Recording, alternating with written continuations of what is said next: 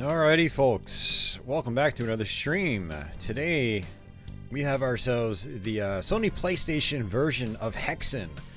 For those of you guys that have never heard of Hexen, this was a Doom Engine first-person shooter. Came out, I believe, in 1995 for the PC, MS-DOS in particular. Later got a Windows 95 conversion, but it also got conversions to the Nintendo 64, Sega Saturn, and Sony PlayStation. The PlayStation version is pretty much the weakest of the ports. It's got the worst frame rate. It's the most sluggish as a result. But it's not as bad as I remember, actually. We always bring up Hexen PS1 for some reason on my streams, and we always reminisce about how bad this version is. And, I must not have put very much time into it back in the day, because I went ahead and picked up another copy of it last week. And I was like, let's do a YouTube stream of it. We might not play through the whole thing, but let's try it. And let's see if it's as bad as I remember. And it turns out it's actually not. It's still not amazing, but if you have access to the N64 version or the Sega Saturn version or the PC version, which pretty much everyone should these days, there's not a lot of reason to play the PS1 version if you have better options, at your disposal. So. But yeah, we do actually have one problem here with this game. This game saves via memory card. There are no passwords or anything. And it requires an entire memory card to be free. And I don't have an extra memory card where I can delete data. All my data I've got on my memory cards I want to keep. This is not going to be a full playthrough or anything like that. It's just a gameplay session where we will play for a few hours. We'll just do the normal checkpoint system that the game has built into it. But we're not going to go through the whole game. This is not going to be a multi-part playthrough or anything like that. It's just going to be us kind of hanging out, goofing around with PS1 Hexen, and calling it a day afterwards. So I'll probably come back to do like a multi-part full playthrough of maybe like the PC version or something like that, or maybe the Nintendo 64 version. But yeah, this is not going to be a full playthrough. So just to FYI for anyone dropping in. Oh man, don't mind me. I was just kind of like rushing to get back. I got off work around 3:15. Went out to get some food and just kind of took my time, and I got back around 10 minutes to 4, so I had to get my Patreon slides and Super Chat slides together and things like that. Yeah, so, but yeah, Hexen, Beyond Heretic. Yeah, I picked this up last week at Starland. I probably way overpaid for this game, but, it was one of those, like, impulse buys. I was like, this would make for a cool YouTube stream. Because we do kind of like trash this port all the time. And so I figured it would be best to like, just fire it up and try it out. And, for science. Oh, man. Okay, so before we actually jump into it, as usual, let's do our shout-outs. We did get actually quite a few donations last week, so... but yeah, huge shout outs to everyone that's continuing to support my channel on places like Patreon. Big shout out to Tony Hayden, who actually re-backed the channel via Patreon. He had actually dipped out there for quite a while, so thank you, Tony, for rejoining. And thanks to everyone else that has done super chats. We actually did 2 streams last week, so we got a bunch of super chats. So huge shout outs to Adam Pearson, Tony Hayden, David Benegas, Lord JP, Chris Hendricks, and Liberal Arts Guy, who all did super chats either on my Battletoads Xbox One stream, which that was a terrible game, don't play it, or my 10,000 subscriber special. So thank you guys for that. And let me know what you guys thought of that 10,000 subscriber special, the stream format. If you guys like those just chatting streams, I can consider doing more of them if I don't have any ideas lined up. Sometimes that happens. I work a full-time job, and I'm actually going to be starting a part-time job here in the next week or two as well. Planning stuff out is a little difficult sometimes. So maybe just like the occasional face-to-face chatting stream will be enjoyable for you guys. I don't know. Let me know what you think. But yeah, huge shout outs as well to Pixel Digs and Sketchcraft. They both joined up as channel members last week as well, so thank you guys for that. Pixel Digs rejoined, actually. He'd been gone like Tony for a little while, so thank you, Pixel Digs. And thanks to everyone else that's just out there chilling and hanging out and watching and stuff like that, because that helps my channel grow, and I like my channel growing, and I like you guys enjoying my content. You know, it's kind of part of the purpose of making content, is for you guys to actually enjoy it. So thanks for continuing to support and watch and all that stuff. So but yeah, Solid Nate is out there. Solid Nate loves his Hexen. I think Hexen on Sega Saturn was one of the first games he streamed on his channel. So if anyone wants a full playthrough of the Saturn version, you should check out Solid Nate's channel, and just type in Hexen in his search box and you'll be able to find his archives of that. And Lord JP says Hexen is one of his favorites, as is the lesser-lived sequel. Yeah, I could never get into Hexen 2. I've tried. My parents bought it for me back in the day, and Ronnie, thank you very much, man. That was like an instant. Normally, when you do the super chats, it's like a 5-minute delay, but no, that happened instantly. So thanks a lot, Ronnie. Greetings, mortal. Are you ready to die? That's one of the quotes. So, Chris Hendricks, what's going on, man? Yeah, we got Kevin out there. We got Gotcham. Suicide is the quit game. That's how you quit the game. You suicide, you get a game over, and then you let the timer go out. Well, see, Ronnie, it's not actually $6.66 because Google takes out like 30%. So, you know, next time you donate, you're going to have to do like 9.99 or something. And then when it goes into my bank account, it'll actually be 6.66. Actually, maybe it was more like 33%. I don't know. Math is hard. Yeah, no, thank you, Ronnie. Thank you. Hey, T-Bone, what's going on? And Sketchcraft, random live streams are good for you. You always pick games I wouldn't expect. Yeah, I don't think anyone expected me to stream PS1 Hexen, but it was a really bad impulse buy last week. I was like, you know what? I'm gonna stream this. Even if I don't play through it all the way, I'm gonna stream it. Hey, Bunk, what's going on? Bunk recently found me on Twitch, so yeah, thanks for popping over on YouTube, man. $1 is overpaying. Yeah, so Desan and I are the ones that always trash this version of the game. And I personally hadn't played it since the late 90s when I first got a copy. Honestly, Desan, it's not nearly as bad as we made it out to be. You know, revisiting the game. It's let's just say it's not Saturn Doom levels of bad. It's not ideal, but it is perfectly playable, man. It's not Saturn Doom, it's not 3DO Doom. It's just not as good as the Saturn version, and it's not as good as the N64 version, that's the best one for consoles. Best frame rate, best looking version. But Liberal Arts Guy, what's going on? When I'm saying, oh, look at Sketchcraft.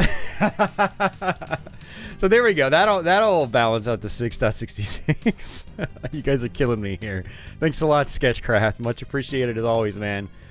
When I go like, oh, it's terrible, Liberal Arts Guy, I don't really mean it's terrible. I'm being sensationalist. So just live with me, or just bear with me here, man. Just go with the flow, you know. Let me pretend like I really hate these things. I mean, I don't really like it that much, to be honest with you. But yeah, I wouldn't call it terrible. I think it's bloated, and I think it way overstays its welcome, and it was extremely poorly thought out. Terrible? Probably not, no. But it's not a game I would recommend. I will say that. So I would not recommend it at all, actually. So, but oh man. So, all right, let's go ahead and just actually jump into the game. I'm sure that's what a lot of you guys want to see. So, but yeah, I've actually got a game going right here. Before we jump in, you got your options menu and things like that, volume controls, things like that. Yeah, you got different control setups and whatnot. I'm gonna go with the Type A. The controls in Hexen, unfortunately, are complex. So the big thing to keep in mind in this, though, is that you've got the shift key, which is R2, and you have to hold the shift key to switch weapons and to, use your special items and things like that. So, bear with me here. I've only played this game for a couple minutes. I got to the main hub over the weekend when I tested out this game, and so I'm still gonna be a little iffy with these controls. So yeah, just bear with me here. But yeah, unfortunately, I can't save a game because I need 15 blocks free. It's pretty ridiculous, and it's actually kind of weird to me because the Nintendo 64 version of the game.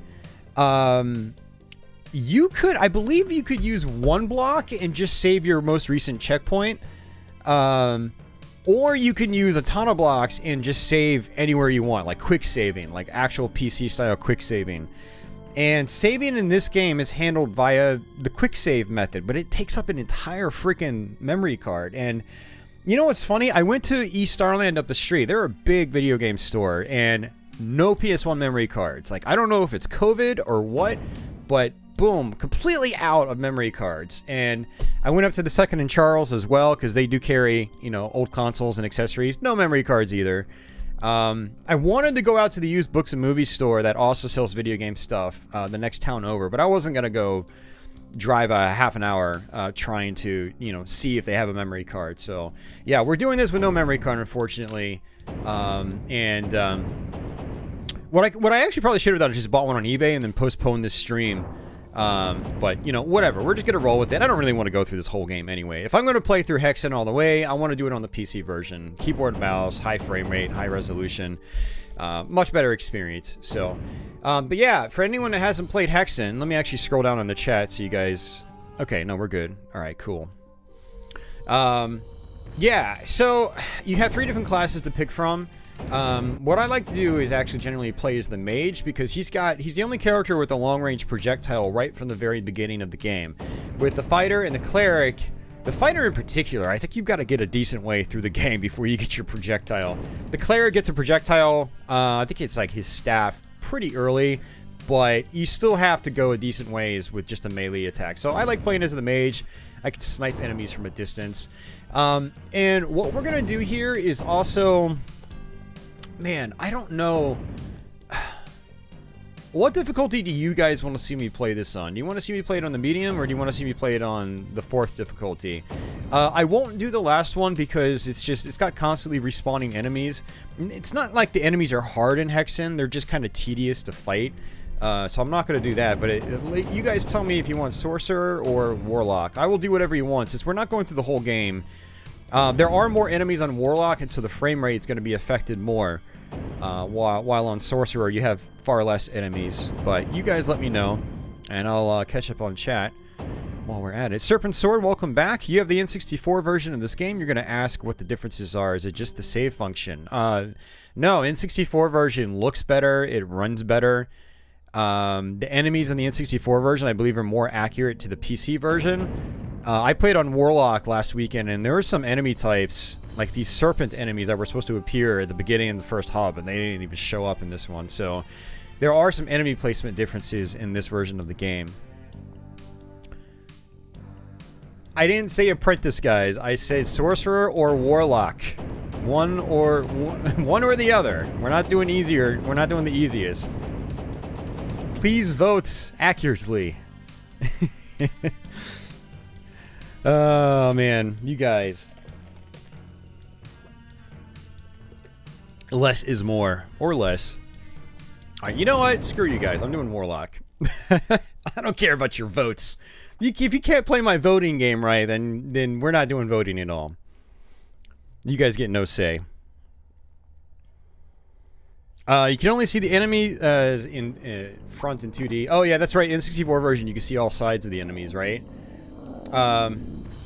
So yeah. Hexen is, you know, it's a Doom engine-based first-person shooter. I don't know if the PS1 version actually uses the Doom engine, although it kind of looks like it does. I don't know.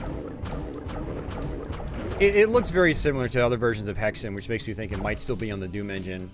But what was special about Hexen back in the day was its interactivity, its level of interactivity compared to, say, Doom. For instance, you've got, you know, these stained glass windows. You can break them apart and they shatter into a million different pieces. Well, maybe not a million in this version, but that was very impressive back in the day. You've got, you know, lots of you know, traps and things like that that weren't really implemented the same way in Doom. Like these guys right here, they rotate around and they shoot projectiles out.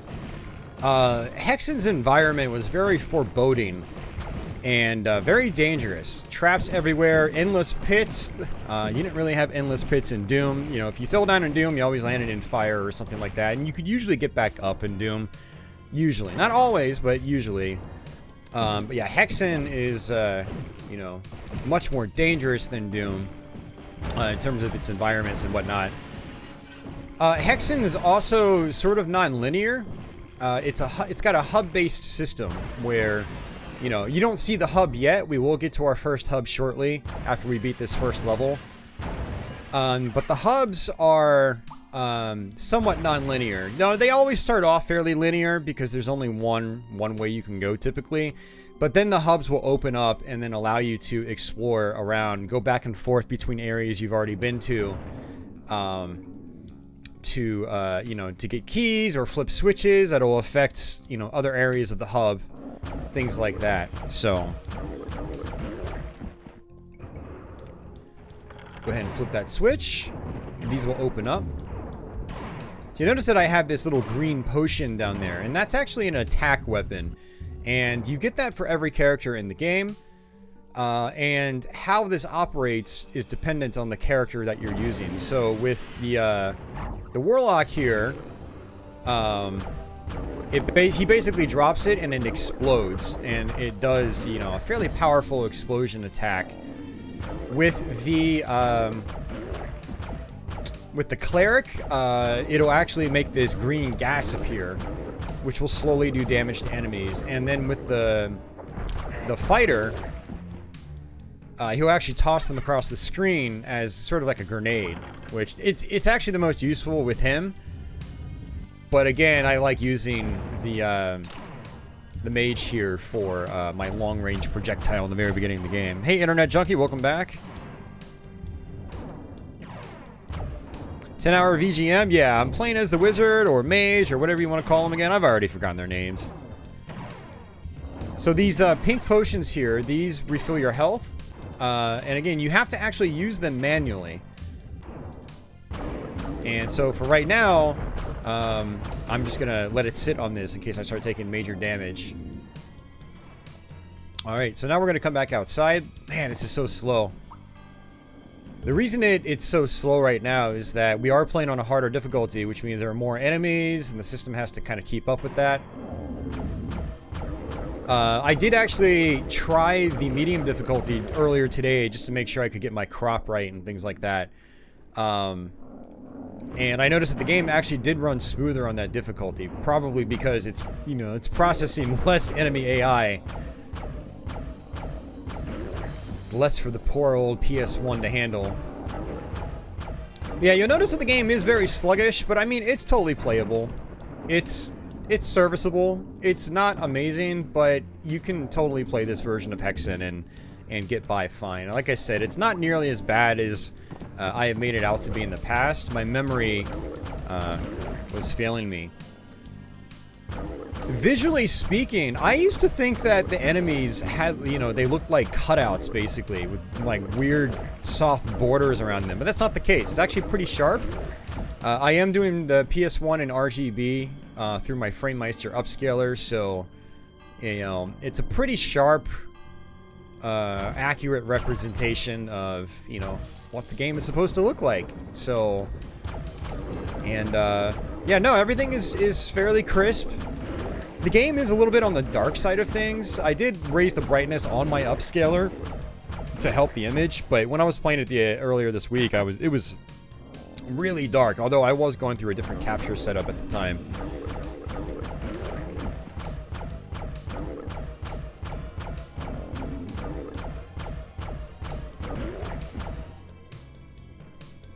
Hey, Austin Woodcut, welcome back. You played the N64 version of this, an Alien Trilogy. Yeah, I want to try to go through Alien Trilogy sometime. Alright, so we don't want to get crushed here. Now, I really want to take things safe because, you know, I can't save the game. I don't have a free memory card or a memory card with free space on it, so I have to be really careful. If I die, I have to go back to the beginning of where I spawned in and do all this stuff over again.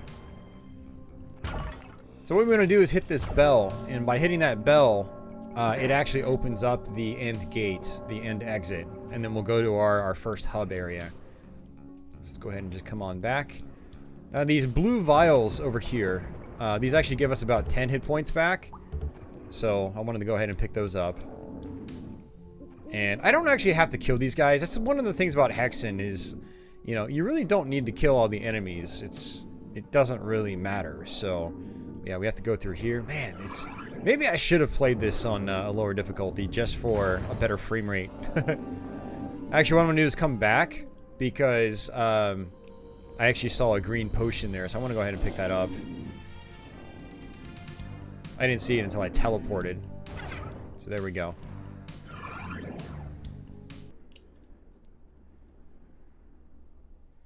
Never saw my stream on a Medieval. Medieval's excellent. I highly recommend it. It's a very, very good game. Yeah, I have a full playthrough of that from I don't know. I'm getting my dates mixed up. I don't know if it's last year. I think it was last year. It was like a year and a half ago. Greetings, mortal. Are you ready to die? Can you play this on PS3? Yes, if you have the PS1 disc. PS3s work with PS1 games. But no, you cannot download it from PS3. PSN on PS3. You have to have the original PS1 disc. I don't think Hexen is a PS Classic game. So, don't say this is a 1996 release. On PC, it's a 1995 release. On PS1, it looks like it is 96. I'm looking at the back of the box. It says 96 on it. So, yes. The music is different. Well, yeah. A little bit. There is an N64 version of this game. Alright.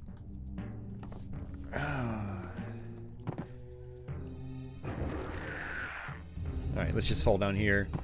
We got some projectile enemies. I'm going to try to just take care of them. Get them out of the way so I don't have to deal with them. So this is our first main hub. It's a large hub. There are like 7 different ways you can go. Each side has 3 doors, and then there's a final door at the end. So we're just going to kind of take our time here and to kill all these enemies. Seriously, with this frame rate, I'm almost tempted to just restart, rush through the first area real quick. So I don't have to deal with this for the next 3 hours. I'm going to try to stream for at least 3 hours tonight. You know me, I might go longer. Maybe not.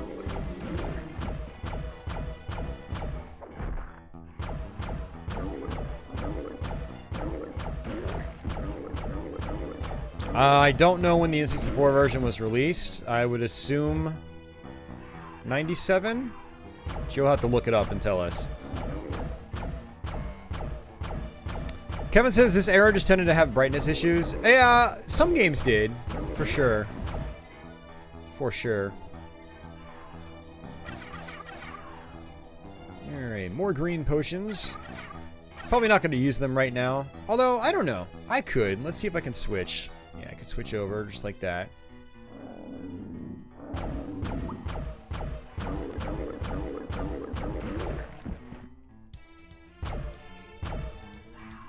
So there's going to be a switch here, and then I can come on over here, and then hopefully use my potions.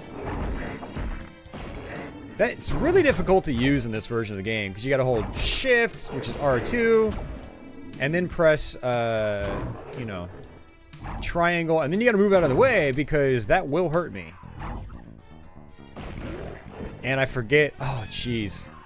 It's got free looking as well, and it's so awkward to use in this version. You have to use R2. Shift is R2. I think I said L2 earlier. I meant R2.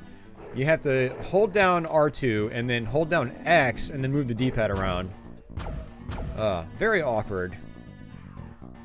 Yeah, it's gonna take a while to get used to that. There will be points of the game though where we will use that free look, I'm sure. move out of the way. These guys are kind of annoying. Every time you hit them, they pull up their shield and they block.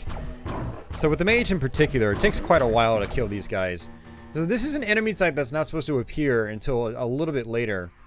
There are supposed to be these serpent enemies that appear here. But, you know, PlayStation version, they don't. So, alright, let's go ahead and cycle back to our health potions. And we get another potion right here. And, so these guys right here, they boost your mana. And this is blue mana. And I'm not going to actually be using mana right now until we get our first upgrade, our weapon. Or I should say our next weapon. That's kind of technically what it is. And let's go ahead and grab these. Alright, so for this part right here, I want to just sit here. You can actually get crushed by that and die. That actually happened to me. Then I'd have to do this whole hub area over again. Hey, Tony, what's going on?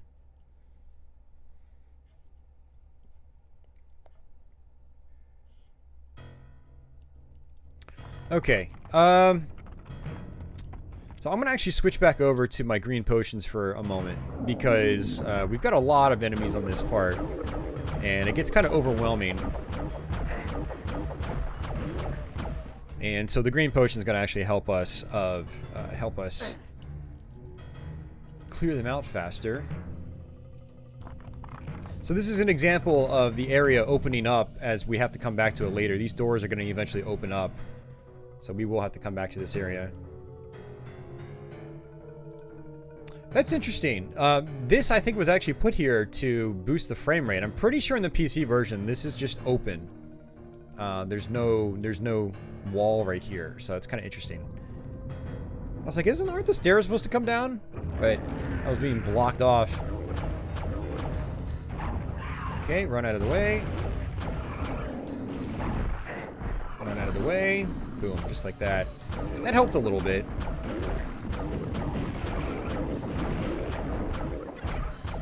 Look at all these enemies.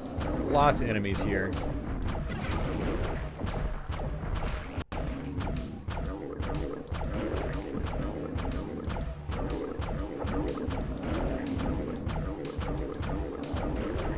Reminds you of PlayStation Doom. Well, Hexen was originally a Doom engine game on PC. So yes, it is very similar to Doom in many ways. I mean, the technology that powered it was the Doom technology. An early id Tech engine. I still just call it the Doom engine.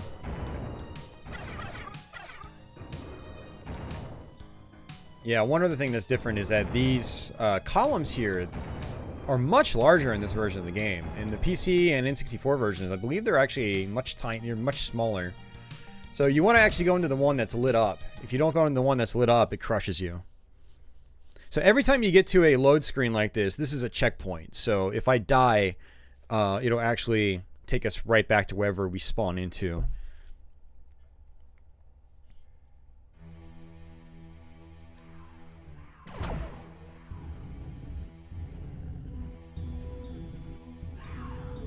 Alright, so another door is opening up. It's going to be on this side, I believe. Actually, no, it might be on the other side. Yeah, it's the other side.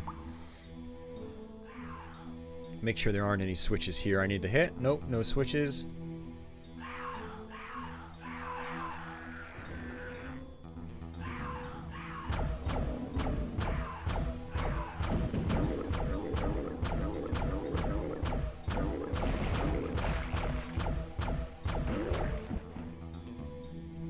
Alright, flip this switch. And then this opens up over here. There's also the teleport over here that we have to go to. But I'm going to take out this guy first. Hey, Zero Walker. It's going okay.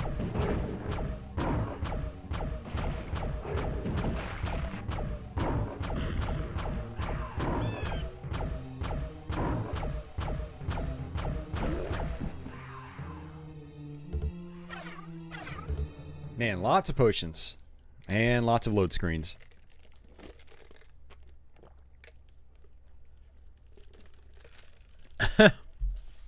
There is no BFG equivalent, Jules.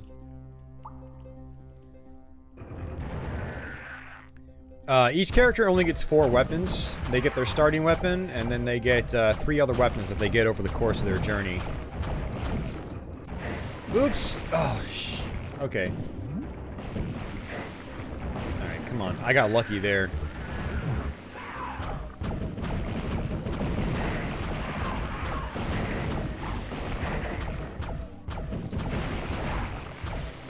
Using my potions. Hey, Uber Disco!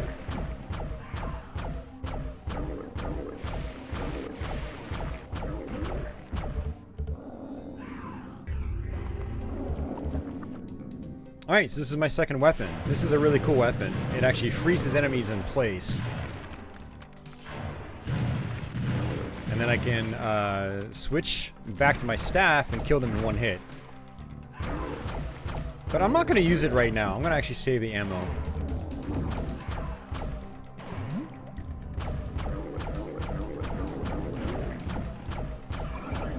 No, the N64 was not really downgraded much from the PC original.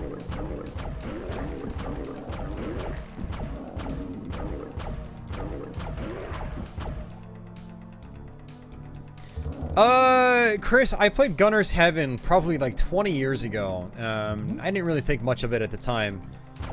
I want to revisit it, but obtaining a copy isn't super cheap, so I've kind of just put it off. Alright, I'm gonna try something here. I'm gonna try to just run past all these guys.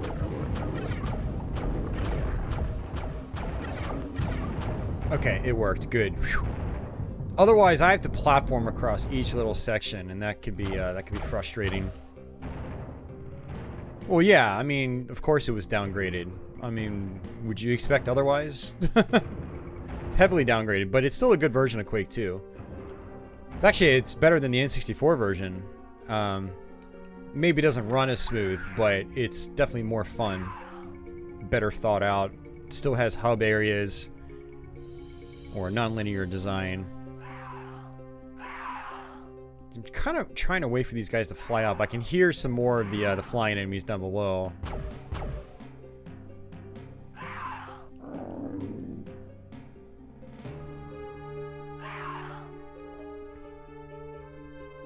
Stexor, why do you have to ask so many questions? You guys are testing me today. Why not the PS1 version? Let me reverse that, Stexor. Why not the PS1 version?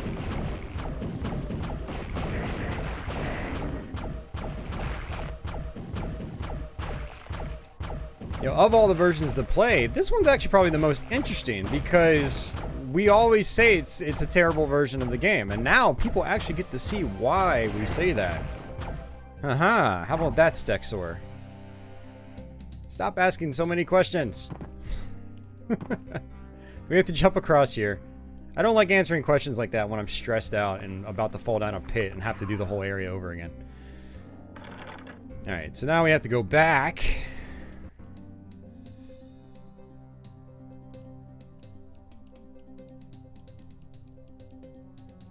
Yeah, because yeah, that's a good one. I like that. Because he can. Okay, that was close. Alright, so I got the flame mask. We're gonna try to do this again. I actually died there the other day because jumping is a little goofy in this.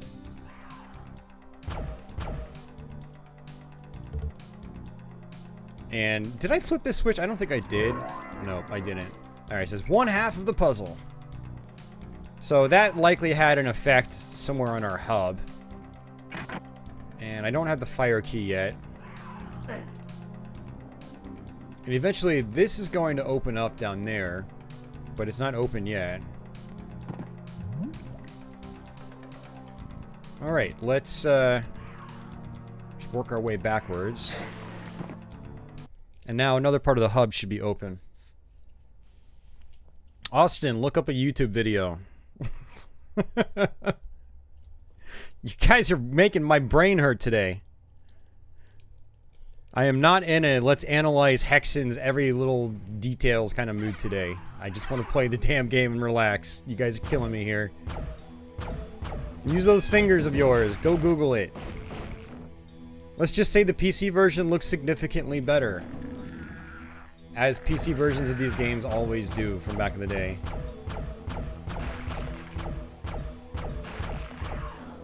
Used to own it as a kid. Do you remember liking it a lot, but it's a bit hard for you back then? Oh, Gunner's Heaven. It's called Rapid Reload over there? I didn't know that. Yeah, I really want to go back to that game. Just the reason I didn't like it that much back in the day is it just seemed kind of average to me. You know, compared to like Gunstar Heroes or something like that. It seemed like, you know, I would play Gunner's Heaven and be like, well, I could just play Gunstar Heroes instead. And so I never put a lot of time into it. But, you know, as I've gotten older, I've tried to intentionally sink time into games that I didn't really care for back in the day to try to see, like, you know, yeah, I don't know what I'm saying. Just try to see if I'll enjoy them more now, and a lot of times I do because I'm a little more forgiving and a little more patient with some of these games. So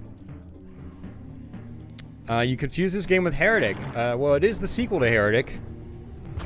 Although Hexen plays very different from Heretic in that it's more about puzzles than it is fast action.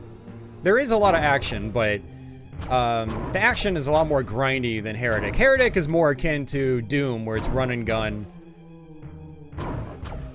Hexen is more... I mean, you can see how long it's taking me to kill this guy.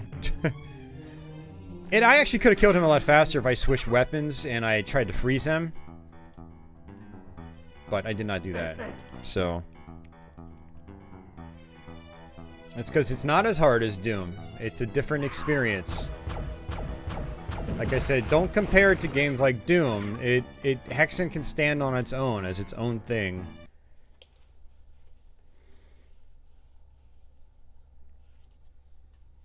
Spike Paws? Yeah, I mean, you can get this stuff really cheap on places like Steam or GOG. And then what I recommend doing is running a source port. The source ports will allow you to boost the resolutions, get better frame rates, have much more, you know, visual setting options and controller configuration options, things like that. Alright, let's go ahead and switch weapons. Yeah, see? Much better.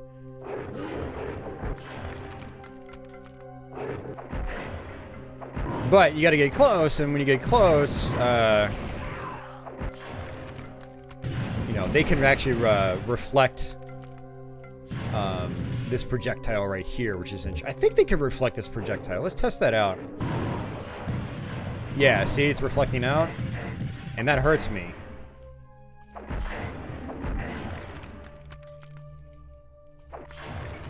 There we go.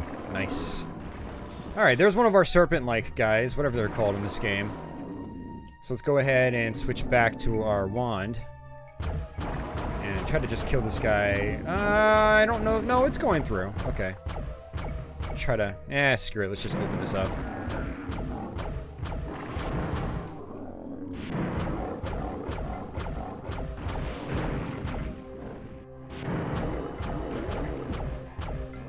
It is good, Nate. You know, it's funny, Nate. I think you're one of the only people that I know here that's actually played a lot of Hexen.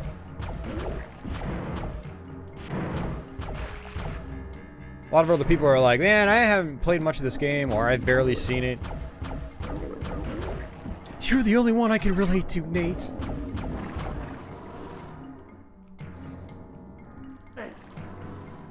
Ronnie enjoys Hexen as well.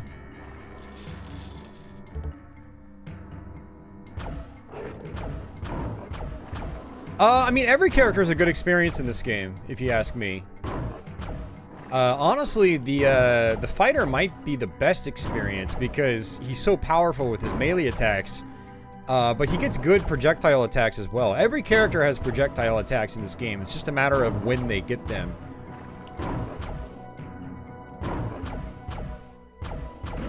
There we go. Jeez, it took a while. Alright, let's switch up. I just don't like getting close to these guys. For obvious reasons. I need the steel key for that. Look at all these areas we have to go to. Hexen becomes very maze-like And it's very, very easy to get lost in this game. That's one of the big issues with Hexen, is, you know, the fact that you can get lost so easily.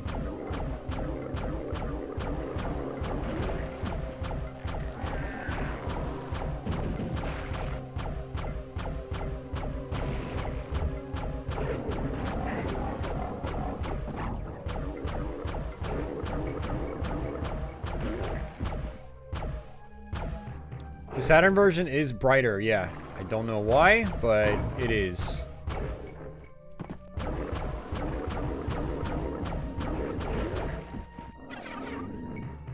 Alright, let's open this up. I actually need to go back, I believe. Alright, so switch weapons again. There's actually a switch down below that I need to hit, I'm pretty sure. Alright, good. These guys can be such a pain. I'm not gonna flip that switch yet.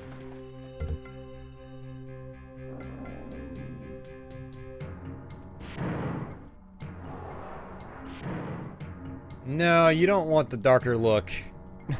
Trust me. I've actually raised the brightness. It actually is normally supposed to look a little bit darker than this. Actually being able to see in this game is a good thing. Oops. It's actually interesting. Those guys' projectiles are green. It's not supposed to be green. Funny enough, they're... Oh, no. Game. Oh, you gotta be kidding me. No, the PC version of the game is fairly bright as well. The Saturn version is a little more accurate, I believe, in that regard. We glitched out.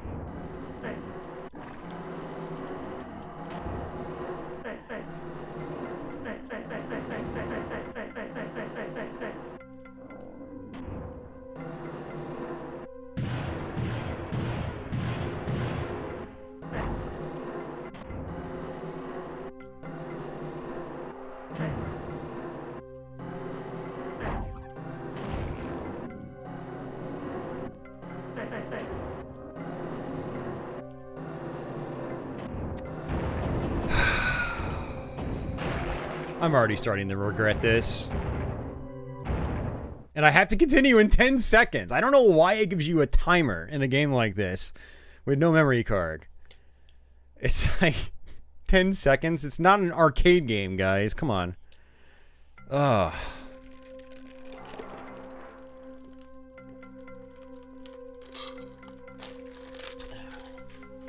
Ugh.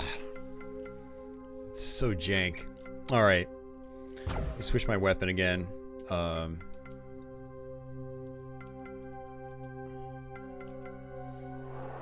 Keep pressing the wrong thing.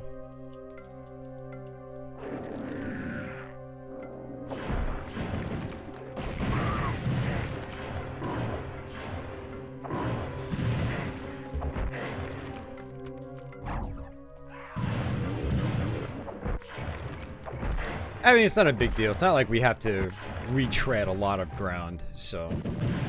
But that was bad. I'm pretty sure that's actually happened to me in other versions of the game as well.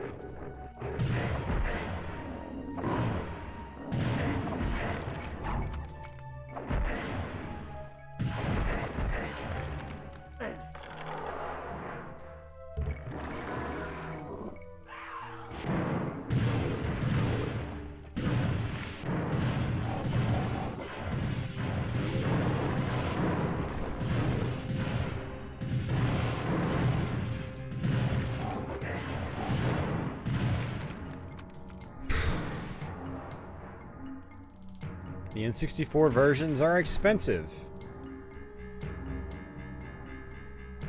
You don't need to care about price if you got a flash cart. Flash carted up, people.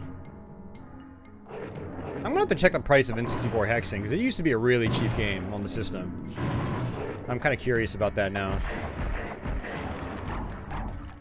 For the handful of people out there that for some reason still want to buy physical carts. Just to play. Desan was thinking the same thing. Not on EverDrive 64. Pays for itself pretty quickly considering the prices of some games.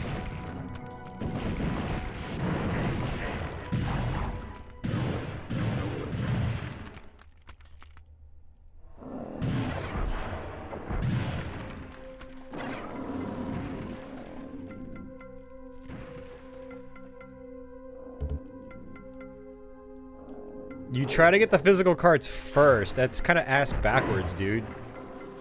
You know how much money you could save if you got the ROMs first and then bought physical cards? Just saying. Like, that's a good way to just waste a lot of money.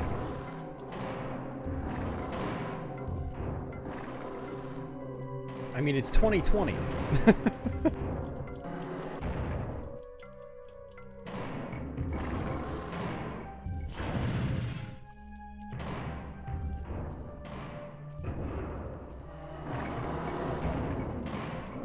Please don't glitch out on me again. There we go.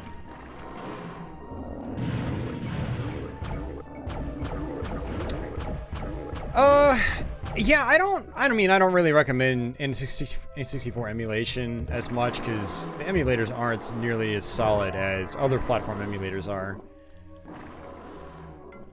But then again, you know, if you're gonna emulate on N64 a game like Hexen, you might as well just play the PC version. You know. But yeah.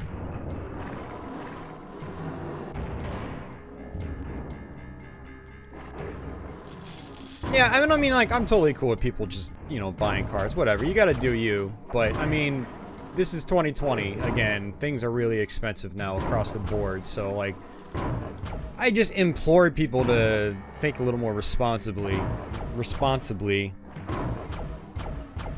when it comes to how they use their money. You can obviously use your money however you want, but it's paying $50, $60, $70 for a game that used to cost $5, or still costs $5 on other platforms like the PC. It's just a waste of money, you know? I think it's financially irresponsible. Alright, so what I want to do is come back down here and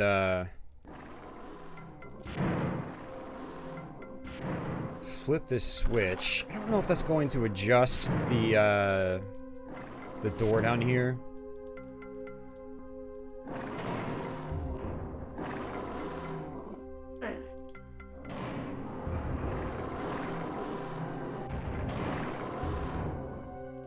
Yep. You still got your real Jaguar games.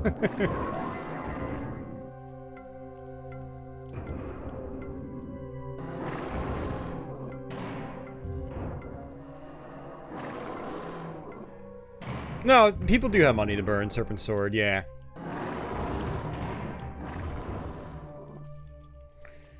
Alright, so now flipping both of those, we should be able to go back to our hub area. I'm pretty sure. Let's come down this way.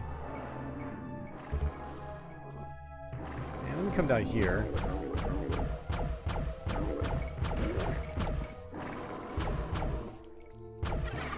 Yeah, no, some PS3 games are going up in price, actually. It's even really, really common games that should be like $5 are like 20 or 25.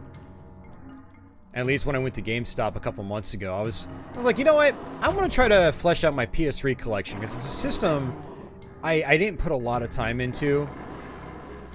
And so I was like, you know, let's get some cheap $5, $6, $7 games. And they were like super common games for like $20 or $25. I was like, you gotta be effing kidding me. I gave up. I was like, my PS3 collection's gonna sit at about 20 games for probably the rest of my life.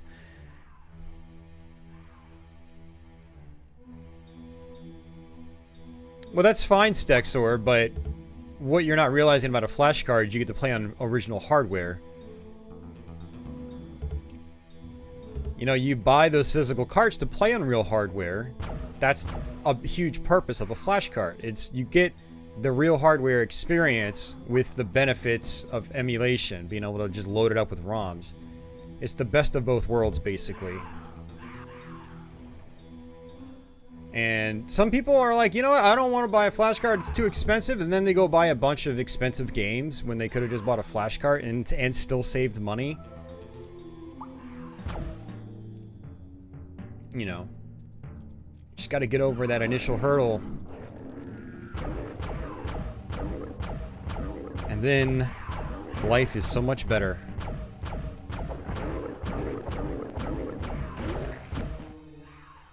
But yeah, I mean, you could just emulate. That's fine if you like to sit in front of a computer monitor. Or if you're the kind of person that does like a RetroPie or something like that. You know, where you can still play on your TV. I'm trying to cycle through my weapons and it's not working. Because I'm pressing the wrong buttons. Go me. Okay, please don't kill me. These dudes do a ton of damage.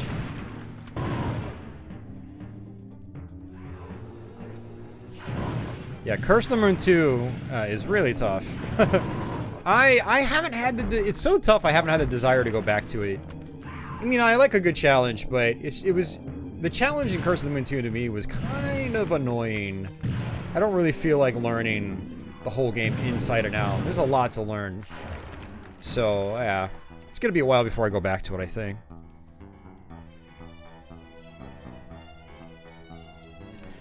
Zero Walker, I mean, what you can do is the PS3 is region free, I believe.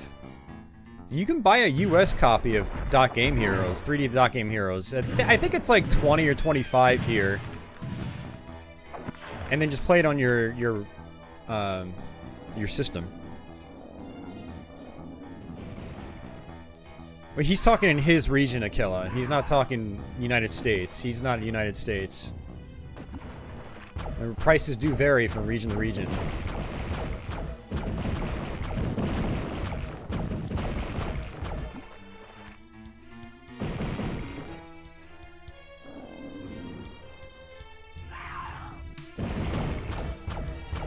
Or you could buy yourself a flash card, Stexor, and do that on your actual N64. And then when you're like, I want to buy this game, you now have the option to double think your decision. You know what? I'm not gonna buy this. I could save my money and put it towards something useful, like my savings account, or my college fund, or going and getting a certification so I can, you know, move forward in my career and make real money in my life, and not be working dead-end jobs for all of eternity, because I spent all my money on video games that I don't need. There you go, Stexor. I'm just giving you a hard time, man. I'm trying to educate people. A lot of people are like, you know, I don't understand this whole flashcard thing. I'll just emulate or, you know, just keep buying really expensive games with all my money. I like doing that, yeah.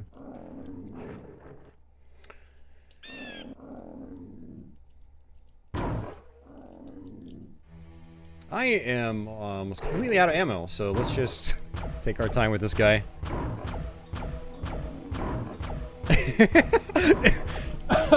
Everyone online's assumed to be in the United States. That is one problem with us stupid Americans. We always assume that we're the only entity in the entire world. Even when it comes to collecting.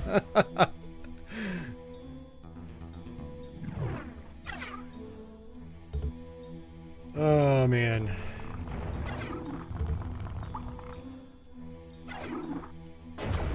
Oh, yeah, these guys can be really dangerous. So I'm gonna just keep my distance.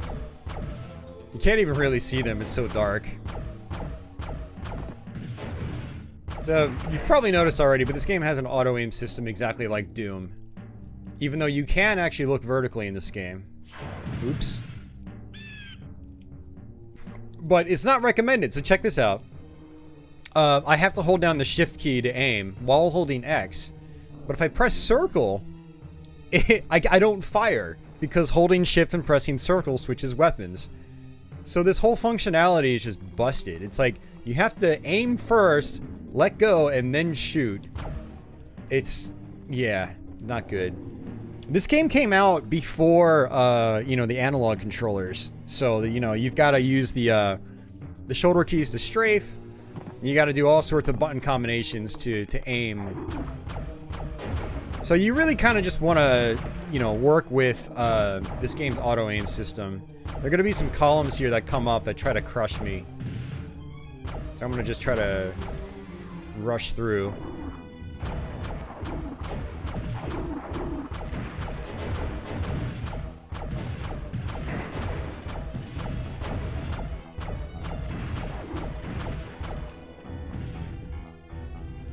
There are going to be some more right here. Yeah, see? Just like that. You gotta watch out.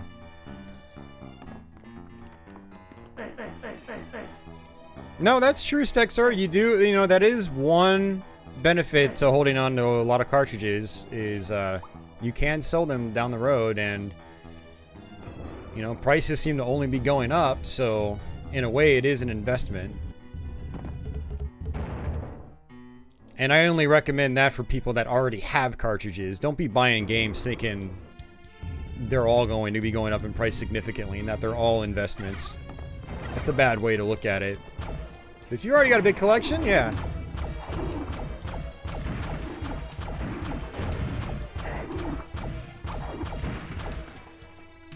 But if you're also the kind of person that likes, you plan on buying a lot of other games, cartridges, consider a flash card instead of spending that money on cartridges. And then you won't have to spend money on cartridges anymore, unless there's something like you really gotta have because you're nostalgic for it or something, or it's just a great game. You gotta have a collection full of great games. I get it. I've been there, done that. Someone's calling my phone, and my phone's in my other room. I hope it's not anything important.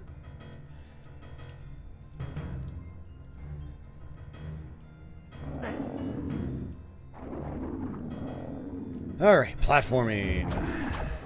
Hexen has a lot of platforming.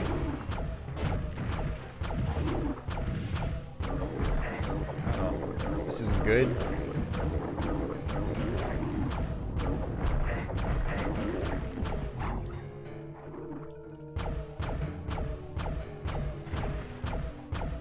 I can barely see the enemies on the other side of the map. Okay, I think that's it. Alright, this is gonna be frustrating. Alright, I got it. First try.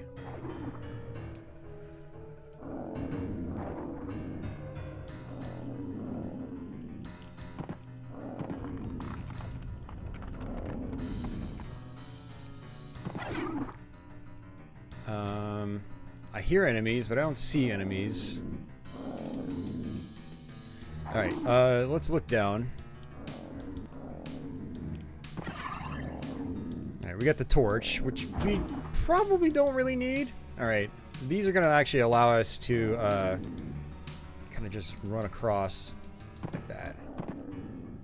I don't think there's really anywhere we need to be here now, so let's go ahead and look down again. Jump. And actually, it looks like we would actually fall down there and survive that, thankfully. Yeah, notice my auto-aim's not working now. When you aim, your auto-aim just ceases to work, it seems. Like, the shot's not going farther down. It does seem like it works to the left and right, at least, but it's not good. What do you think about Hexen 2? Don't like it. Not one bit. I don't like it at all. It's a game I've tried to get into time and time again, because I love Quake. I like the Quake engine, but Hexen 2, I think there are a lot of just awful design choices. It makes it not very fun to play. Ammo is super stingy. You know, in the early parts of the game, it's like you're stuck with just a melee weapon like you are in Hexen 1. But instead of like attacking big enemies like this, you're like whacking little tiny spiders that just gang up on you. It's just it's irritating. I think Hexen 1's a much better game.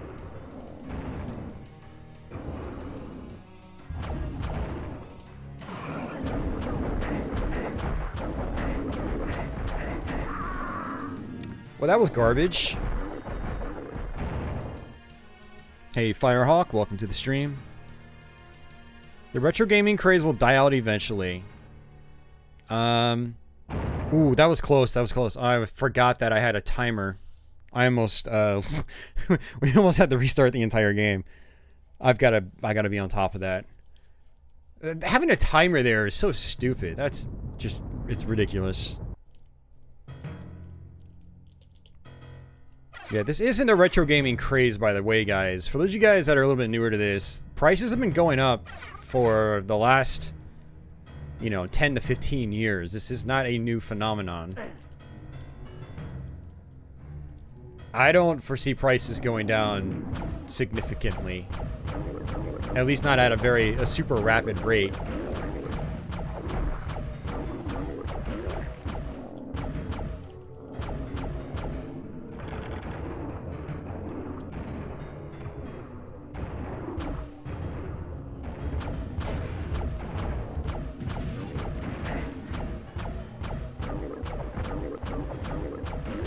You don't get credits in this game. It's infinite continues. But what you're really supposed to do is hit start, go to game files, and save game. But I can't do that because it requires a memory card with... basically requires an empty memory card. It takes up all 15 blocks. So we're not able to save it. Ideally what you would do is you would progress a little bit, do a quick save, progress a little bit, do a quick save, and just keep doing that. Look at that pathetic jump. That was bad. Really, really bad.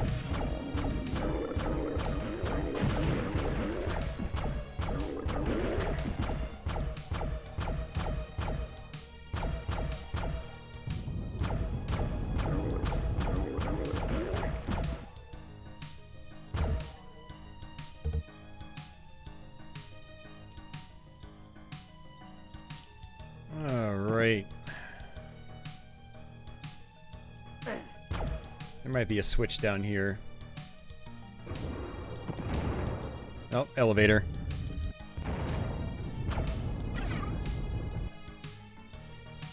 Well, PS1 Diablo, you've got multiple save options. You can just save your character, which probably only takes a block or two. But yeah, if you want to save your exact game, all the enemy death locations and the dungeon layouts, yeah, it'll take up a huge amount of space. Alright,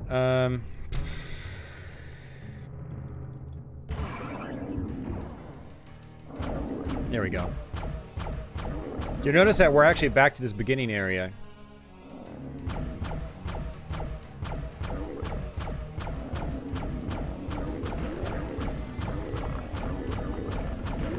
It's not a craze, Austin, though.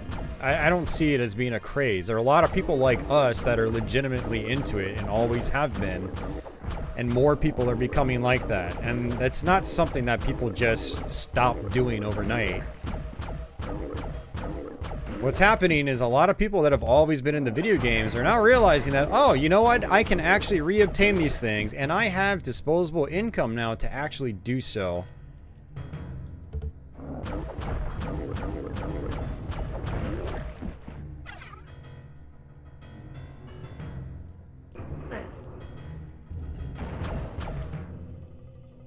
Alright, let's actually go back up here. Hey, John Smith! Prices are not going to just tank like, you know, some of us wish they would. I personally don't care anymore. You know what? I've prepped myself with things like flashcards and some optical drive emulators, or even CDRs in some cases, you know, for systems where I don't have an ODE. And I still buy physical games, too. I picked up a whole stack of PS1 games last week, but you know what? They were all really cheap. Like, I'm still like a budget-oriented, budget-minded buyer of video games. Just want to make sure I'm in the right area before I go through that teleporter.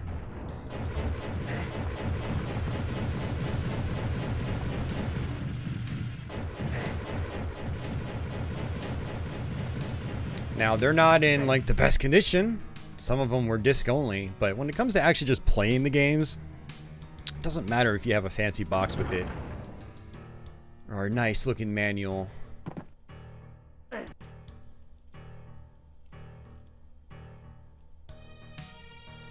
especially when I'm mainly going to stream them, so...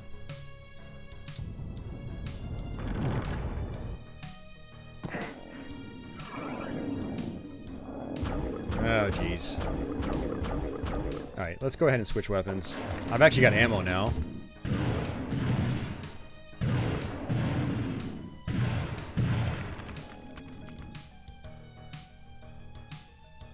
Yeah, that's awesome, Zero Walker. I'm glad that you were able to do that.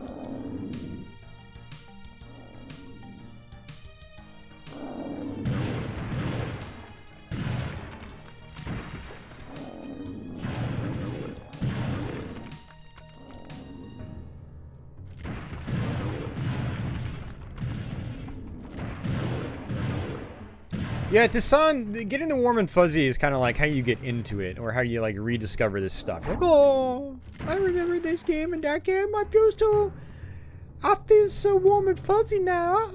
My nostalgia. I like this nostalgic feeling. And then, you know, eventually that kind of wears off. Hopefully it wears off. If it doesn't, then you're kind of crazy. You should probably go, you know, go see a doctor. It's not good dwelling in the past all the time. But I think a lot of people are getting over that. And they're just playing the games and enjoying them for what they are. Which is great. Just because these games are old doesn't mean that, like, you know, they're no longer good. And I think a lot of people are realizing that. There we go.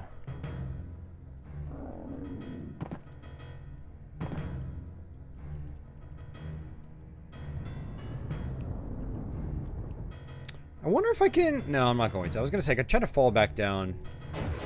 But we're just going to go through the teleporter. Well, let's see if I can come back down here. Doesn't look like it's going to let me. Hey, Streets, how are you doing? Sometimes the older stuff is better. Well, depending on your tastes. There are a lot of modern gamers that would not agree with that one bit. Wow, that was garbage. I was actually stuck on that enemy.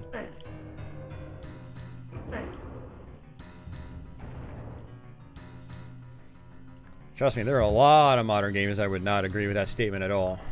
But, thankfully, we're not a part of that crowd. Or at least we're not a part of that modern gaming crowd that agrees with that. Some of us still do play some modern games. Yeah, so now I can come into these places.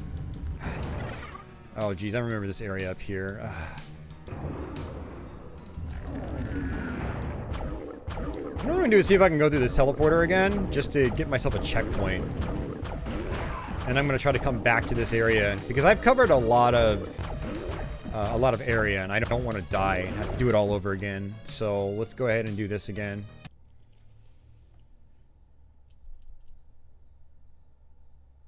Yeah. I do the exact same to Son. I have an Xbox One. I own a PS4. I own a Switch. And 95% of my time on those systems is spent playing retro games. Yeah, exactly, Zero Walker. There's so much that you can discover that you haven't tried before. I mean, you gotta... like, people have to remember that, you know... systems had, like the NES had almost 700 official games in North America alone. You know, it's basically the same with the Super Nintendo. Actually, Super Nintendo probably has more. Same with the Sega Genesis. Genesis has a ridiculous amount of games. And those are just a few of the mainstream platforms. PS1 has like 1,500 or something ridiculous like that. I mean, there's an endless supply of old games to go back to and try. And then you've still got the never-ending supply of new games, too. You just... there's not enough time in one life to play them all. People will be forever discovering new games on old systems that they haven't played before, that look interesting to them.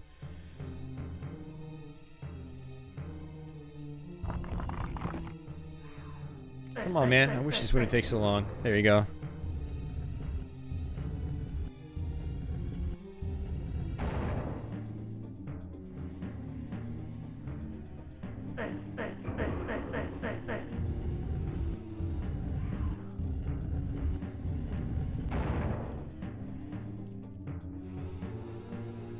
has been a very ranty gameplay session.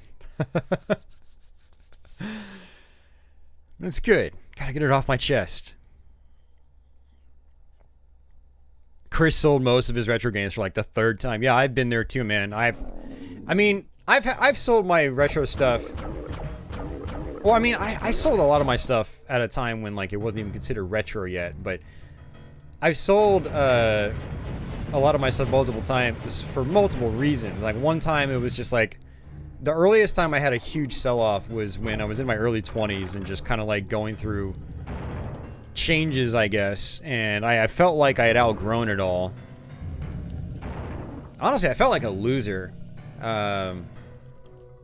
But then many years later, I got back into it because, like, you know, I realized, you know, this is kind of me. This is what I've always done. And ever since, I've had stuff, but I've had to sell off again multiple times because of financial reasons, which sucks.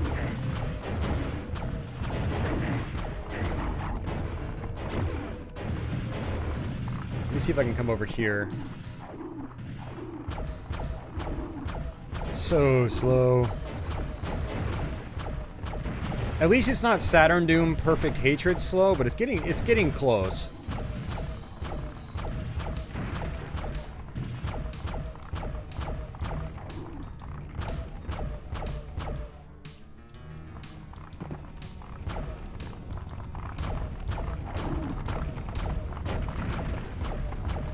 So it's a good thing I'm actually somewhat familiar with Hexen still, to where like I do remember some of these areas and I can try to avoid them. See, that's going to eventually come down. I probably have to hit a switch for that.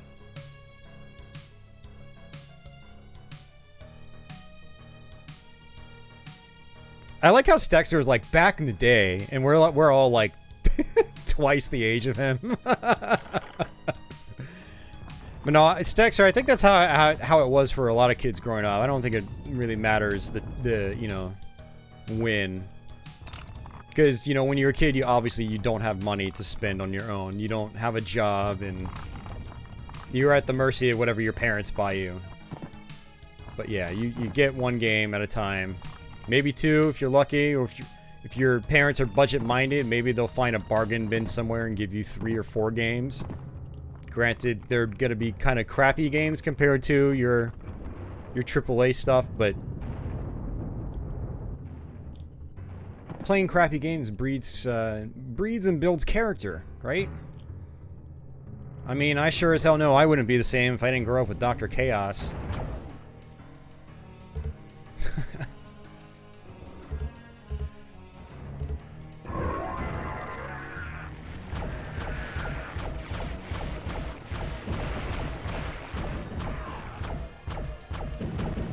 Although I definitely know I would not be the same. I'm not being sarcastic with this one. I would not be the same if I didn't get Doom 2 and Diablo and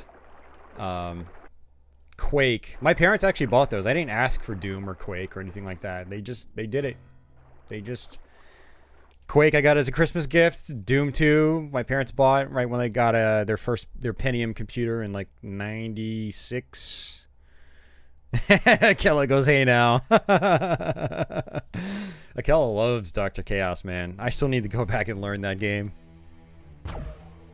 Been there, growing up liking video games in the 90s, wasn't as common as it is now. Definitely not cool. Absolutely, Chris. Dude, if you liked video games like the way I did growing up, you were a complete outcast.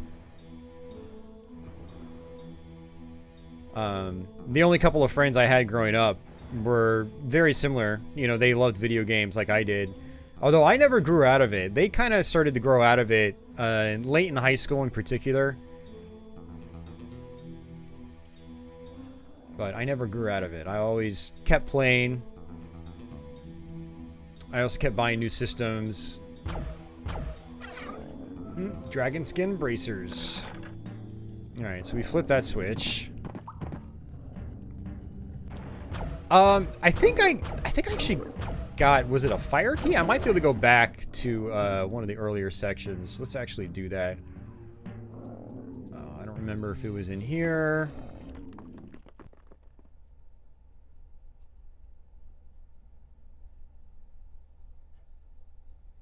Oh, there's a Swedish dub on the PS1 version?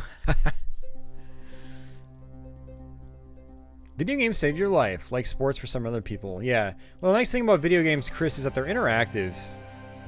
Well, I mean, sports can be interactive too if you actually play them, but I think most people that get older, they don't actually play sports, they just kind of watch them. They watch them and critique them like they're smart or something. Okay, so I don't have the fire key. I thought I did. I thought I got the fire key. But with video games, you know, you can avoid all that nonsense. You can actually interact with them.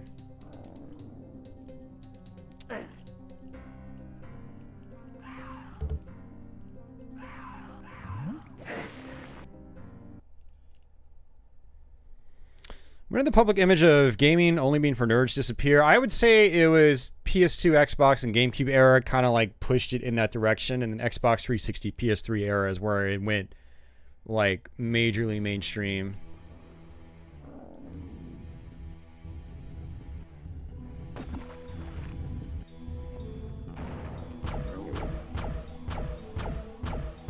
And then it was around that time where games started to become much more focused on cinematics.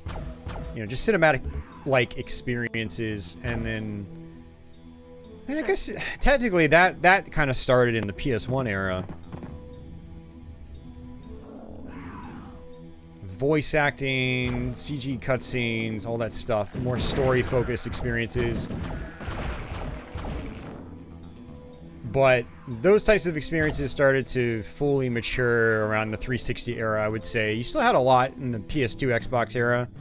Very story-oriented in, say, action games. The 360 PS3 era is when the more cinematic focus experiences started to take priority. Video games stopped feeling like video games, or at least stopped feeling as much like video games how we knew them previously.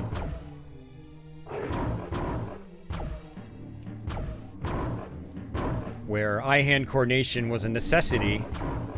Nowadays, not really a necessity. Not for everything across the board. You do still have things like, I guess they call them character action games, like your Bayonettas and Devil May Cries and stuff like that. You're still pressing buttons, you're still dodging, you're still having to react, there's still eye-hand coordination involved. But there are a lot of experiences now where they're very hand-holdy. Not so much skills required. More so light perseverance, I guess.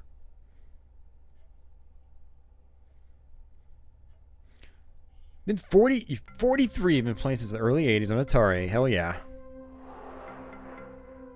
Yeah, GoldenEye parties were great. Good times, good times.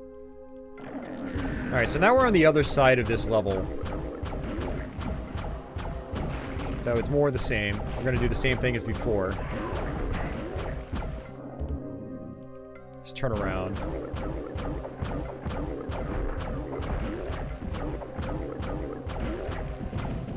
Yeah, I wouldn't say I played video games growing up, Chris, like to escape from reality. I just played them because they were addictive, you know? And I just loved them. I just enjoyed them, you know? But I will say they probably helped with things like, well, I don't know, man. I was a really depressed kid in like late high school and early 20s in particular. That was like a really bad time for me. So I don't know if video games really helped in that, like, in that regard. They might have actually amplified my problems. Which I think that was part of the cause of me selling off my collection the first time. Is I was definitely lost in life. And at that time, I started going out to bars. I started hanging out with, you know, other friends at the time, coworkers and things like that. Actually socializing. But then I kind of fell back into it as I got a little bit older, late 20s. I never stopped playing games, don't get me wrong, but I stopped collecting and things like that. You know, I sold off... There was one point where I sold off everything. Partially due to different hobbies. Other times it was due to financial reasons, like trying to meet, you know, make ends meet.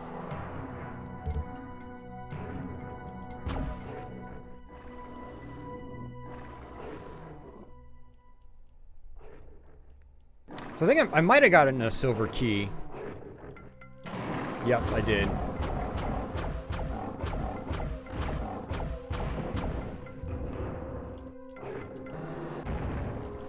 These days, I would say video games helps me. Gets my mind off things, for sure.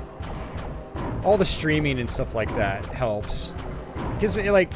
I don't feel like I'm wasting my time playing video games anymore because I have people like you guys out there watching and enjoying the content. Like, it's like... When I was younger, I would sit around and play video games all day and not do anything else. And, like, I didn't feel productive one bit. But nowadays, playing video games, I am productive with it. And so it's kind of like the best of both worlds right now. Okay, are you gonna come down or what? We might have an enemy down there that's stuck. That might be screwing up our thing. We all go through that socializing phase. It passes. I mean, I still socialize, though. Now that I'm back on day shift, I actually go... Wait, you know, like tomorrow, we're doing another monthly pinball tournament at one of the local bars, and I'm totally going to it. Not just to play pinball, but to see, like, people in the local pinball crew. You know, they're people I like, and I enjoy hanging out with, you know? So, like, it's great to be able to socialize again. But it's also great now to be able to do it. You know, I'm older, I'm more financially stable. It's great to be able to go out and socialize while still keeping my video game stuff, you know? And being able to come back and do my YouTube and Twitch and stuff like that. And not feel like I'm wasting my life. Because again, you know, there are people out there enjoying this stuff. Do I have to go back up and flip another switch?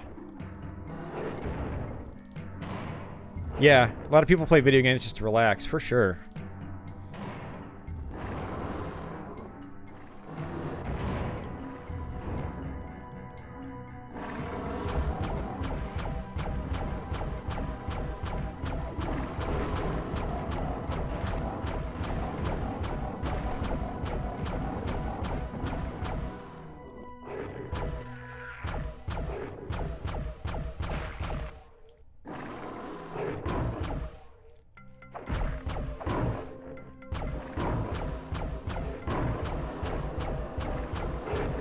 Yeah, no, I figured you guys were kidding.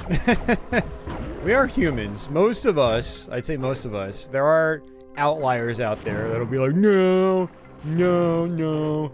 I like being alone all the time. Like, okay, that's cool. But most humans like to socialize. We are social beings. And that's not something I understood as a kid. I understand it as an adult, but it's not something I understood when I was younger.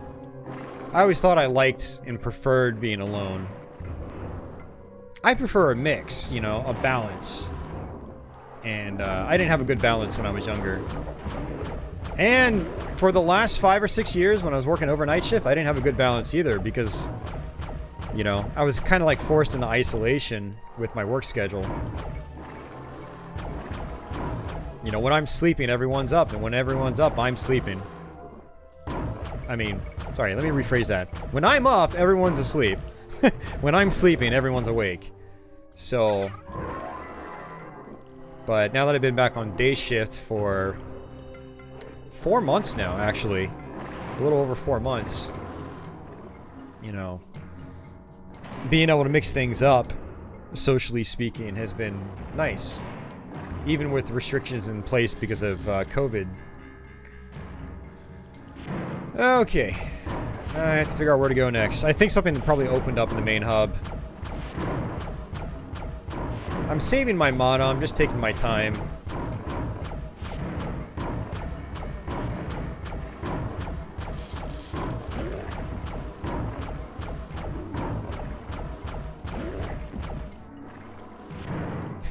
It's the hangovers that are hard. Trust me, I know all about that. That's a whole other issue altogether, though. Thankfully, as I get older, I am finding it's a lot harder to binge drink. My body just kind of rejects it. And now that I'm back on day shift, it's like I'll get tired halfway through and just fall asleep. Getting old is weird. Yeah, yay for pinball. Akela just bought his first pinball machine. And he just got it last week.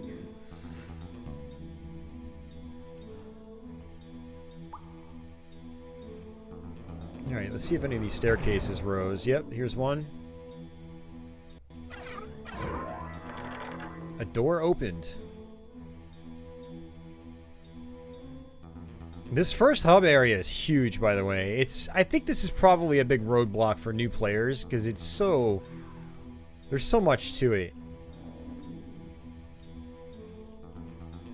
Right, we've already been there. Yeah, being alone 60% of the time. That's not too bad. You know? Honestly.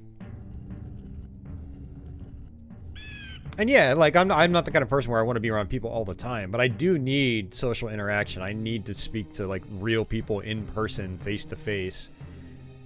No offense to all you guys out there on the internet. I mean, it's nice having you and all, but you're not a replacement for real people in real life. And likewise, I shouldn't be a replacement for real people in real life either. You guys should get out and go see actual people if you can. Take the initiative. Alright, there's that. It's still closed.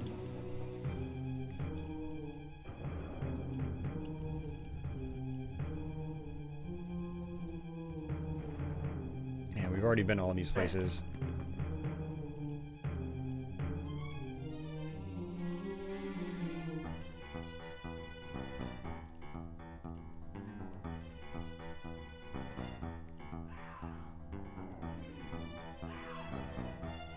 I wonder if the door opening is in one of these hub areas.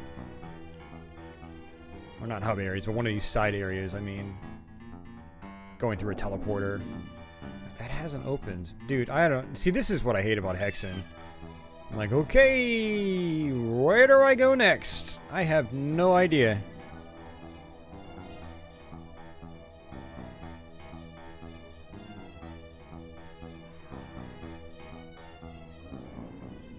Well, no. Hexen has a limited amount of hubs. It's the, just saving, the quick save functionality is what eats up your memory card data. It basically saves the state of, like, all the enemies, all the doors you've opened, things like that. It basically makes, like, an exact quick save of where you are. And that's why it takes up so much data. Okay, I don't want to be in here. I don't think I want to be in here. I tried to buy a memory card just for this game. But Starland up the street sold out completely of PS1 memory cards. I was like, I thought they had like 1,000 of them. No, completely sold out. And then I went to check another place. It was completely sold out as well. So yeah, that's why we're not doing a full playthrough.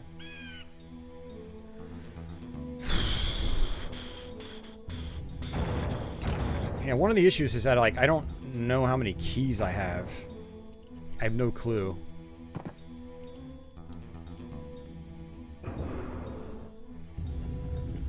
Yeah, I used to have, like, 10 PS1 memory cards, and I don't know what happened to them. I must have sold them or something. I think I only have 2 now.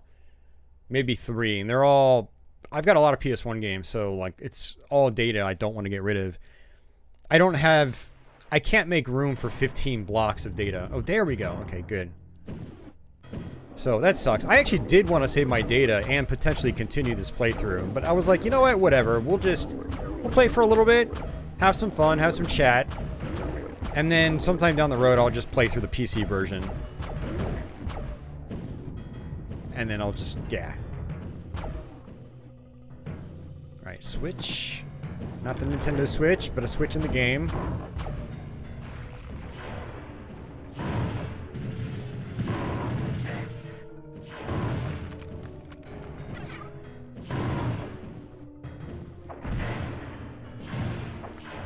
There we go. Jeez.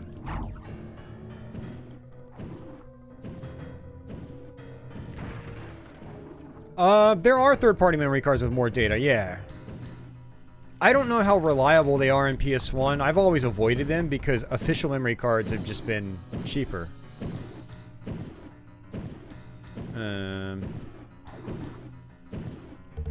Let's see what's over here. Okay, this has not opened up yet. So let's go through this teleporter.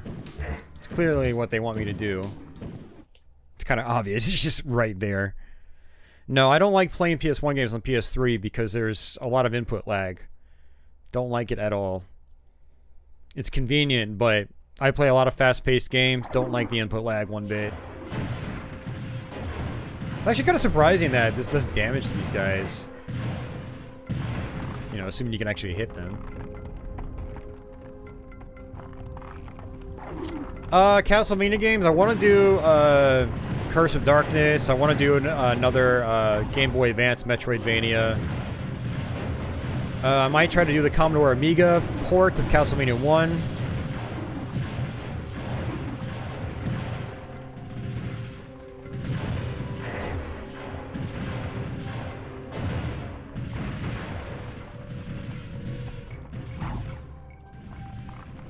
Yeah, those are my ideas right now.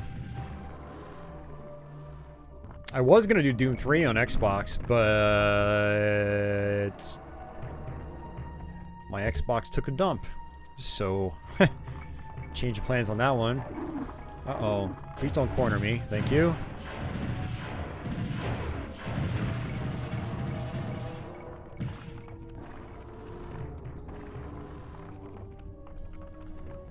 I already did, Kevin. I have a full playthrough of it on my channel already. I did that, I think 2 years ago. One step ahead of you on that one.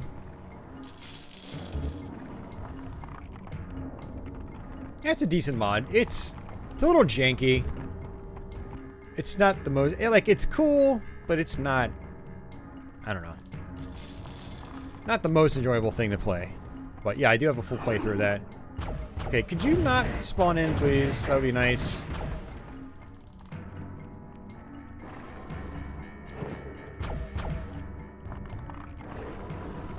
I'm back here. I don't want to be back here.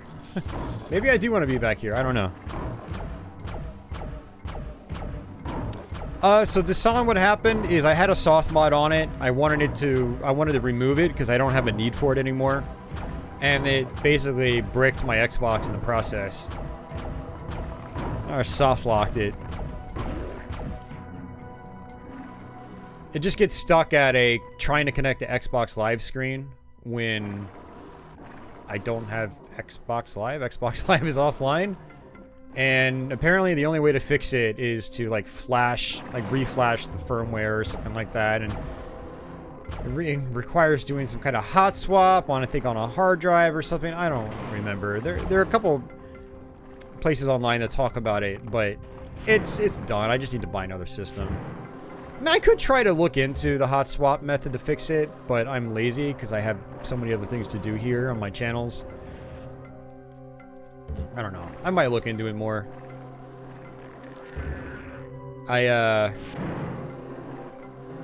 Well, okay, yeah, I have to come up here. Alright. It's been 10 years. It has been a long time, Kevin. It has been a long time. It's been too long. Yeah, they say their names every time they switch in that game.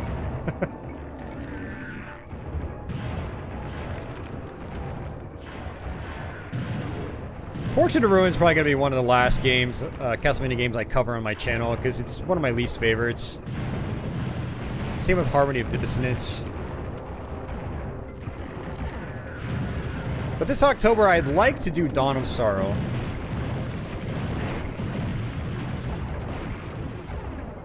I'd like to. We'll see if that actually happens.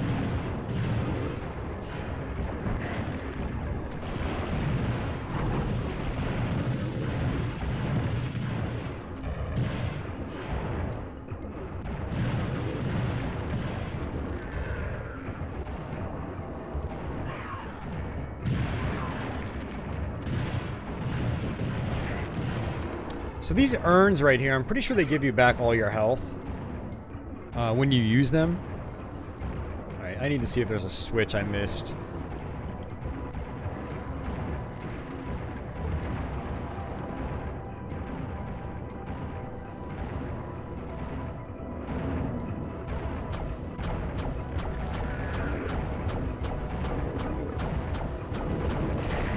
Yeah, I'd say Ecclesia is my favorite, but I can see why someone might prefer, like, Dawn of Sorrow more.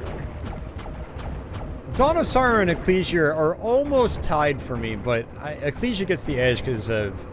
I just love the music, the visual style. I even like the story, and the story doesn't usually matter to me in a Metroidvania game. I like the more unique, kind of like hub nature of the game. It's nice.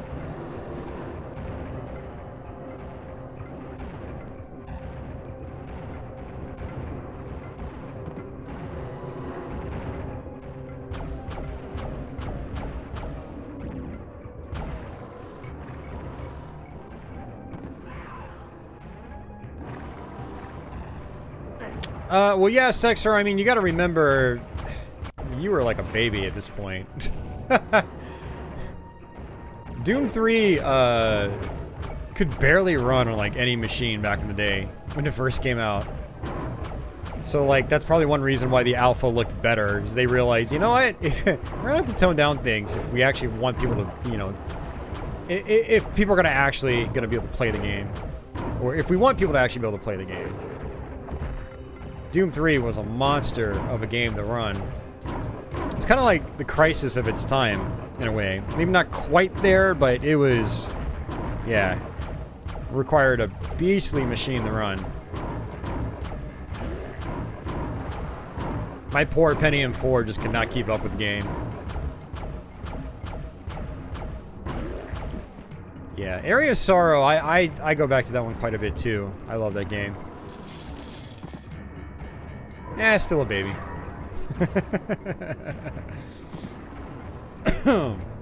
Yeah, for those of you guys that weren't around when Doom 3 was new, it was... whew, required a crazy rig to run. Alright, so now we can go back.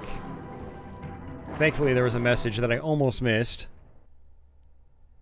Google moderator team. What do you do, Dasan? Yeah, Doom 3 Xbox was pretty impressive. Yeah, I agree. It was a good way to experience the game. And honestly, it still is. Doom 3 on Xbox might even be a better way to experience the game because while, yeah, you can't run it at like 1080p, 60 FPS, the game is a lot shorter. And I think that's actually a good thing for Doom 3. Doom 3 is way too long. It overstays its welcome. Big time. I already did this one. Yeah, we actually streamed Doom 3 on PC last October, and my god, man, it was like a 10-hour playthrough. I was so frustrated with it by the end of it. So one of these doors probably opened up.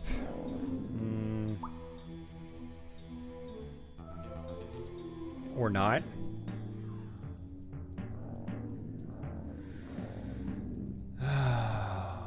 Hexen, Hexen, Hexen. Who's the character? Yeah, Soma Cruz, yeah. Same character as in Area of Sorrow. Oh, sorry. Same character as in Dawn of Sorrow. You said PSN? Really? That's crazy, man. Yeah, Google's been doing this moderator thing. I don't really understand it. Where they just like kind of like auto-moderate messages, and there's no way to disable the functionality. It just happens.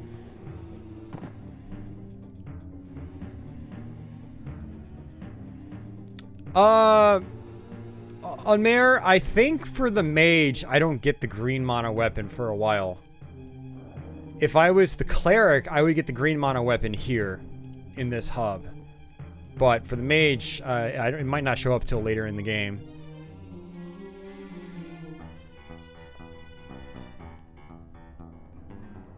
I have no idea what happened. It said something about the 7 portals, but nothing has changed here.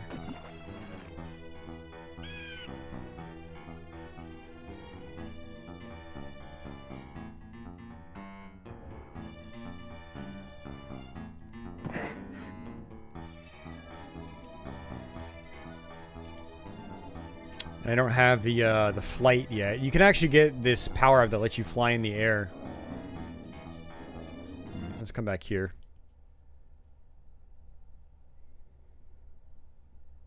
Medium in length? Hell no, man. You do know it takes like 3.5 hours to go through Doom 2. It takes like 3 to 4 times that to beat Doom 3. It's pretty ridiculous. Definitely not a medium length game, especially by 2004 standards. 2005, whenever it came out. Yeah, the game's way too long. Like let me hold on a second. Let me look up my playthrough on YouTube real quick. See exactly how long it took me. It might have been like a 9-hour playthrough. Let's see. And that was knowing what I was doing. Okay, it turns out it was about 8 hours. It took me 8 hours to go through it in one sitting. But I had already gone through it once the previous week on Twitch, and I think the Twitch one took me like 10 or 12 hours. So that was like 8 hours being familiar with the playthrough. Ugh. But then again, I have a different perspective on these because like I play them in one sitting typically on stream here. I try not to do multi-part playthroughs unless it's something like Dragon Force. No, it's, you know, it's not really more story based. Yeah, there are a lot of little nuggets of information here and there, like you can go through all the PDAs, but there's very little forced story that you have to sit through in the game. Very few cutscenes overall. This is 8 hours without dicking around with the tablets, the PDAs, and stuff like that. But yeah, if you want to go through all that lore and stuff and listen to every voice message that you get in the game, yeah, it'll take a lot longer.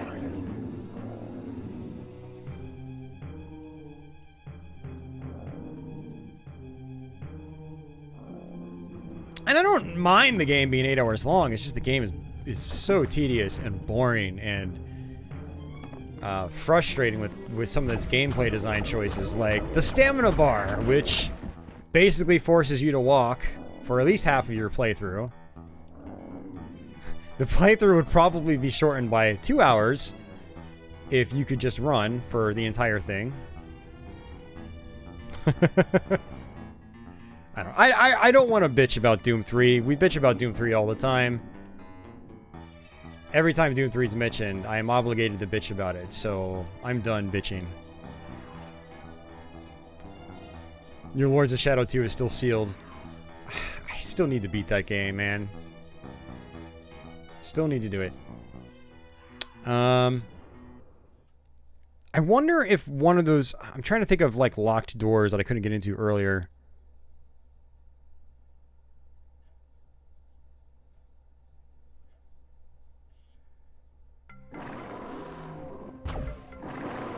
Yeah, I have to disagree there, Stexor. I have to completely disagree with that. That's a cop-out. To me, I don't think that's how Doom 3 was intended to be played. They give you a run button, they give you a shit ton of weapons to jib enemies with. I don't agree with the whole... It's supposed to be a survival horror game. It's supposed to be scary, yes. It's not supposed to be survival horror.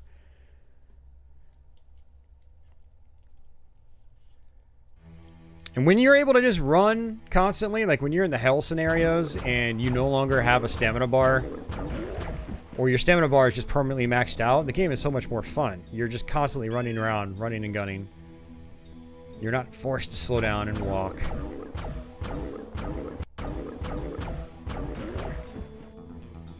Let's try this one. Yeah, I pre-ordered Lords of Shadow as well. I forced myself through the game, and I didn't care for it much at all. I have gone through it at least 3 times since. But, yeah. Lords of Shadow 2, I do remember enjoying parts of it, but then really hating other parts. And then I just never went back to it. So that is not open yet.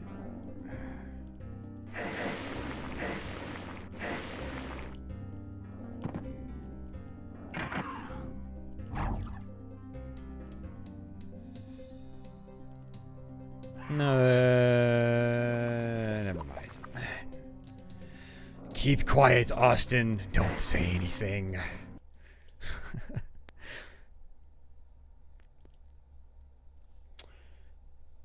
Oh, man.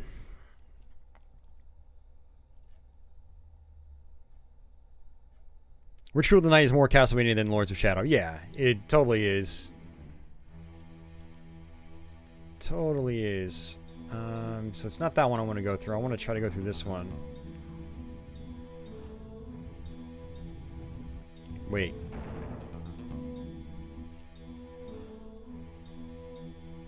No.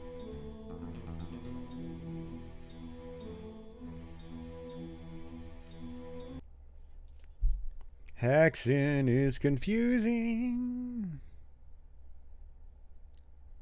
The longest game you played is Zelda Breath of the Wild. That is a very long game. You can totally get sucked into that. Yeah, apples to oranges, though. Two totally different types of games. I don't want to be here either. Let's go to the other side. Oh. Actually, this... Nope, I thought there was health there. Nope, no health.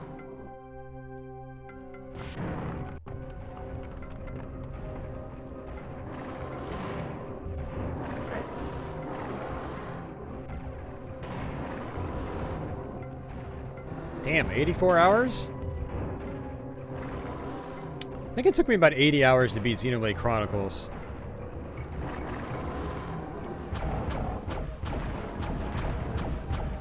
But that's also a game I just got sucked into, and I would just get sidetracked doing a whole bunch of other fun things, or just grinding out because the combat was actually fun. Breath of the Wild was the same way. That actually took me more than 80 hours to complete, because I just got sidetracked doing stuff. I didn't do, like, all the main dungeons until the end of my time with the game. Here we go. Well over 100 hours on Zelda Breath of the Wild. Probably close to 150.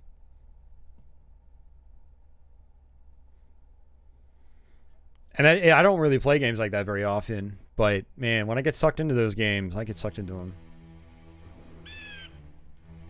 them.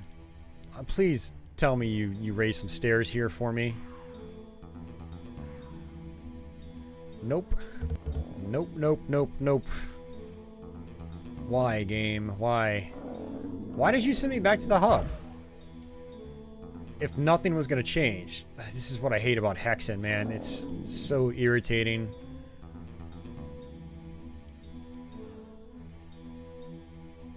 This is what I was talking about earlier. Hexen is much more puzzle-oriented. And this first hub, I think, is, in a way, a little more extreme than some of the later hubs.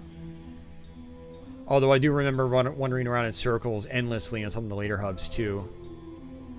But that's not where I was trying to go, actually. I was actually trying to loop around, and then I remembered I could probably get into you know, those side areas we sort of saw through windows earlier.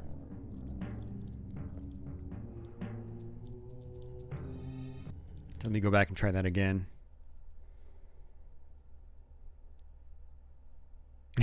You max out the hours and money in that game. Nice.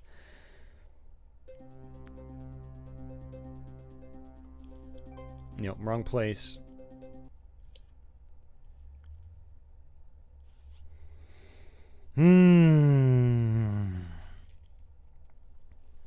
Castlevania Judgment. Yeah, that's actually kind of like a dumb fun kind of game. It's actually pretty fun.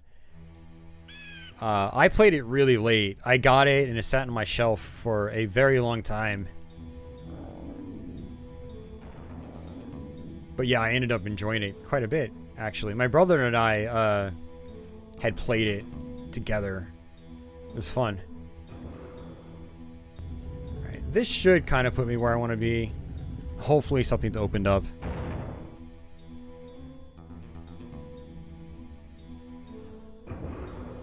Well, as far as the sort of non-linear exploration stack sort, it's identical between the PC and this one. Tons of wandering around, just, you know, just because the PC one plays better and runs better doesn't mean that whole puzzle aspect gets any better. Is Strife better than Hexen? I never put much time into Strife. I kind of avoided it because you got to talk to a lot of people. You got shops and things like that. Not really my cup of tea. I do want to go back to it because, you know, it is a Doom Engine game. I actually kind of want to fall down here. Because I remember this being here. Oh, that's just the elevator right here. Okay, never mind. I thought it was something special. Oops.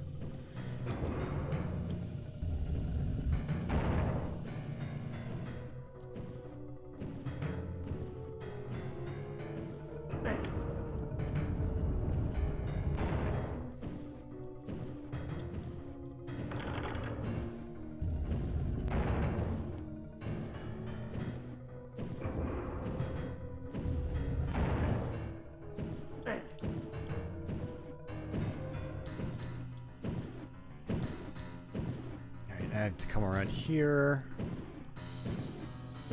Yeah, so I was thinking this door right here, but it hasn't opened up yet. And we've already been to both of these areas down here. Oh, there's the key. Oh. There we go. All right, good. So now I know exactly where to go. Finally. Ugh. Finally.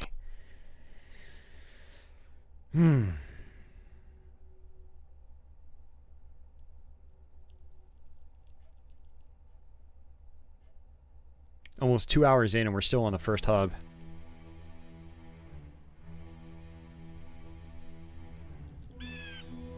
Not a question, where was the fire key area? Hey, guns. You never played the expansion? Yeah, it's probably worth a playthrough. There's some interesting things about it. Super shotgun, for instance. The gravity gun ripoff.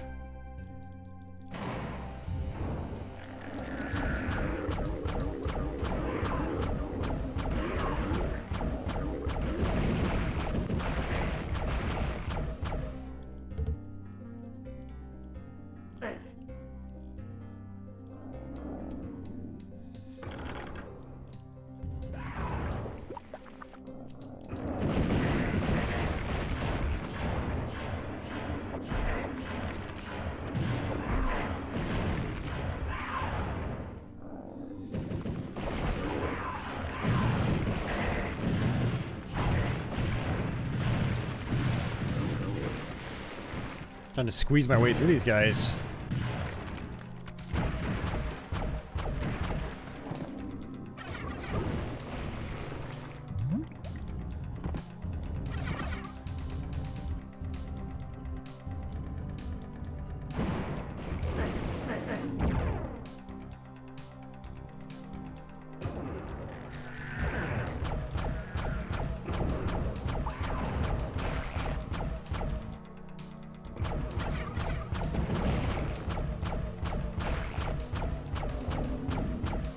No, it's not you, it's the game. Blood is extremely difficult. If you're playing on the 4th or 5th difficulty in particular, it is definitely not you. It is the game. Trust me in that one. 3rd difficulty is pretty manageable. Which is what I think we played it on when I streamed through that whole game. Okay, there's a teleporter.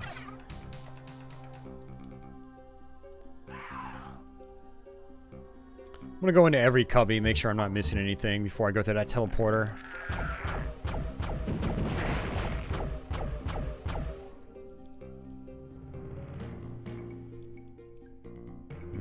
Let's come down here real quick.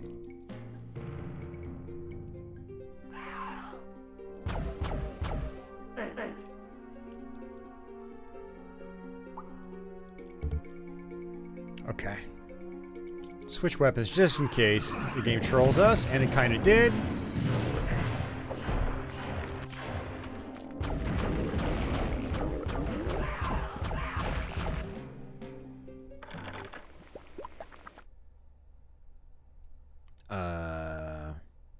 Okay.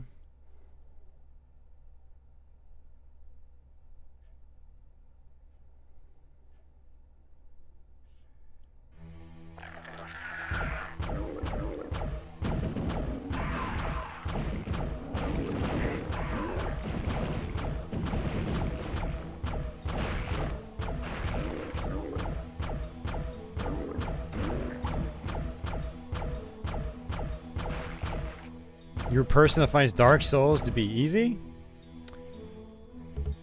I can't imagine anyone finding Dark Souls easy on a first playthrough. Or even a second or third playthrough for that matter. It can become easy, but man. First playthrough? Definitely not.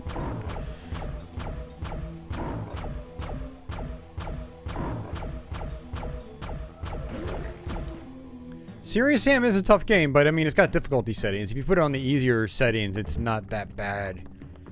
But if you put it on difficulty 4 or above, it's, yeah, prepare to bend over. Pucker up. Let's come on out here real quick. Alright, so that's the last door that had to be opened, I think. Yeah. Let's see if these stairs rose. The stairs have not risen! Rise from your grave. Stairs.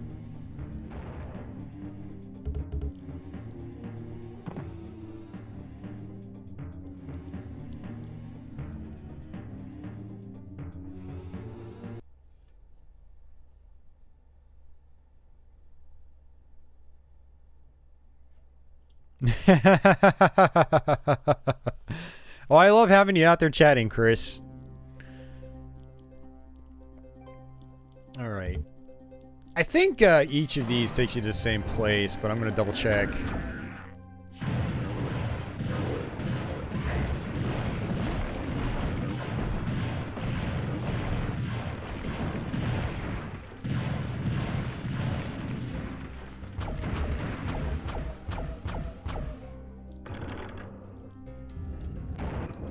Yeah, same place.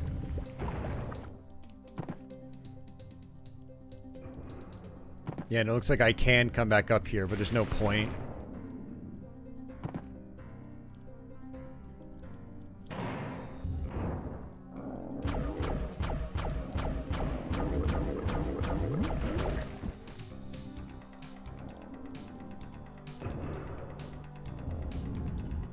Oh no, they do respawn. Like, that's why that guy was there for me to kill. They just respawn very slowly. They respawn a lot faster if you play on the highest difficulty.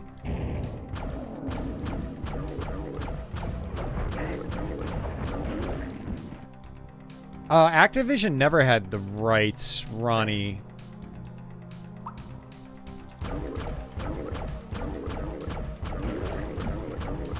Like, they may have published it, but id Software is good about their properties. They never sell their properties to companies like Activision.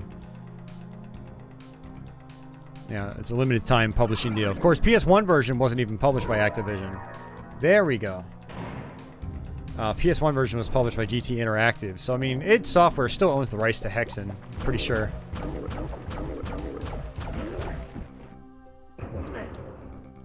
Either that or it was Raven, and whoever, you know, bought Raven's catalog, because Raven went under. They would own the rights to it. But id Software's name is on it. I'm pretty sure this is an id Software owned property. It would be a great... Heretic and Hexen would be a great series to reboot, by the way.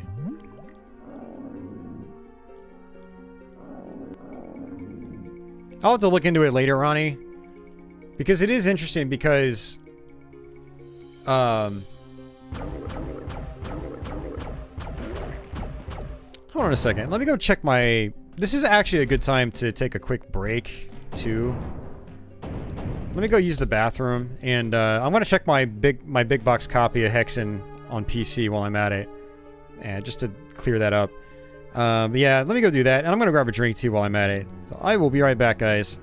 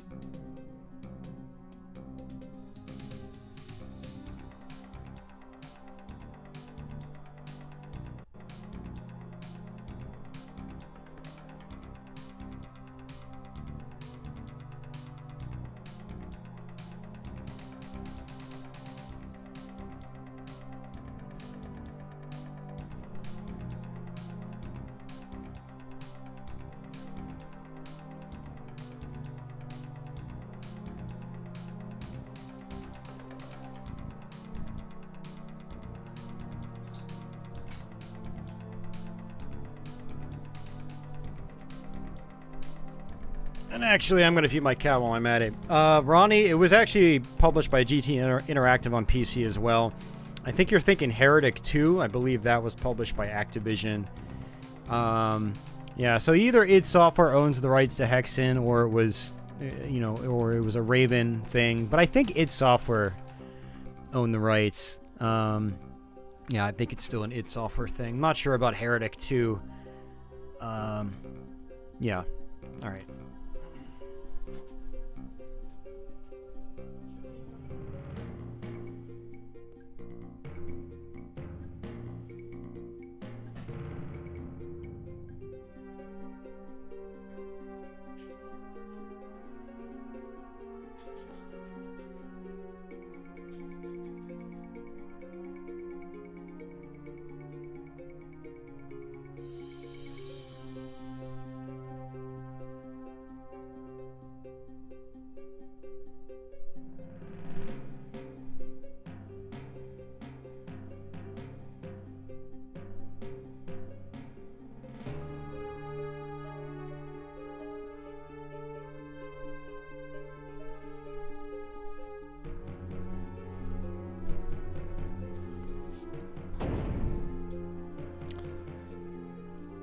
Oh, man. Alright, cat has been fed. We have a happy kitty. Happy kitty.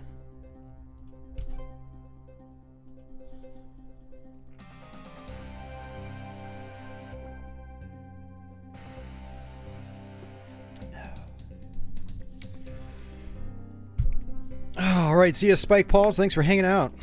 I appreciate it.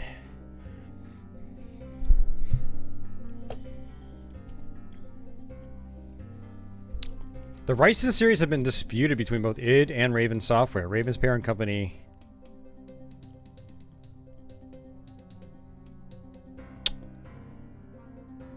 Activision bought Raven? I did not know that.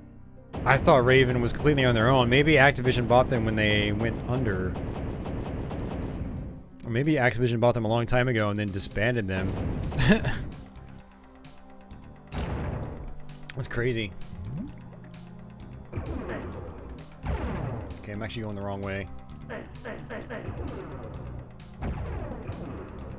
I need to take that teleporter back out because I think it said some stairs rose. So we have to find that teleporter again.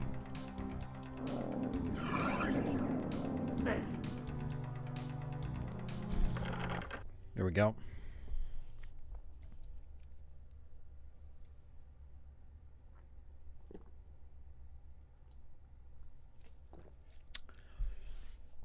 But yeah, Ronnie, I thought Raven as a studio shut down completely.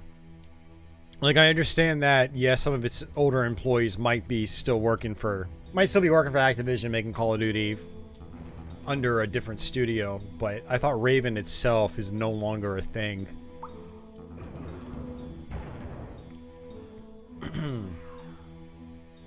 That's depressing, because Raven is, you know, I didn't like all their games, but I loved Heretic and Hexen. I know a lot of people liked Soldier of Fortune. Alright, it says something about the Guardian of Ice, so I need to go back to one of the ice places.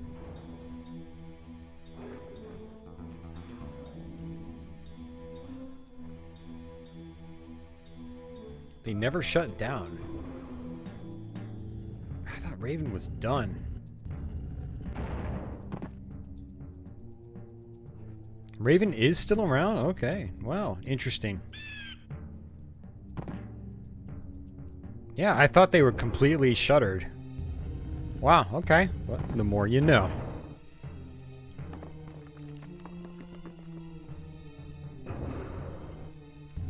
That's probably why I thought that they were shut down, because I do not follow the Call of Duty series. Outside of knowing, like, Infinity Ward is attached to it, yeah. Do not follow that series at all. There were layoffs in 2010. I think something like 40 employees. Okay.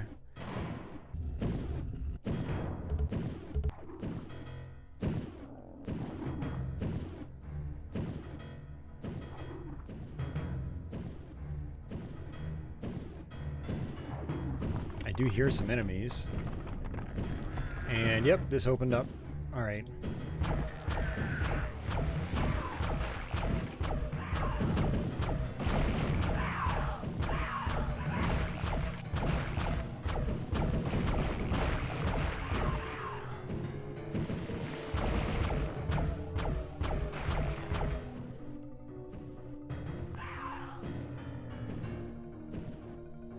All right, so that'll eventually open up.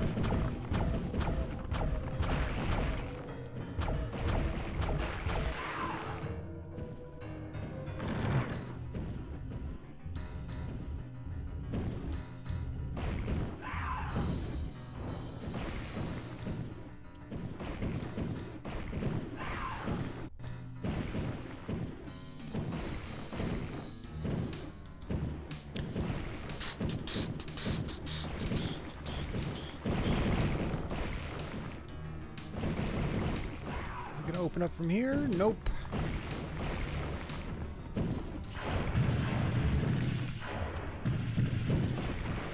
This is where I really wish I could save it.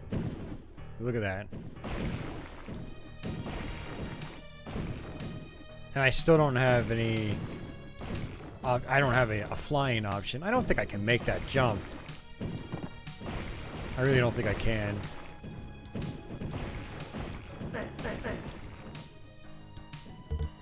That might be one of those things where, like, I'm supposed to come back later. I don't know.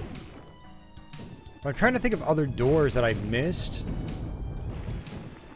that might still be locked, and I can't think of a single one right now.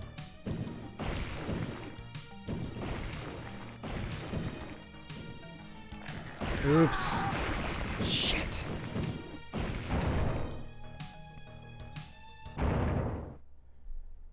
Alright, see ya, Chris.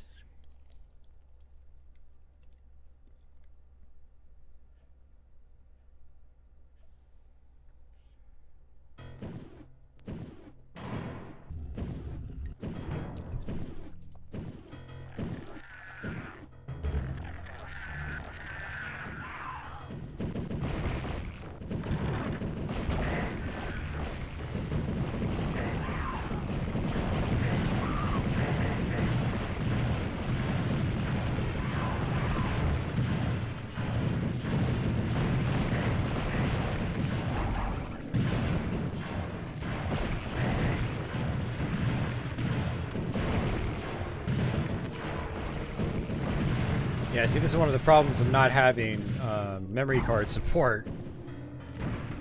Is, you know, this is total trial and error right here.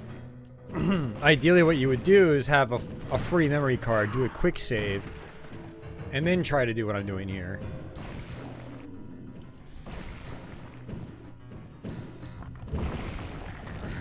Yeah, you can't make that. It's not possible.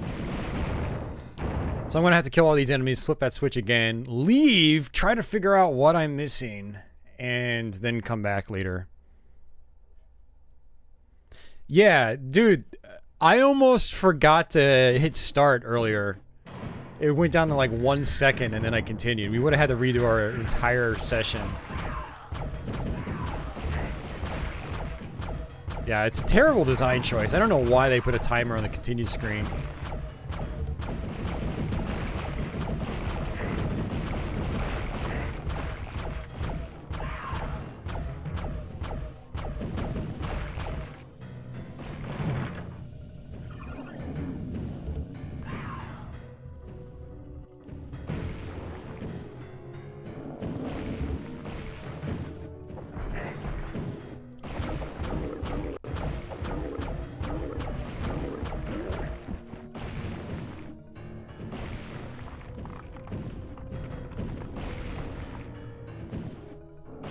It is weird, because it's like I hear things moving around. And it's kind of funny, there's actually a little platform right here.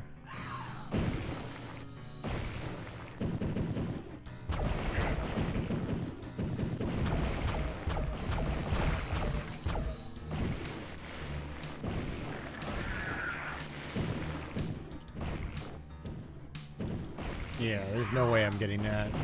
We have to leave and come back, I know it. I don't see any other switches.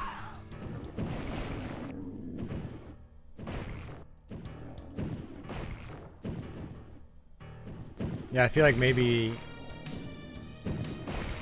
these little side crevices there, I don't know, they might actually stretch across eventually. I don't know. Alright, well I guess let's try to go back.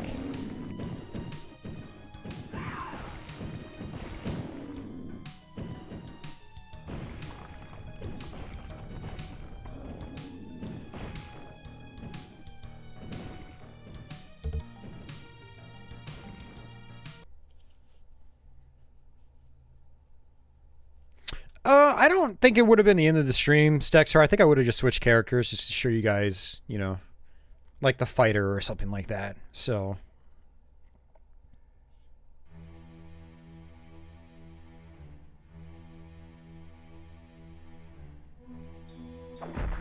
Whoa there, Haas. Okay, that was garbage.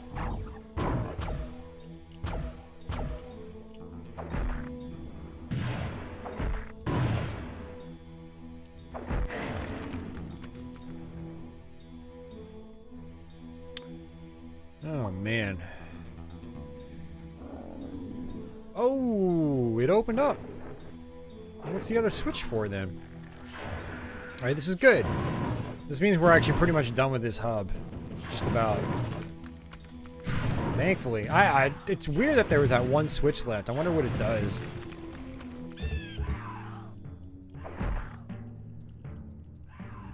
It could be that it's either there's something else here I'm missing, or it's just a secret to maybe like a better weapon earlier on in the playthrough than you're normally supposed to get it. I don't know. I'm just speculating.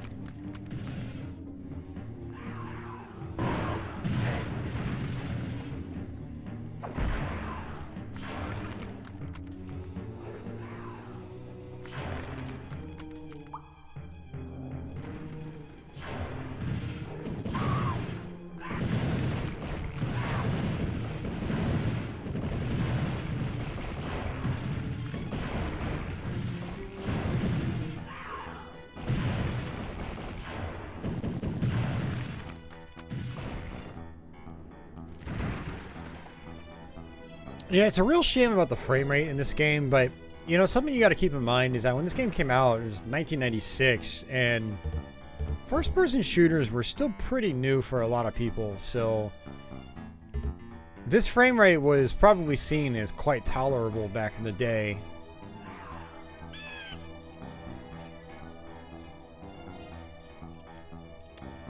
Just trying to get some more health before I exit.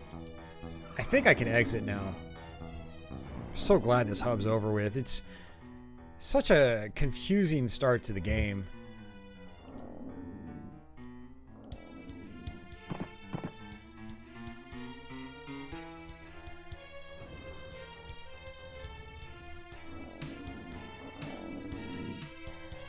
I guess that's it.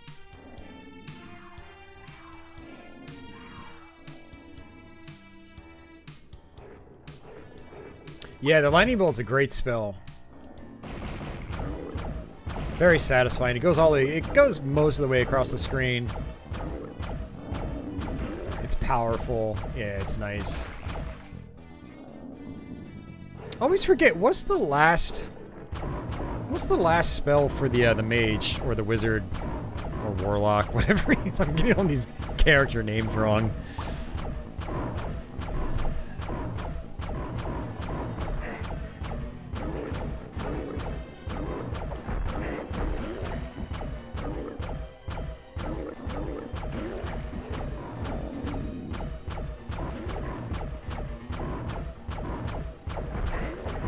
Dude, what the hell? Stop spawning behind me.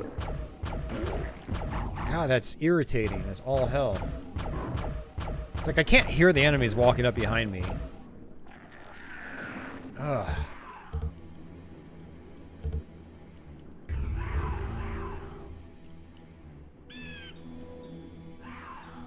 Yeah, there's some kind of staff I put together, it looks like. And then that's probably my final weapon.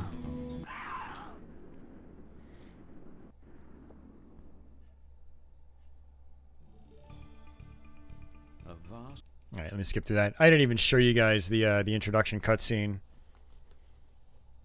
So I'm just gonna skip through the cutscenes. Used to play the hell out of this game. Nice.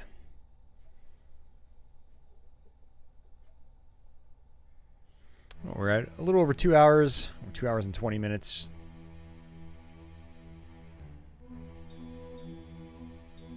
My servants can smell your blood, human. No, I'm not done, Branch. That's just the first hub. There's way more game left, and I'm not doing a full playthrough of this. I might stream for another hour. Maybe 2 hours if I'm feeling it, but I don't know. It's PS1 Hexen. I'm only partially feeling it. I would be feeling it much more if I had a memory card and I could save. I mean, I had memory cards, but I don't have 15 blocks free. And I'm not deleting data, so...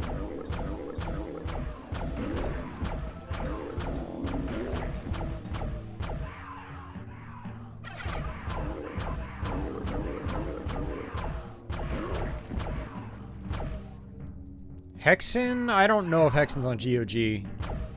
I know it's on Steam. It's probably on GOG if it is on Steam. Saturn Hexen better? Yes, it is.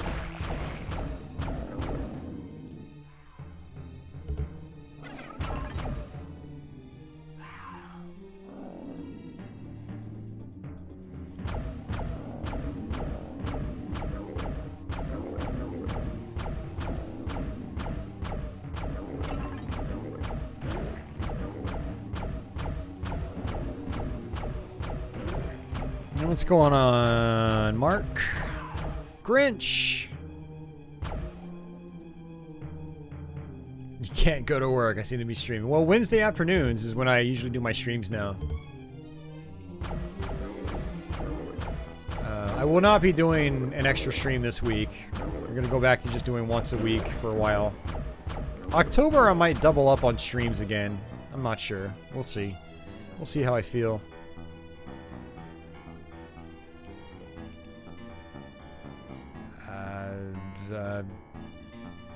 I don't know. You tell me, Branch. What do you see? I mean... Unless your eyeballs see different from mine, I don't know. I don't see warping textures.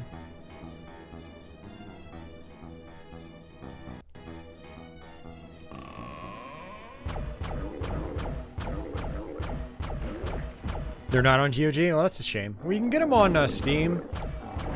And then you can actually take the WAD files from the Steam versions and just use them in a source port. Now on Steam, you'll get Hexen and Death Kings of the Dark Citadel. Death Kings is the expansion pack. Right on, Grinch. Well, I'm glad to have you, man.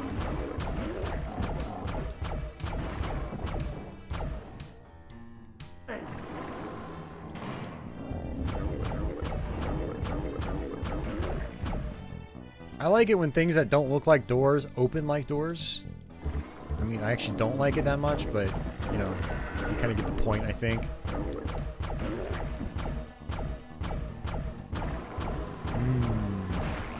Look at this nice detailed room. The more detailed the room, the less frames you get. Thanks, room. Thanks, room, for ruining my experience.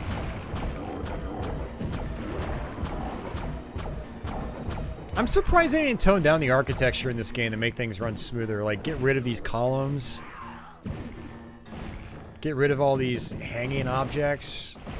Like, was it really necessary? I don't know. Personally, I would have prioritized frame rate over, you know, detailed backgrounds. Okay, this is probably our main exit here.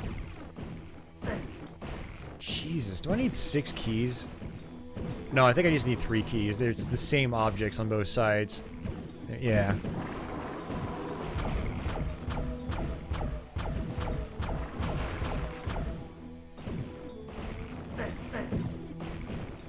I'm maxed out on pink potions as well. Healing potions.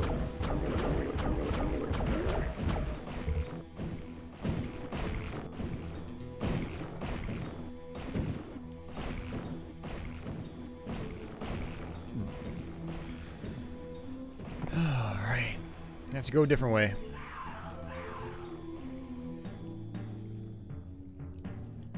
I got a helmet, which is basically armor. See, my armor count is 3. Which I don't think really amounts to much.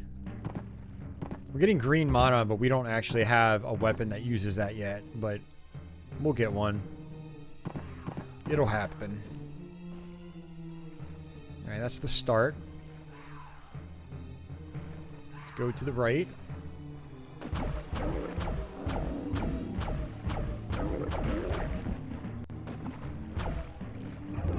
Okay, that's opening. Good.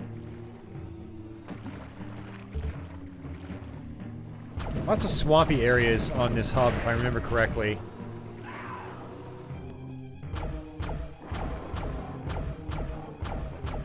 This is one reason why the Warlock, Wizard, Mage, whatever is good, because I can snipe these guys from a distance. And what's awesome about his main weapon is it uses no ammo. So I can conserve my mana and my, yeah, my mana. Oops, did not mean to do that. And of course we've got swamp guys now.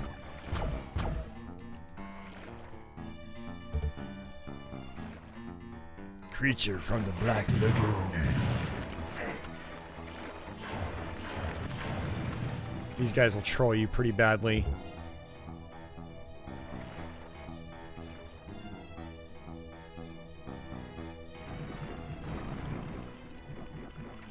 Yeah, so we're gonna eventually flip a switch that makes these rise.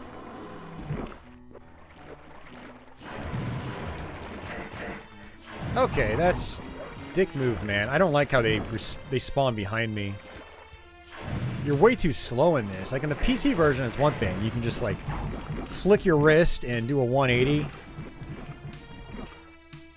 But in this, it's like you're forced to take damage. Like you're not going to turn around in time.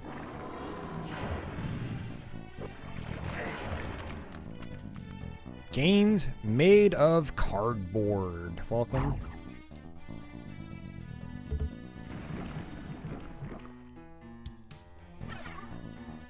Alright, so I actually have to... I don't think I can run and jump all the way across there. Yeah, way too slow. Oh, I almost... Oh, you can actually jump up there. Okay, nice. Can I do it? Can I do it? I did it.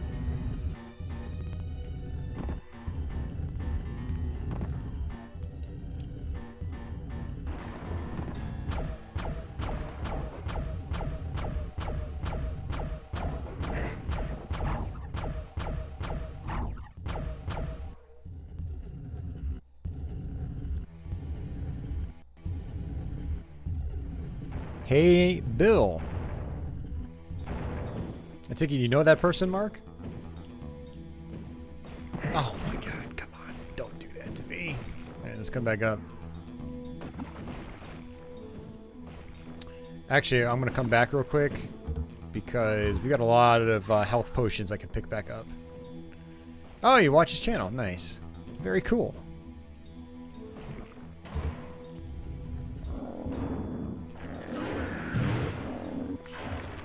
I don't want to go around into that area. I'm going to save that for later.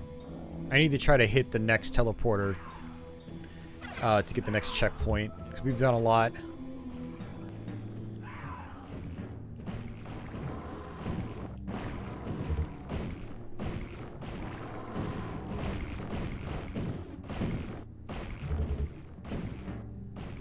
Yep, there's one. There's two. The frame rates! Frame rate, please come back. Frame rate. Don't leave us, frame rate. It's so hard to play. Alright. We're good. I think we're good. Whew. Man, this version of the game, I tell ya.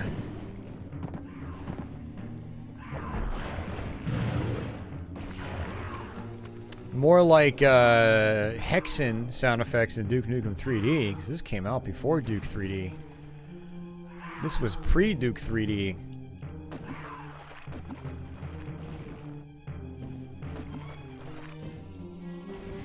Alright, see you, Desan. Thanks for hanging out, dude. Good to see you as always. I will see you around. Uh-oh. There we go. I still haven't used any of those urns yet. I probably should.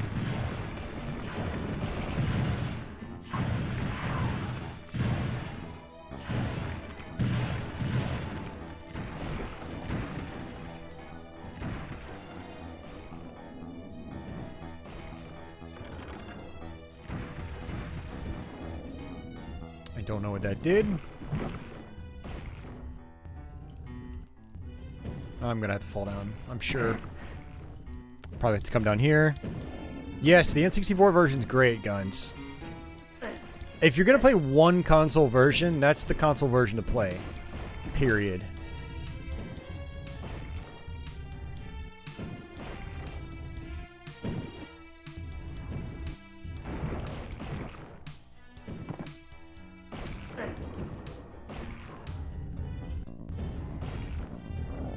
Hey, Andy.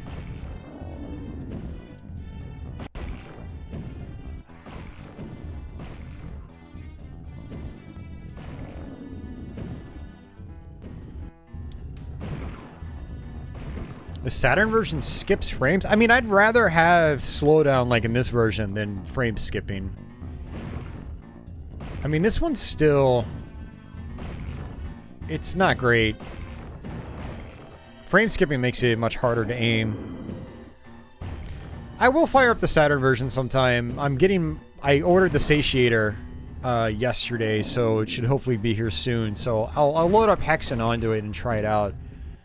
It's been a long time since I played it.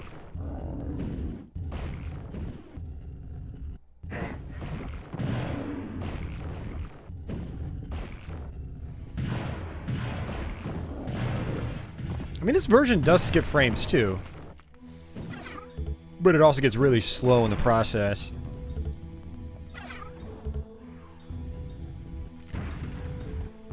Alright, this might have actually opened up our gate. Let's try it. Overcomplicated, but whatever. Checkpoint! We got a checkpoint.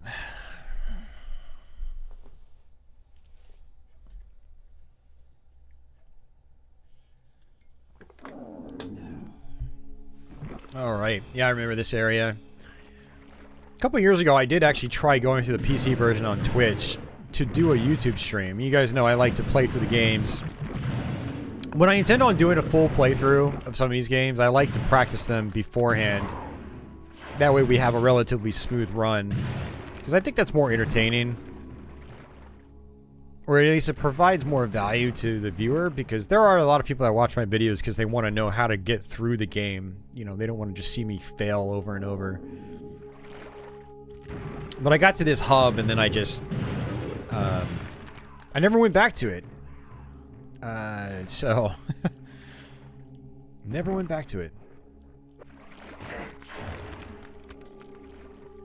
Hence why I haven't done a full playthrough of the PC version yet.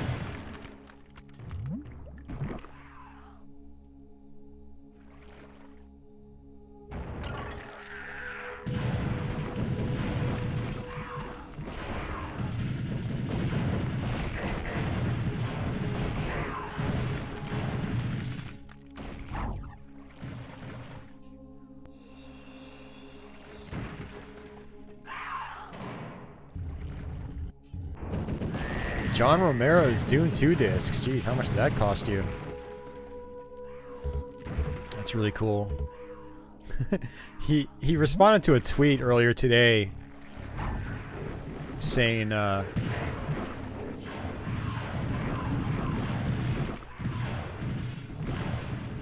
don't know, some guy had tagged him in a tweet, said like, how does it feel to only be remembered for Doom and Quake? And he was like, John Romero was like, well, it was, I don't know, it's a pretty good thing to be remembered by. And then he mentioned I don't know, something about Daikatana. Better than being remembered by Daikatana, which was humbling. And I responded, "It's okay, John. I'm gonna remember you forever for Red Faction on the Nokia N-Gage." Which is, he had a mobile development studio at the time that did that version of the game, and it was kind of bad. It wasn't a very good game. Daikatana is much better. And he liked it. I was happy. When John Romero likes a tweet, it's a good day. Likes one of your tweets, it's a good day.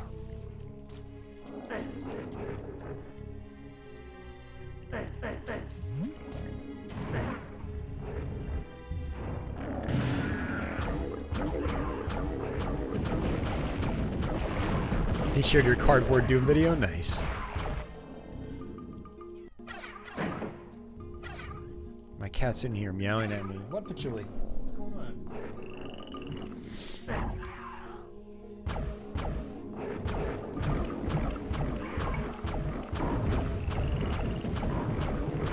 Yeah, these guys are shooting projectiles now. Time to circle strafe.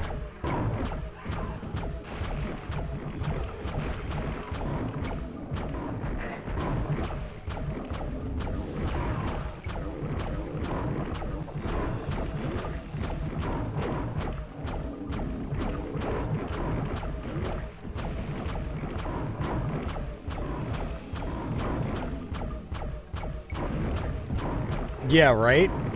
You know, you only went to the moon. You didn't really do much else. So, how does it feel to only be remembered by that? Yeah, Heretic is excellent. That's a damn shame Heretic was never ported to a console. I would have much rather have had Heretic than Hexen. You know, if I had a choice, Heretic would have been the much better choice.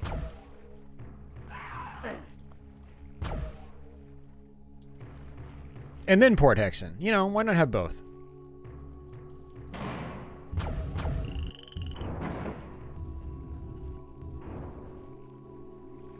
I mean, bringing...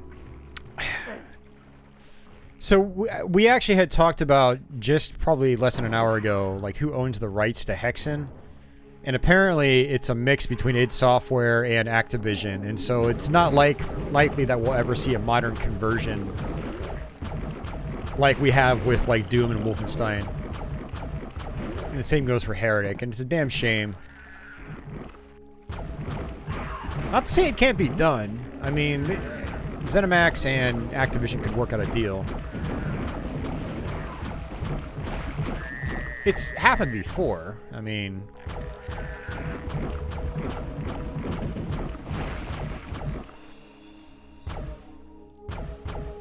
Well, actually, has it? I don't know.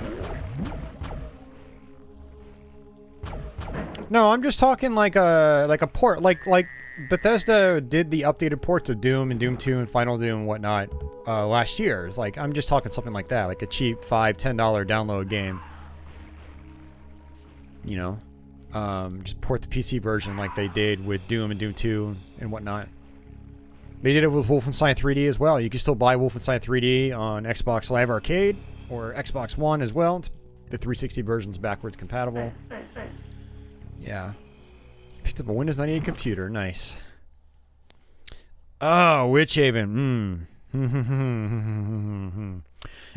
Haven, I think, is on GOG, Nate. So I think you could just play that, or it'll just run it in DOSBox. So it'll run fine.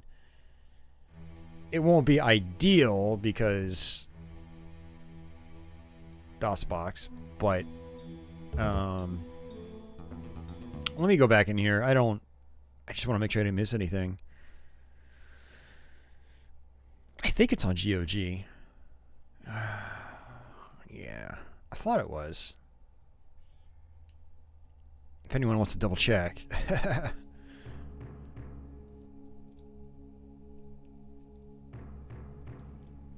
Yeah, that's the only capstone game I have enjoyed so far. I did try playing Witch Haven for a little bit, but I couldn't really get into it. It was really janky. We all know Operation Body Count is a steaming pile of camel poo.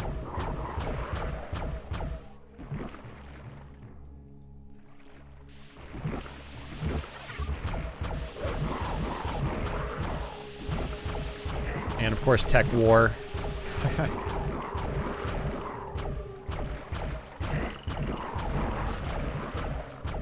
But Corridor 7 I've always enjoyed.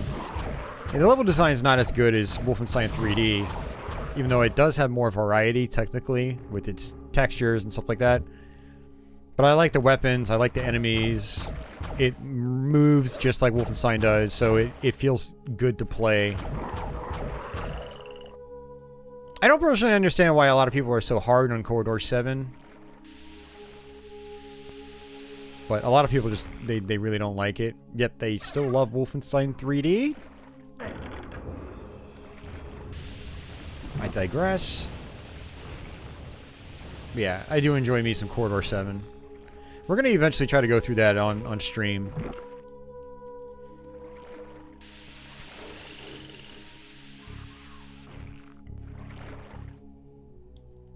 I see another one of these guys down here.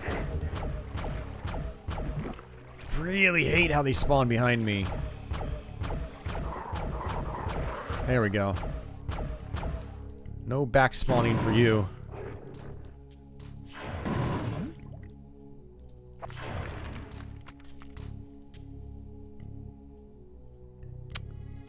You couldn't find it on there. Well, if you couldn't find it on there, Nate, it's probably not there.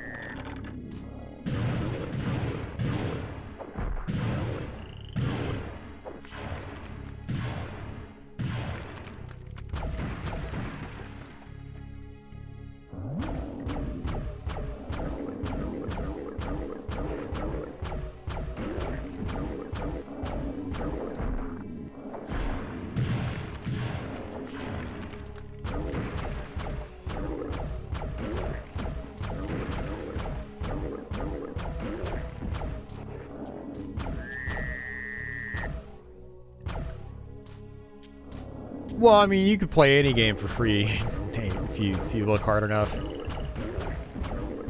It might not truly be abandonware. Like, someone might actually own the rights for it. There just might not be a modern port of it. But yeah, I mean, download it, fire it up in DOSBox. That's how you would play the game on a modern PC. Yeah, just use DOSBox.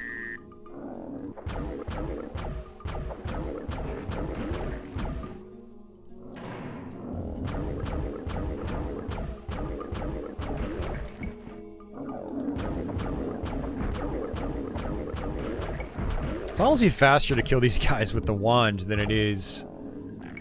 Oh, uh-oh, this is bad. Okay, no. Okay, we're fine. Whew. I thought that might be like an endless pit or a really long drop and I would die.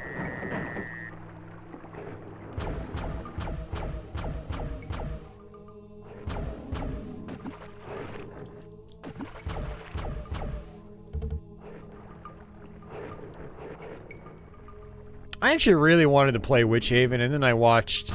I don't know if Civi11 did a video on it, but I know G-Man Lives did some reviews on those games, and I was like, oh my god, they look so janky. I can't play those. They look unbelievably jank. Which is kind of a bummer. I always wanted to really put time into them, but I got better things to do. I got Corridor 7 to play. To play on stream. Hell, I'd go and I'd try Hexen 2 for the 100th time again. Rather than play Witch Haven. And I don't even like Hexen 2.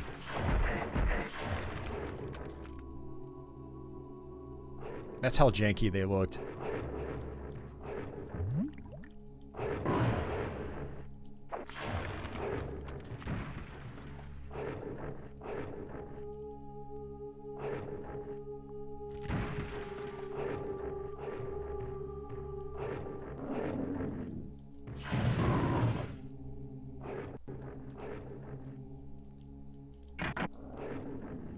I need the castle key, which I don't have yet.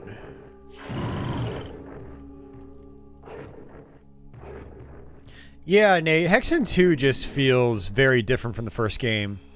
Which makes sense. I mean, it's totally a different era of technology.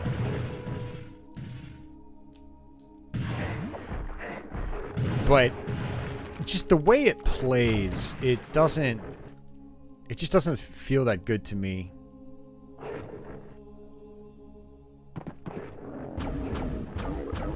Maybe it gets better the farther along you go. But, yeah, in the it really starts off rough, man. You're super tight on ammo in the beginning. It's like, what?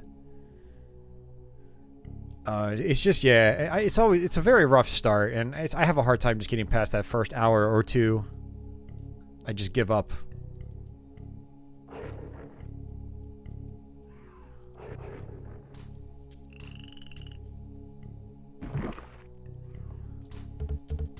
Alright, so there is another area I can explore in the main hub, so I should probably try to go back to the main hub now.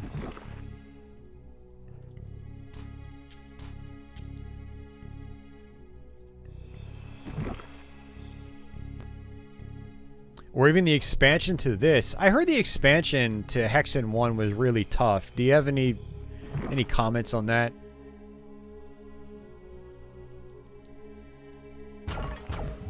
I never messed around with the expansion much.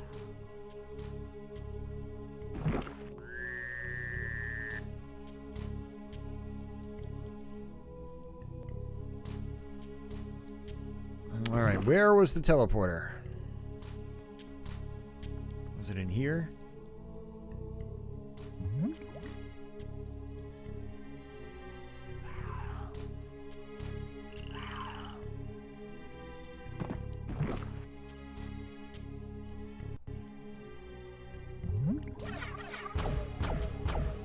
Oh, good. It's good I actually came here. Castle key. Well, now I have to go back to the castle. Okay. So I don't want to go through the teleporter yet.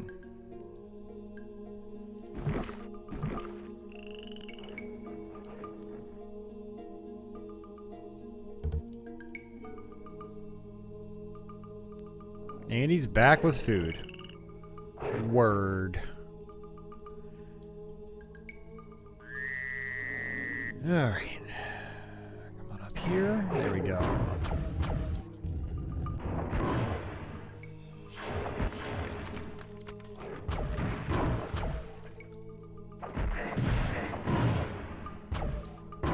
Oh, I'm out of mana.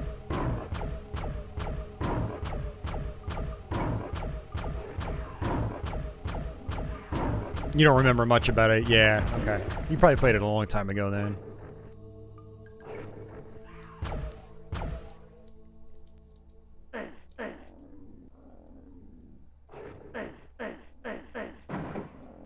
Imagine how many players got stuck on this part because they couldn't hit that switch, not realizing you had to actually aim down to do it.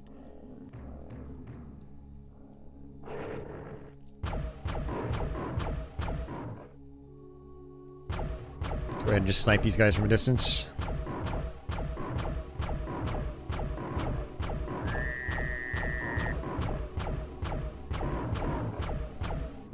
Man, I really wish I was able to get myself a memory card, because I kind of do want to go through the whole game, but I'm definitely not doing that right now. So, basically, this 3-hour plus gameplay session is just going to be a total waste. But it's okay. Like, later on down the road, I'll come back and do another version of Hexen that runs a lot better, and we'll try to go through the whole game.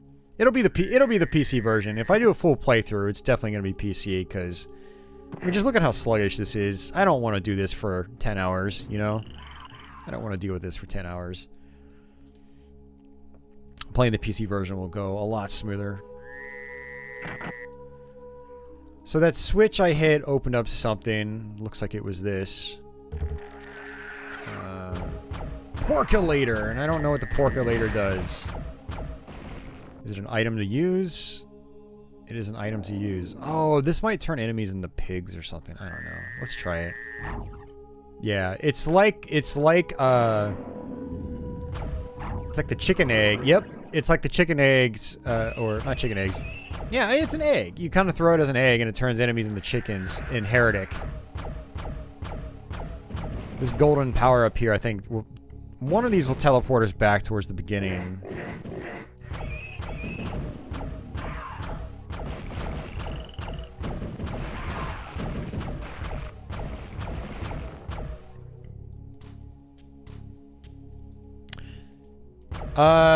So Nate, you'll just need to look up basic DOS commands. C:\\, dir.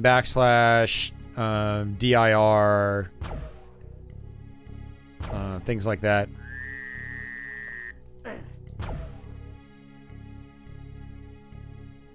And then you'll just type in the executable name. So if you downloaded Doom 2, you would just cd space / Doom 2, whatever your Doom 2 folder is, and then just type doom2.exe.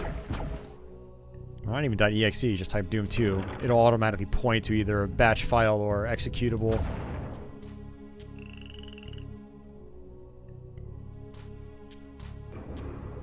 Will I play Hexen 2? Probably not. Don't really like Hexen 2. I mean, if I ever, like, rediscover the game and find that I enjoy it, yeah, I mean, I'll play through it on YouTube, but until that happens, no.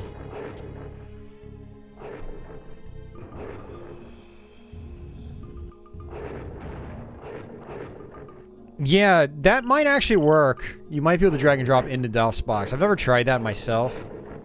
But yeah, that might work. You should try that. Nate, there's also, you can get a graphical user interface launcher for DOSBox. So maybe look into that as well.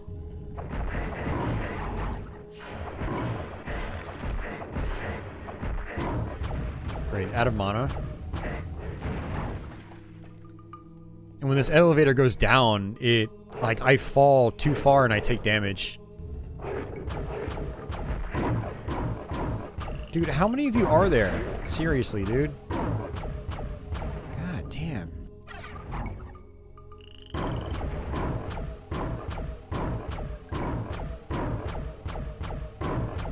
It's not a Doom clone. Uses the same engine, but it's much more puzzle-oriented. Doom is a fast action game. And is it good? Depends on your tastes. Some people love Hexen, some people hate it. It is up to you to decide.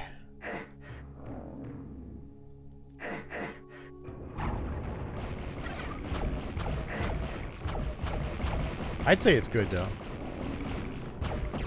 Not necessarily this version of the game, but PC version in particular is quite solid.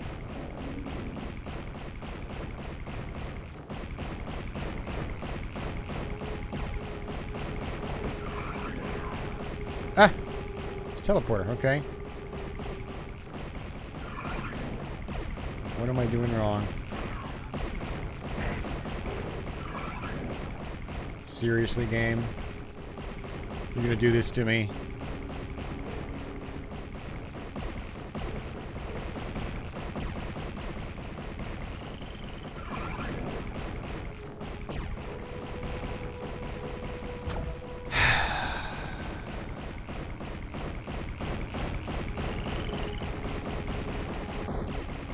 Weird. That was so weird.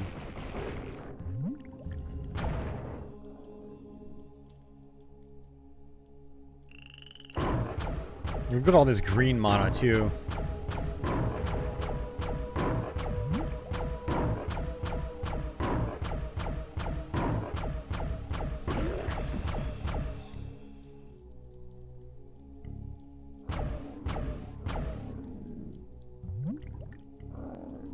Yeah, that's interesting, Branch. I don't know, man. We'll see what happens.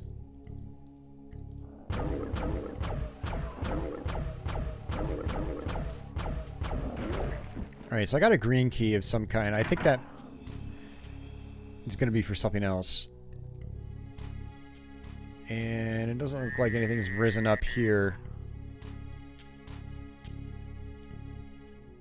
Man, we spent a lot of time in this area. I need to teleport out so I can get a checkpoint.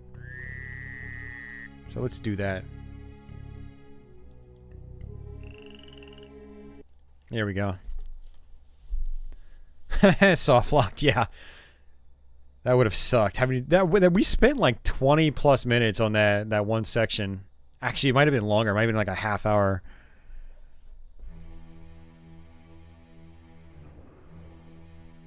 Oh, man. Alright. So there's nothing up top, so let's come on up this way.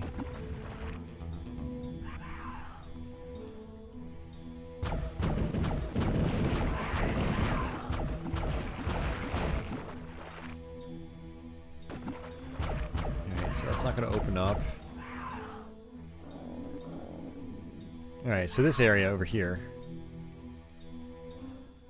I can run across these gaps. Arc? Oh, nice! Here's our next spell. I wonder if I can just run across this? I can, okay.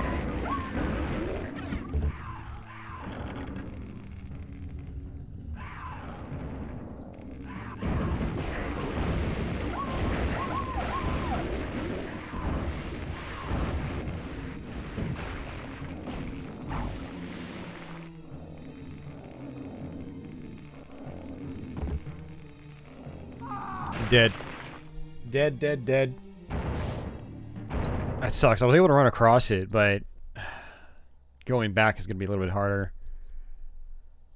But I think I have to go there. I have to flip that switch.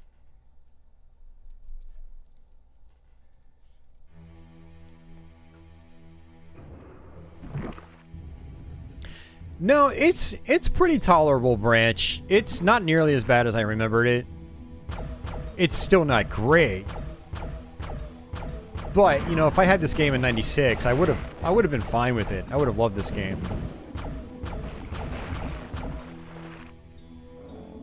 It's just that, you know, in this day and age, if someone's like, "Hey, should I play Hexen on PS1?" I'd be like, "No." Just outright no. Play the PC version. Well, I don't have a PC. You liar. You have a PC. Shut up. Play Hexen on PC. Oh my god. Come on, dude. We got it the first time, but not the second time. Or I'd be like, you know, if you can, play it on Saturn, or preferably Nintendo 64.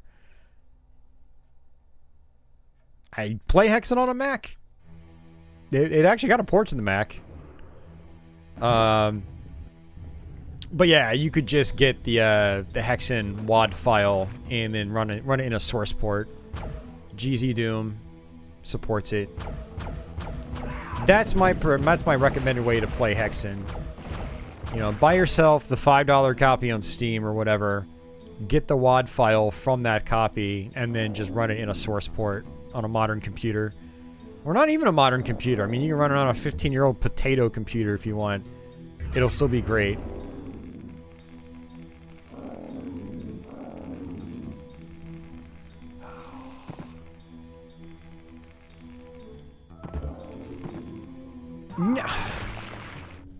God, we're gonna be at this section all night.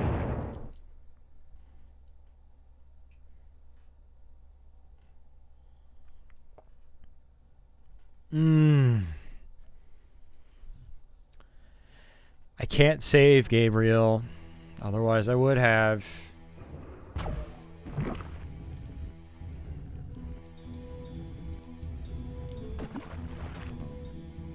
I hate sounding like a condescending asshole, but sometimes I have to. Whee!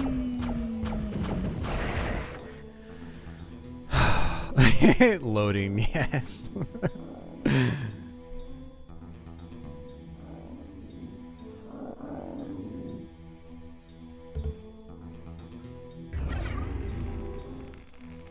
I ran across. Why did I get it the first time? Why is it not working now? Why?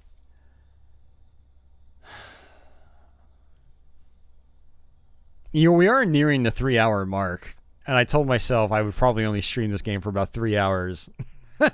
I'm super tempted to just stop the stream. I was feeling pretty good, and then these last 3 deaths have... You've ruined my flow, Hexen. Personally, I would have gotten rid of the crazy platforming like this, because it obviously doesn't work that well with this frame rate and whatnot. Although, to be fair, you know, you are supposed to have a full free memory card so you can save anywhere, which I don't. So, you know, whatever. Oh my god, seriously? You got Witch Haven to load. Have fun, Nate. You should stream that on your channel, dude. You need to stream more retro shit on your channel, Nate. Go live right now. Can't look up and down. Not sure how. The looking up and down in Witch Haven, I believe, it's a specific set of controls you got to figure out. It's probably mapped to some kind of like, you know, keyboard keys. Page up, page down, something like that. That's actually how it is in Hexen and Heretic. You know, use page up and page down, I think, by default. Or maybe it's one of those sets of keys, like up there where insert and home is and things like that. No clue, Nate. You probably need to run the setup file and configure your sound settings.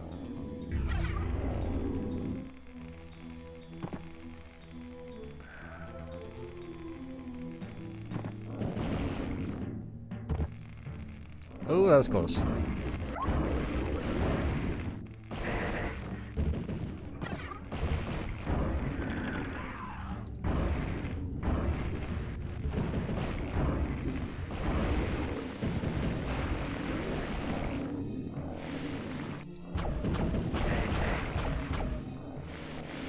Hey, Quake Master.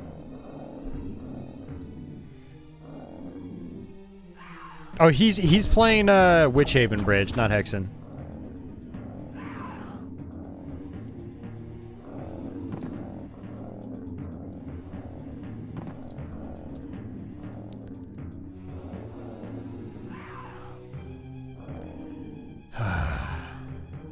What? You guys thought platforming in Turok was bad.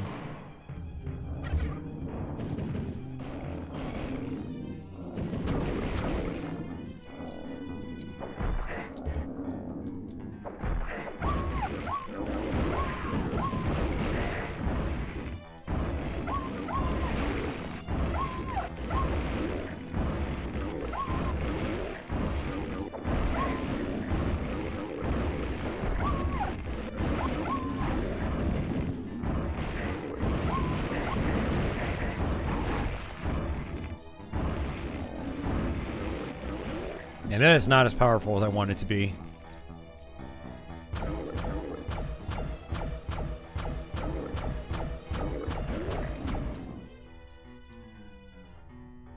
Oh, Build GDX does Witch Haven, doesn't it? Yeah, sorry, I totally forgot about that. I totally forgot about that.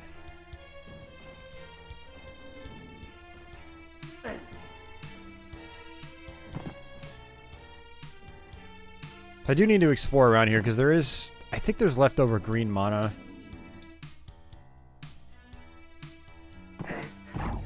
Oops. Didn't mean to use that, but whatever. Oh, speak of the devil, look at that.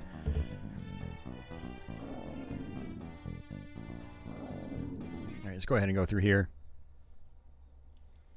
Alright, finally, back to making progress, guys.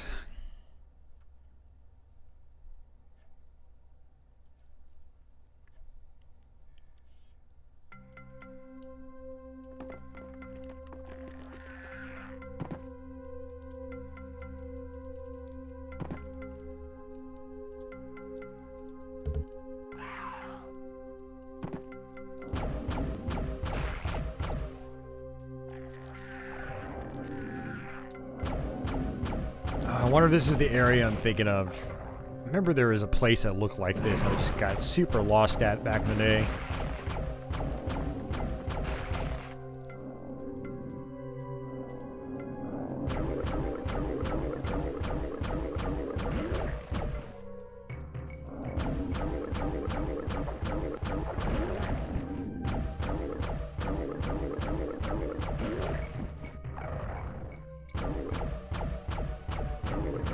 Unfortunately, this isn't the fastest way to go through things, but I'm trying to conserve my ammo.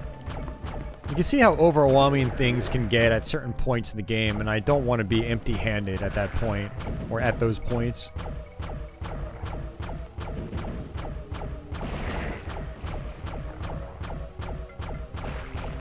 Yeah, I don't know the level names in this, Ronnie. Yes, I'm not sure what part of the game that is.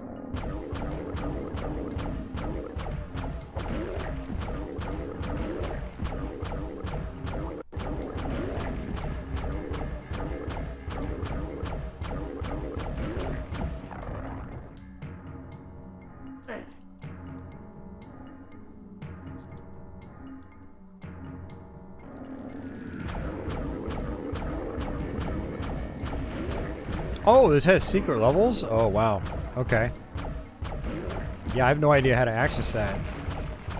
Maybe that's that one switch I was talking about earlier. I was like, what does that switch do? Maybe it's for the, that bonus stage. It's colored brown.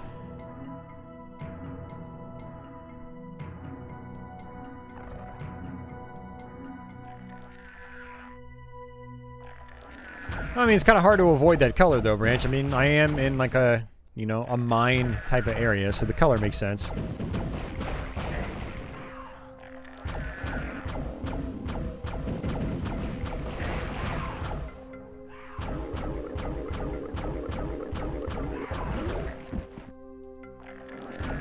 The game has a lot of, like,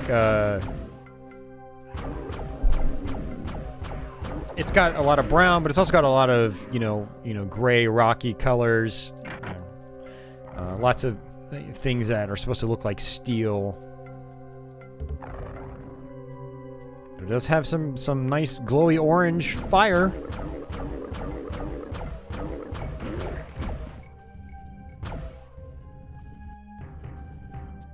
Oh, nice, Ronnie. Okay, so that switch does open things up, and then that's how you get to the secret level. Very interesting.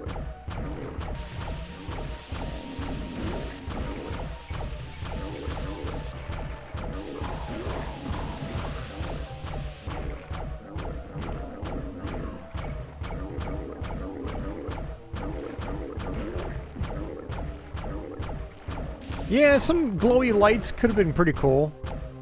You know, some different, like, lit sectors.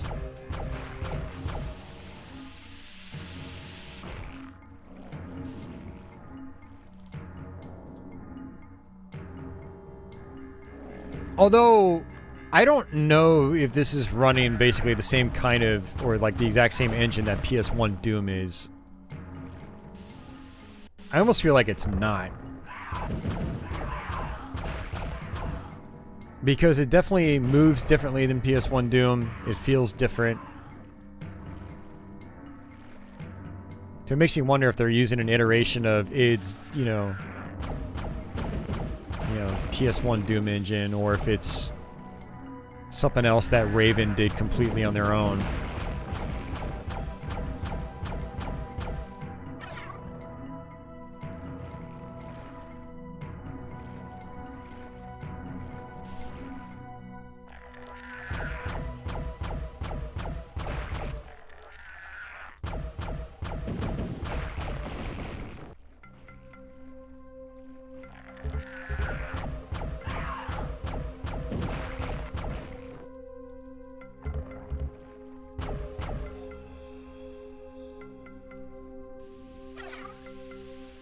Boots of Speed. I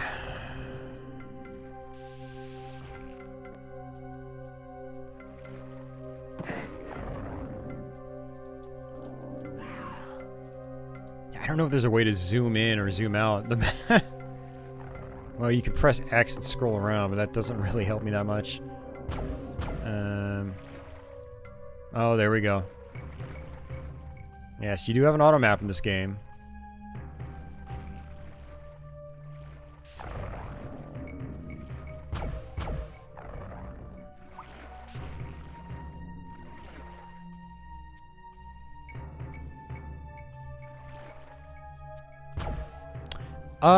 Build GDX, Nate, might require something like Java. You need to look into it. I know Blood GDX needed Java to run. And it might have needed some other configuration.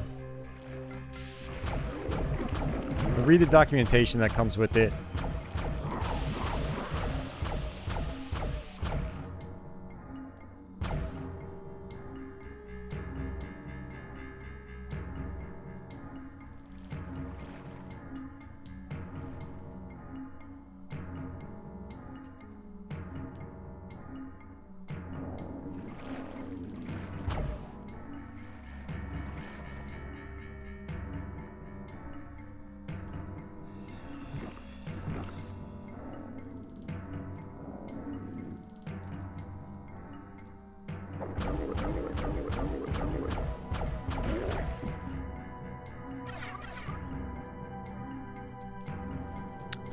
nothing of note there.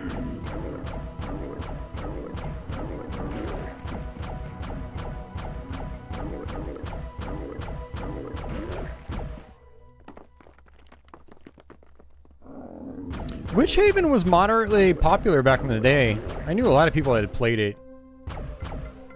And like, if you go look for PC games on eBay, there are a lot of, you know, copies out there that you can buy. I actually picked up a copy a couple of years ago. Managed to get it installed on my Windows 95 machine, but it was super dark. Crater of Might. Also something I probably don't really need. Keys are more important. Keys and switches.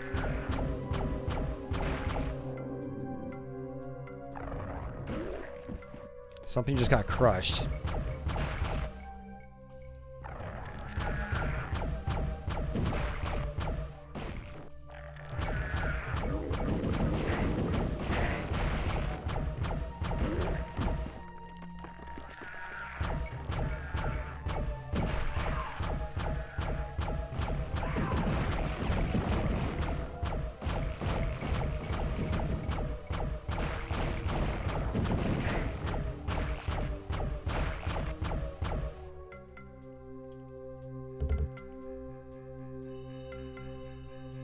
Man, I'm trying to think what I want to do after this tonight. Falcon Shield. Armored count is 4. I need the cave key! Yay! I'm gonna totally forget that.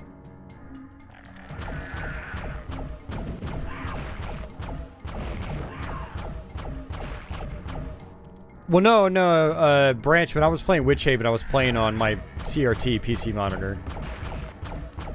I don't run my classic retro machines into LCD. CRT exclusively, baby. But classic CRTs can be really dark as well.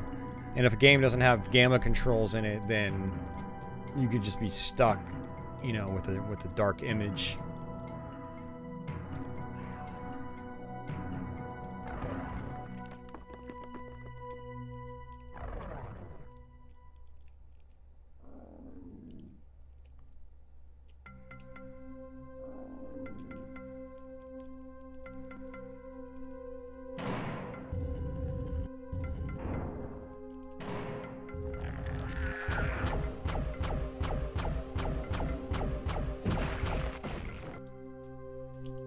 Yeah, no problem, Nate. Enjoy! It's Witch Haven. Enjoy it about as much as you can. You gotta let me know what you think of it, man. Just pop in my Discord and let me know after you put some time into it again.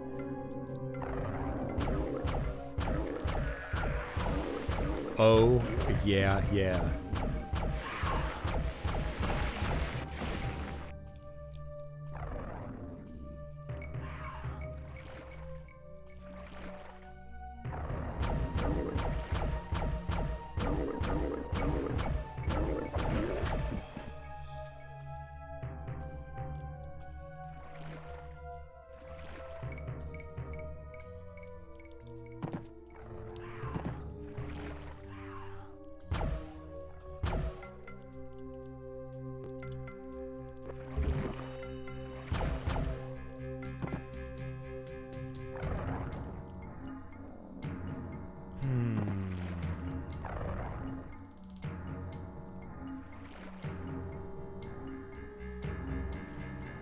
Alright, I'm not looking forward to this.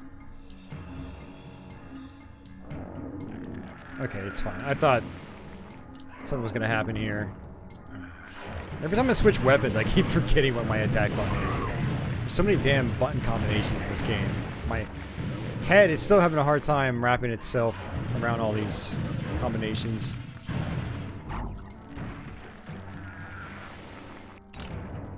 Horn key. That might be for the main exit. Oh, you gotta be kidding me. You gotta be fucking kidding me. Oh, jeez, thank you. God, I thought that was gonna kill me. Alright, see you streets. Take care, man. Pardon my French. That actually scared the crap out of me because we spent a long time in this area.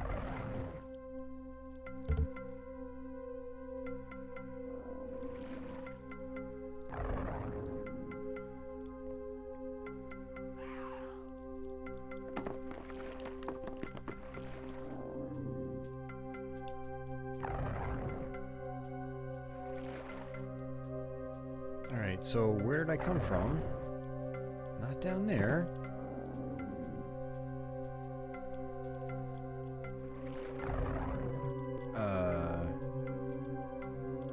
Okay, here we go. Yeah, the ominous soundtrack is great, T-Bone. Definitely, man. Ooh, that I almost got caught on that. That was some jank. Okay. Look at how complex this map design is. It's very easy to get lost.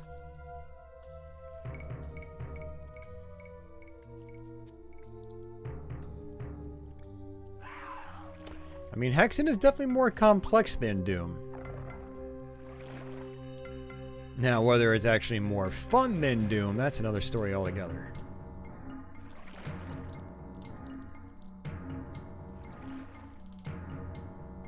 Watch there be some crushers. If that happens, I'm stopping the stream. Okay, well, nothing down there. Not yet, anyway. Oh, they do branch. We already soft locked once. We got caught up on a door early on in the game. Certain doors and walls can also crush you. Like that spinning wall could have killed me if I didn't go about it the right way.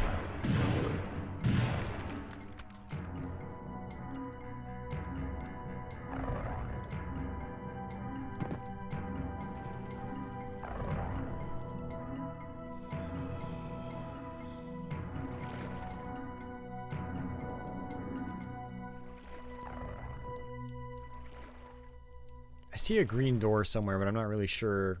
Okay, you know what? Do you mind, please? I'm trying to play a game here.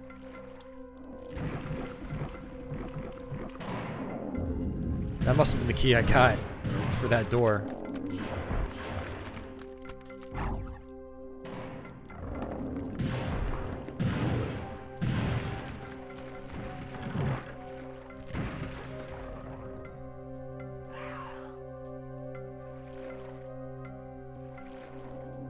I have no idea what that switch did. Thanks, Hexen. You're the greatest. This is why I don't go back to Hexen very often. I start getting the points where I get lost again, and I'm like, I've got better games to play. Let me play something that, you know, relies more on my reflexes than my brain. But thankfully, it looks like it opened up this area, so I don't have to actually think very hard. There are so many switches in this game, though, where it's like, you hit the switch and it activates something in a totally different level, and then you just wander around in circles for ages. Which even was pretty intense. Yeah, you probably shouldn't play it on the highest difficulty, Nate. That's funny, though. Yeah, the GDX stuff is awesome.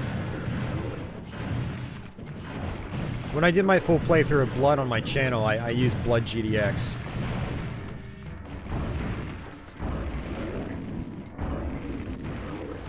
Let's actually switch off. Save that ammo. These guys don't take very long to kill with my stock weapon.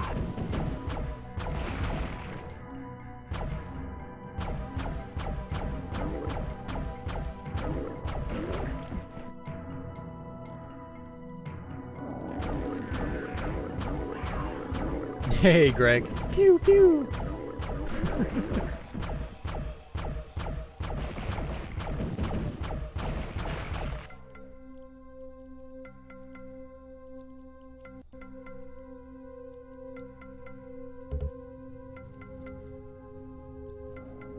Okay, I don't want to go here yet. Ronnie mentions Tech War in the same sentence. Who in their right mind would ever want to play Tech War? Aside from the one speedrunner I saw play through it. The game is so glitchy. It's crazy.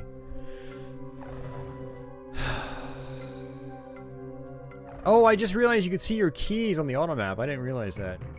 That's cool.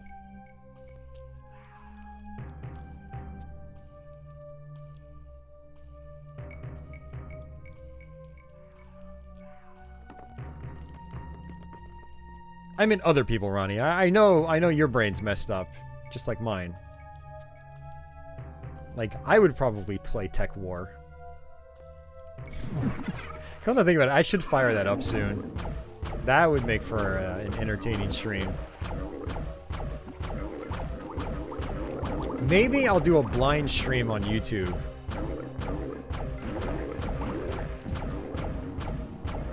Dude, I want my misery to be in 4K.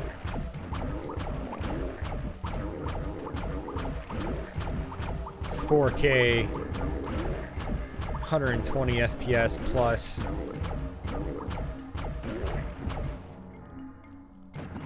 I want the worst pixels ever created to be as clean as possible.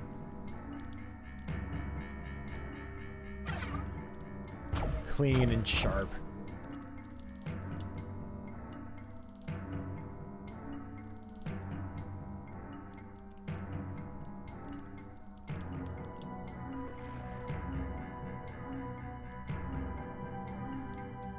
Build GDX is better for Shadowware than the Redux version. Really? Okay.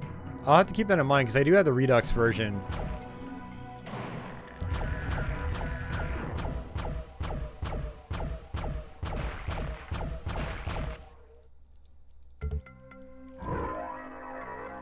One-sixth of the puzzle.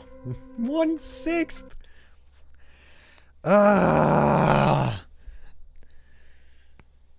I need to find 5 more switches like that. What the hell? And we've already been on this hub for like an hour and a half now.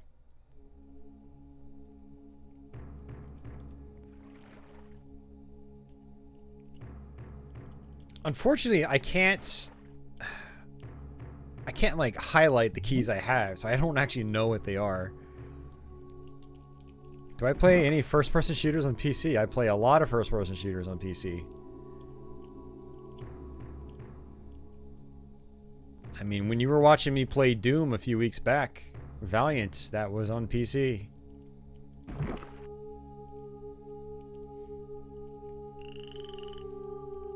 I actually probably don't need to be in here. I should get out of here. I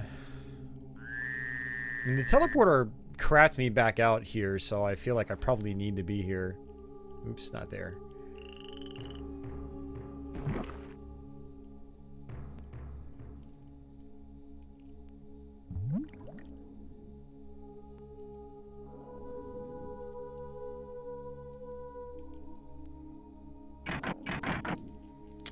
Don't have the cave key. I've got some other goofy key, but not the cave key. And no, by cave I don't mean Dodonpachi or Escaluda or Mushihime-sama. Although I would rather be playing those right now.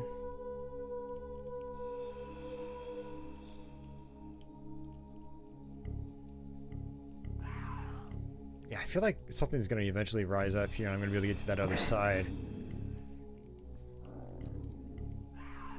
Let's come back down here.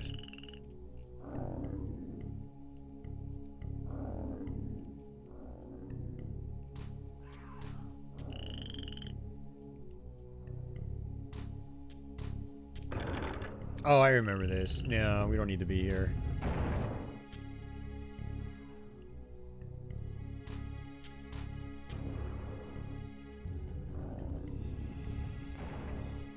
Hey, Kazuya, what's going on?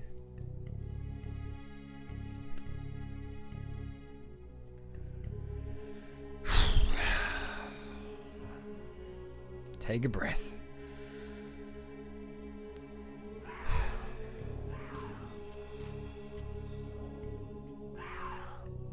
I mean, I might be able to... I don't know, let's see.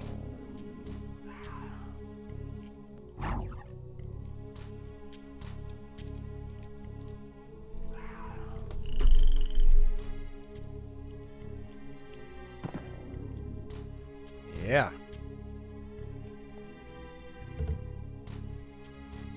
Or not. Okay. That was a waste.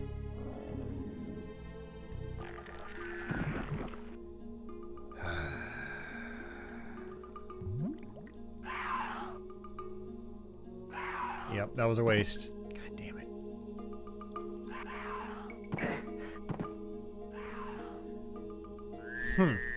Weird. I got trolled.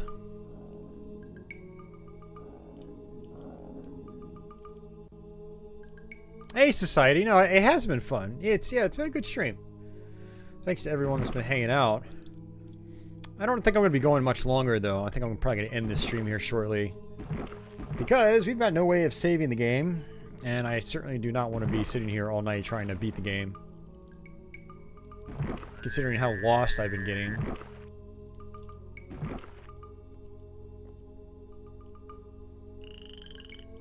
But yeah, it's been cool to show it off. The game is, like, you know, like I said at the beginning, myself and Dasan in particular, we would tear this game apart over and over. Like, oh, PS1 Hexen is so terrible, dude. But it's honestly not that bad. There's not a lot of reason to play it in this day and age, because you could just play the computer version of Hexen through a source port, or get one of the better console versions like the N64 one. But it's still perfectly playable. I mean, it's fine. Andy's gonna head out. Andy, why, Andy? Why? Will I be streaming on Twitch tonight? I don't know. And it's 8 p.m. If I do, I'm not sure what I'm gonna stream. That's the thing.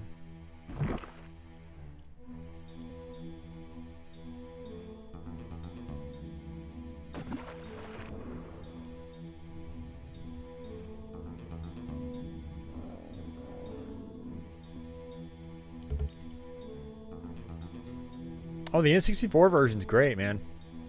It's the best console version, by far.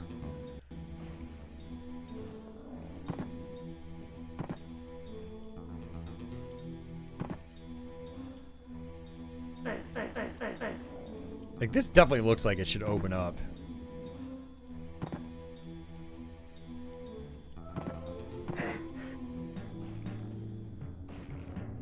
Alright, see you, Branch. Take it easy, man. Always great to see you here, dude. Feel free to pop in on Discord.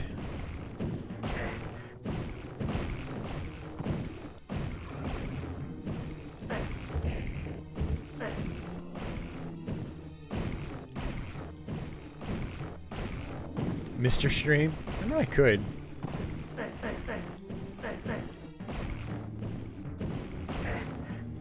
I don't know. We'll see.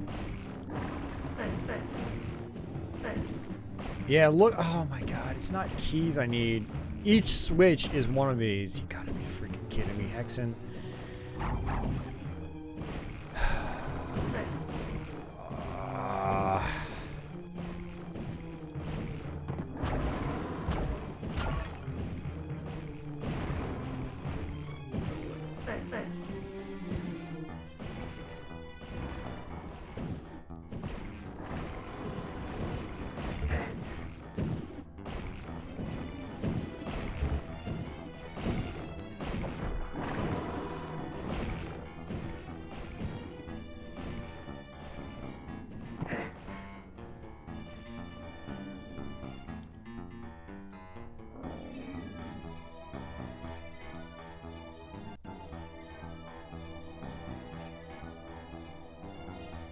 Man, I am not sure at all.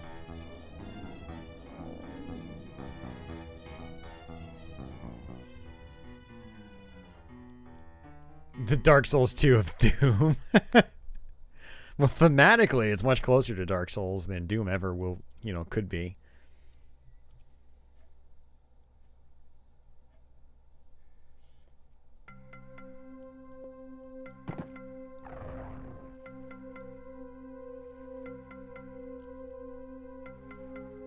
Puzzle has been solved on the Shadow Wood. Okay. How about the puzzle on this damn place?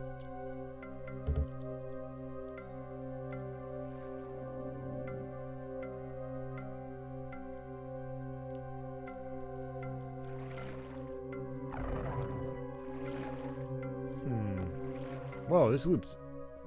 okay, not what I was expecting.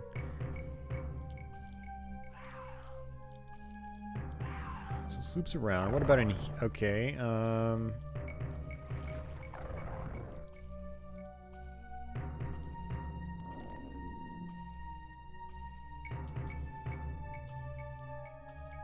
it just takes me right back here. God damn it. Why, Hexen? Why? More of a cleric, man, yourself. Yeah, all the characters are good. I've beaten this game in the past with all the characters. I like the mage in the beginning because of his long range. I'm less likely to die. I don't know where to go.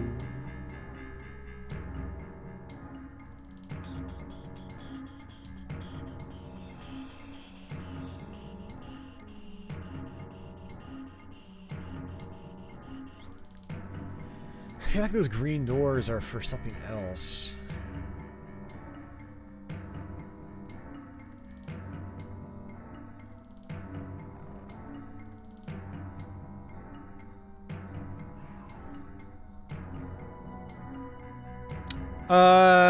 Yeah, that was a long time ago.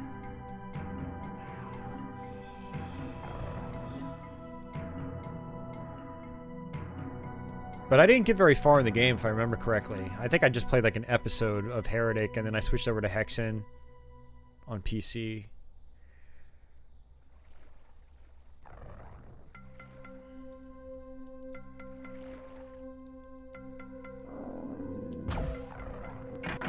Cave key. God damn it.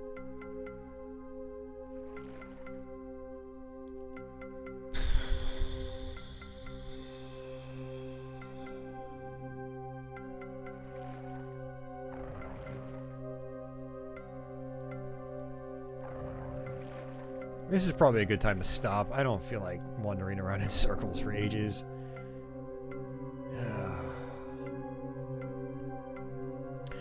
Yeah, that green door up there is actually how we flip that switch and then teleported back out. Yeah, I'm at a complete loss right now. I don't know where to go. I need a shmup key.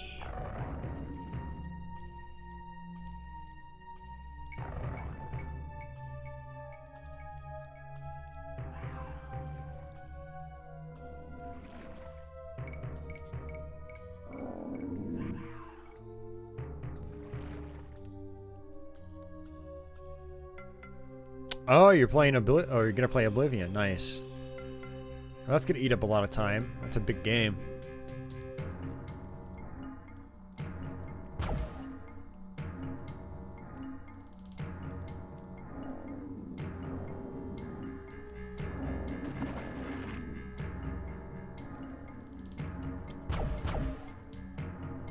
Gotta love this ominous music. It makes the puzzle solving aspect even more frustrating.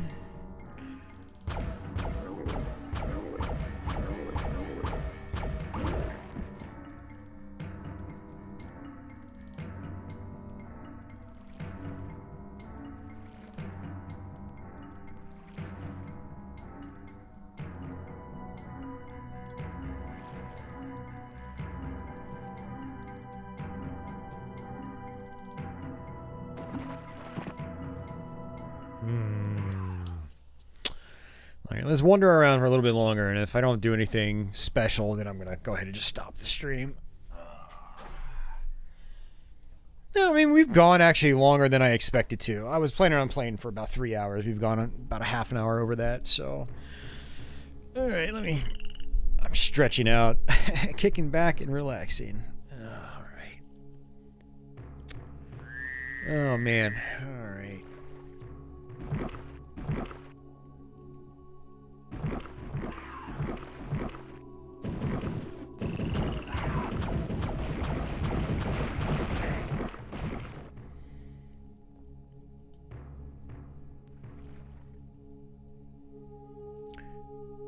Yeah, this isn't really where I want to be.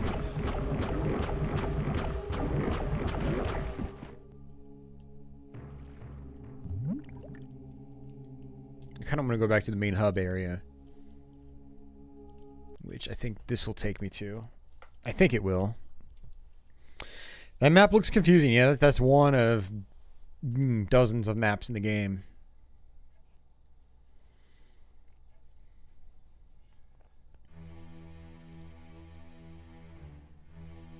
Yeah, playing on the PC is definitely, obviously, it's obviously a nicer experience, you know, not having to sit through the load screens and things like that.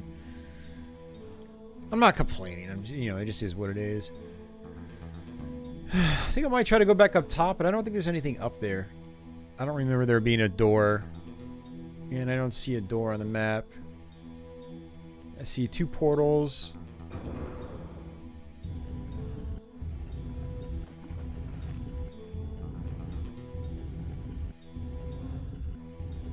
Yeah, I have no idea.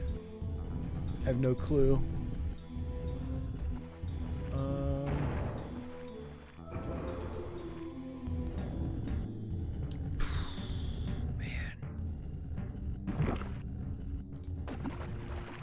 No, Hexen's a different beast to kill. Blood is hard. Hexen is tedious. Figuring out where you're supposed to go. Like, figuring out where I'm supposed to go isn't, you know, it wasn't so much of a problem in Blood. Yeah, there were 6 keys, and that sucked, but ultimately, it was still a level-by-level linear fare. Hexen is a different beast altogether.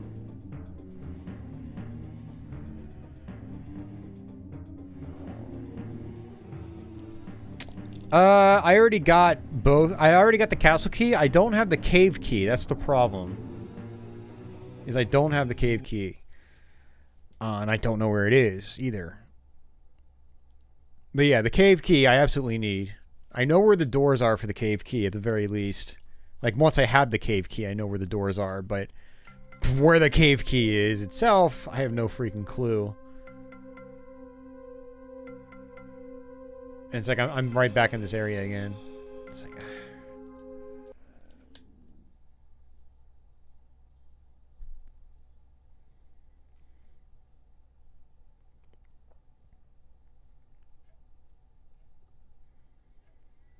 I could look up a walkthrough to see where the cave key is. Gabriel, I'm not doing that, man. I don't want to be streaming all night, dude. I told you guys I only wanted to stream for about 3 hours tonight, and I'm already past that. I'm not that desperate. I'd like to figure it out on my own, but I'm not that desperate to you know, do it. There's not a huge point in continuing anyway, because I'm going to lose my save data. Although, let me go check my phone. I asked my brother if he had any extra memory cards earlier. I think he said he had 3, and I got a bunch of text messages earlier. I heard the phone go off in the other room, so... I don't know, maybe he's like, oh yeah, I'll give you one. And then maybe I can keep the game running and then go get the memory card and then save it. I don't know, we'll see. Hold on, I'll be right back.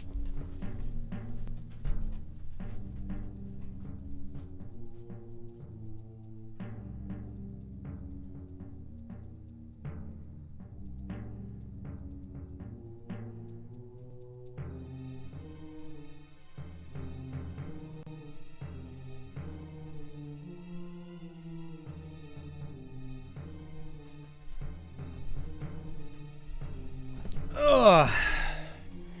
My brother says, he said I can borrow one of his memory cards. When he gets off work, he'll go through his memory cards and free one of them up.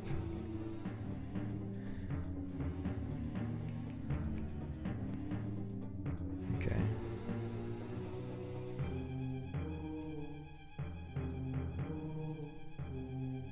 Alright, hold on a second, guys. I got a call from my mom, too. I'm gonna go call her back real quick.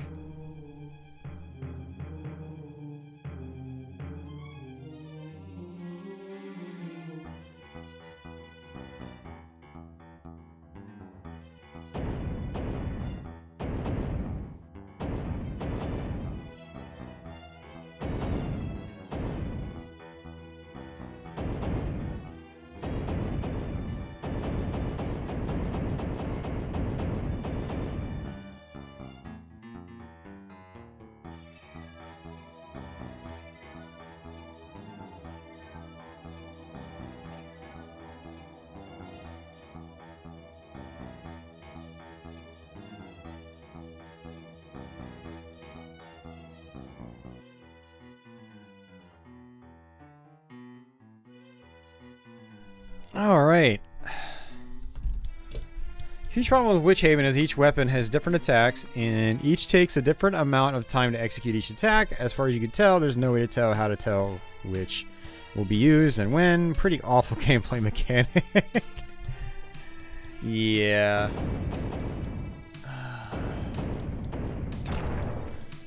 Yeah.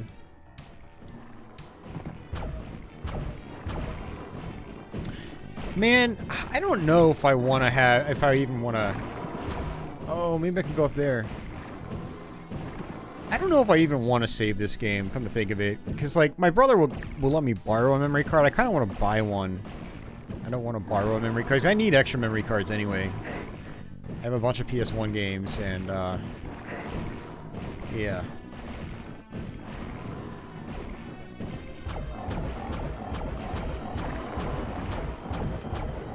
Alright, please let this be the right area.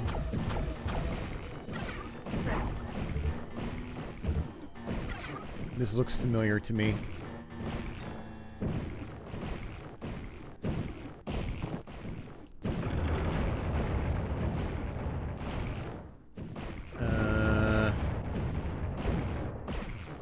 Damn it.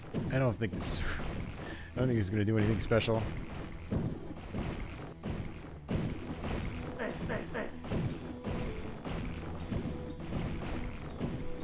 Caves of Circe.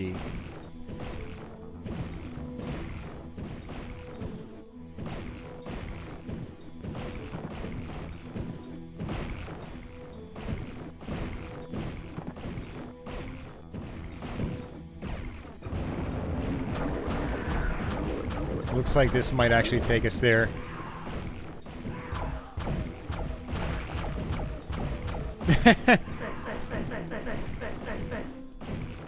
Is that what a seal sounds like?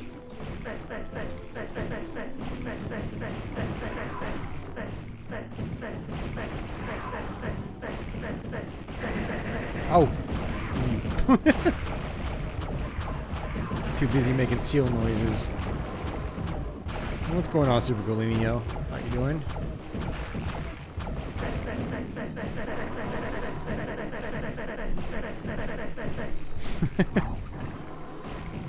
Yeah, this might be the right area.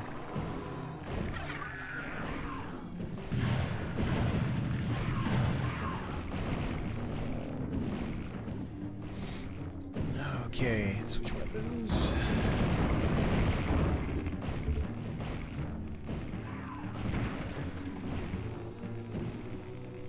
Great, platforming!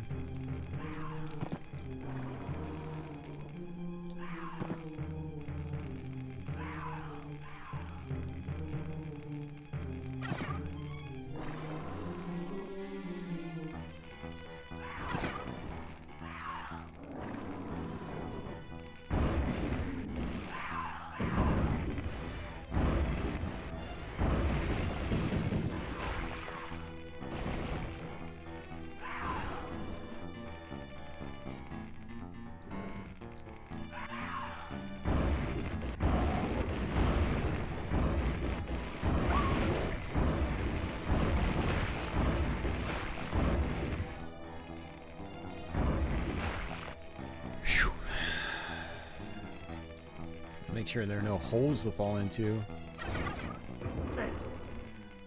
Where's this gonna take me? I probably need to go into that teleporter. Right back here. Okay. Okay, cool. I can lower it. Good. Why won't you talk to me? This seal is hungry. Feed me. This is probably the place. Yeah, I can't believe I missed that earlier. It would have saved us a lot of time. Yep, there it is.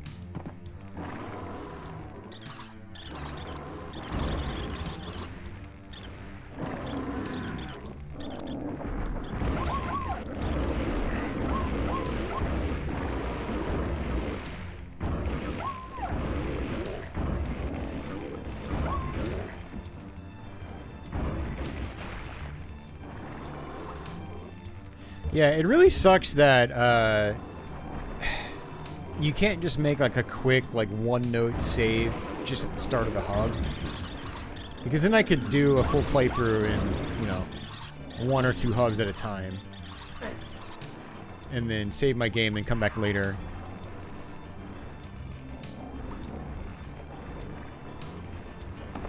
Alright, let's switch weapons.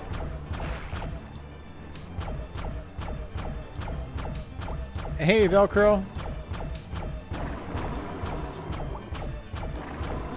Yeah, archive of this should be up, I think tomorrow.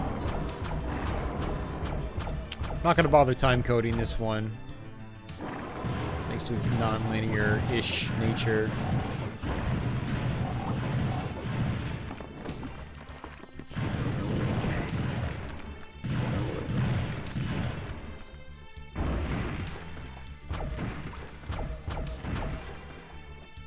Yeah, archive should be up tomorrow. This stream has saved your sleepless night. Hell yeah. Well, I'm glad I could be of help.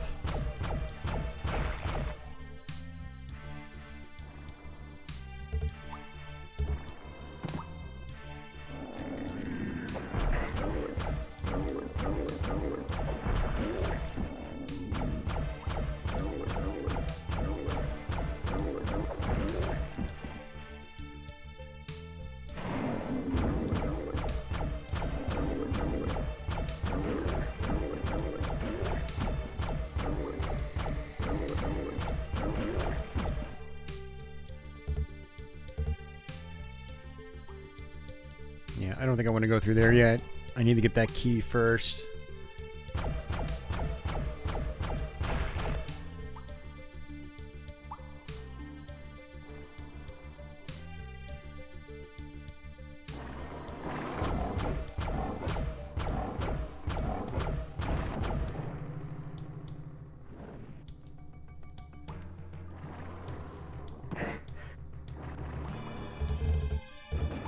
Armor, nice.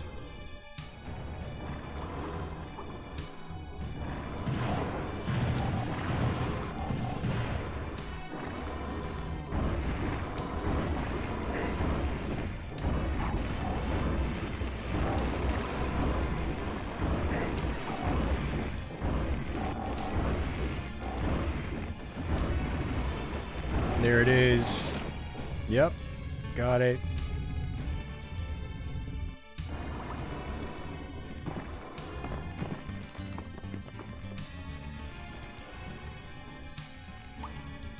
This place is still pretty big too.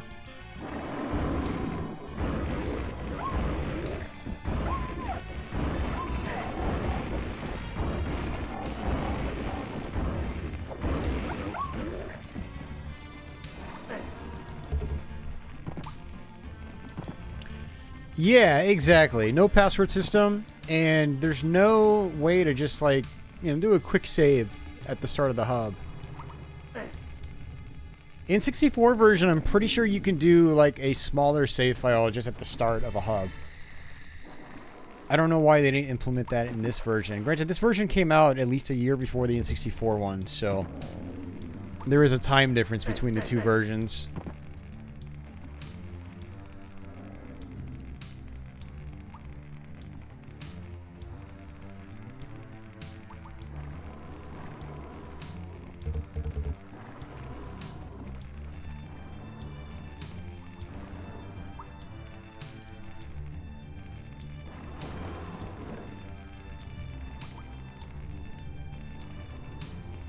Oof. That's a good question, man. Like, how many people actually finished Hexen?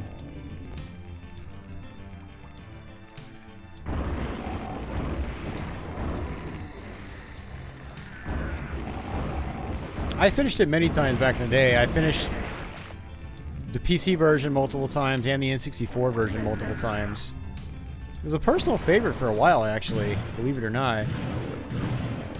But its non-linear nature kind of kept me from going back to it over the years after that.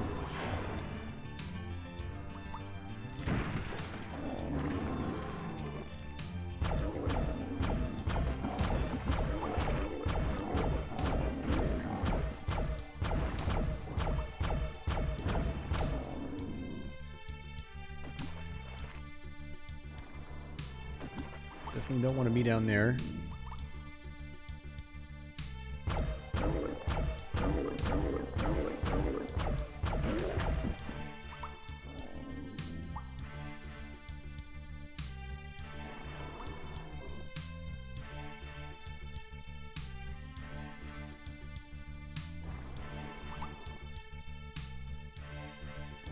Going the wrong way, man.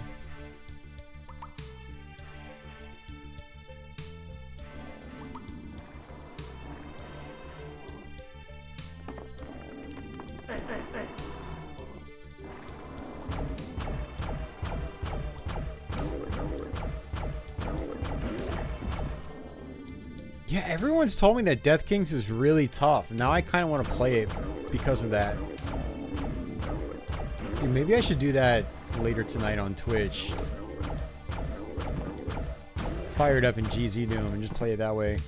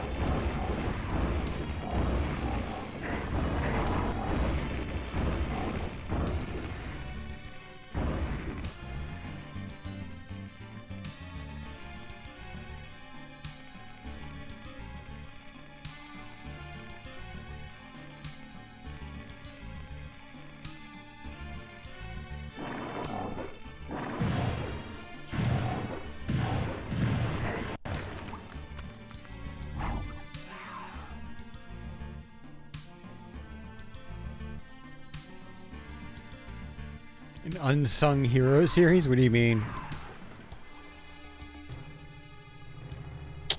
They are definitely bullet spongy, yeah.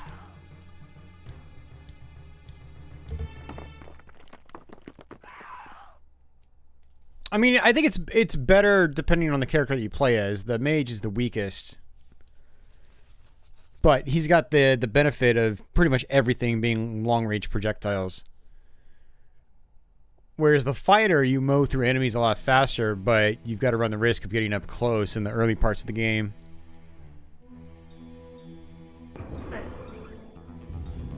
Alright, now we got the cave key.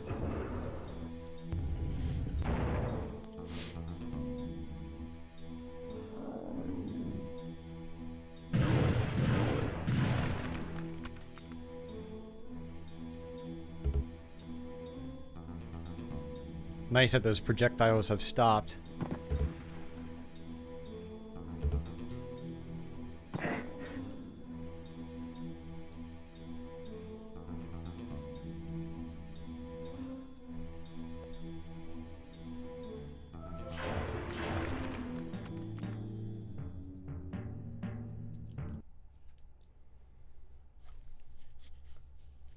I actually kind of wanted to go back to the castle first, but I don't know. I think this will take us to that big cavern area again. Yeah. Alright.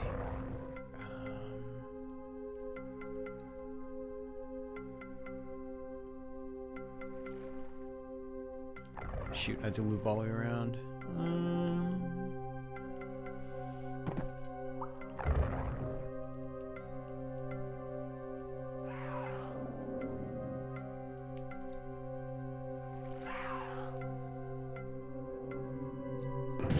There we go.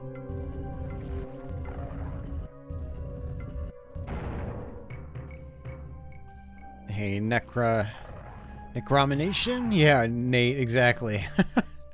Like I said, this is why I don't go back to the game very often, because every time I do, I ended up running around in circles. But I am finding that using the auto map helps a lot. It really does, and it's something I never really messed around with back in the day. I don't know. Does Death Kings do the puzzle thing again? I don't know. Anyone out there know? I have barely put any time into Death Kings. I think I played like the first room and that was it. Played the first room, died instantly, and I was like, ah, alright, I'm done.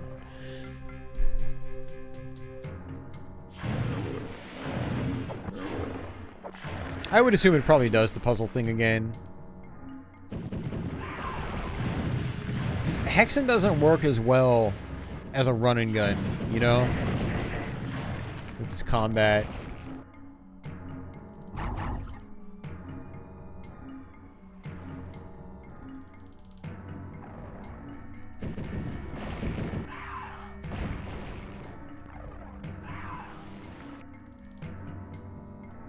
It's just like an RPG? No.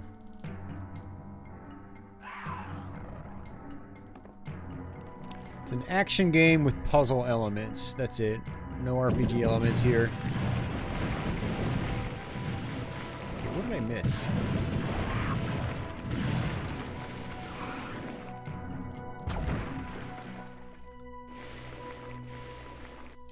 Hey, Die Hard.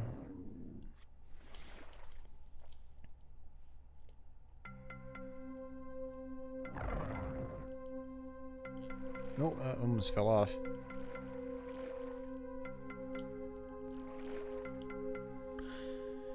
It looks like I'm not supposed to be. Oh, okay. No, I see. I see sparkly things. Barely.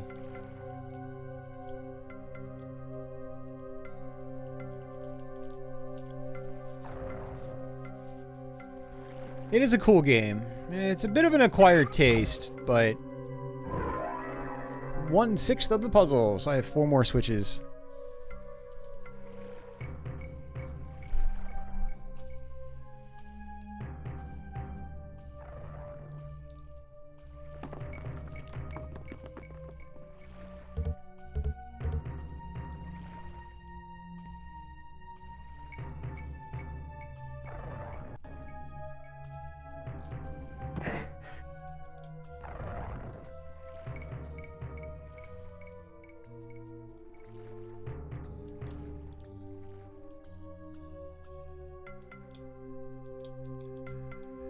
Okay, I think that's the only cave door in this area. We already got that green one. Alright, see you, Serpent Sword. Take care. We will see you around, hopefully. Let's find our next teleporter. It should be over here. Nope, wrong one. Oh, it's up top. God damn it.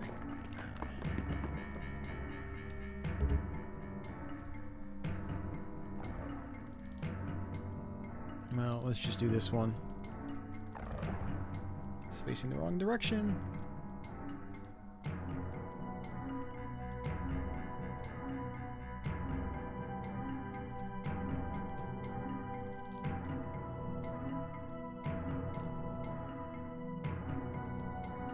Alright, I've got to get back to the castle, because that's got a cave door as well.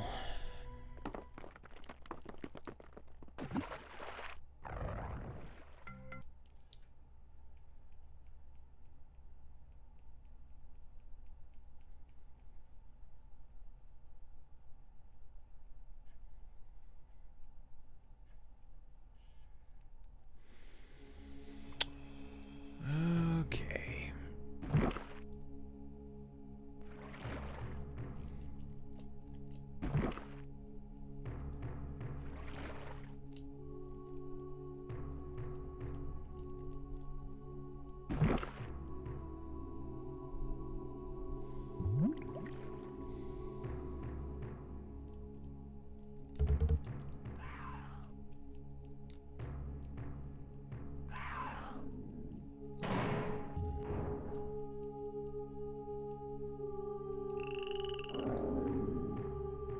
All right.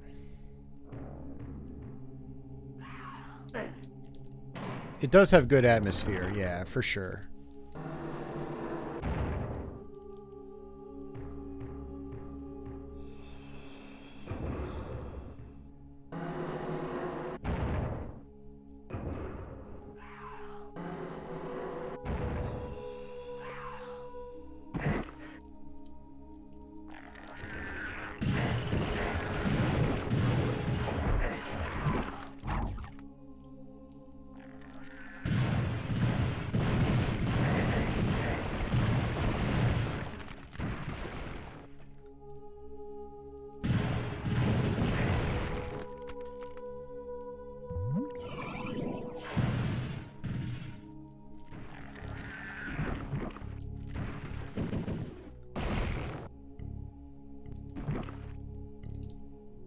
Ah, damn it.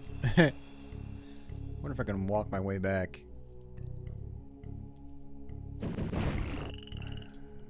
Looks like I can. Nice. Alright. Alright, going the right way.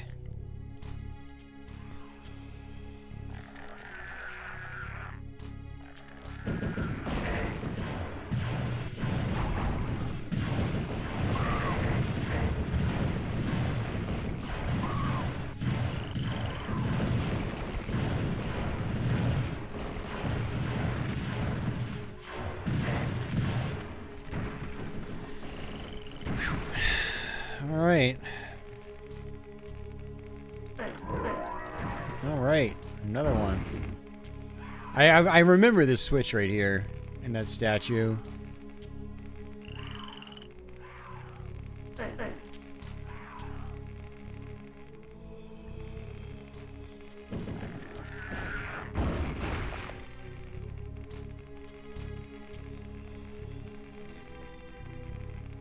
I'm trying to think if there's another cave door I'm missing.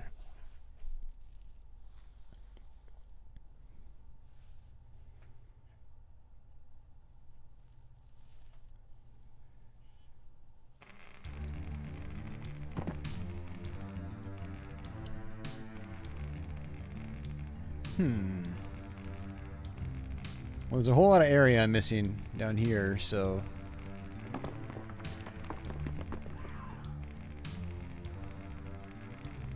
Yeah, I'm back here. Okay. Oops. No, zoom back in. Back in. There we go.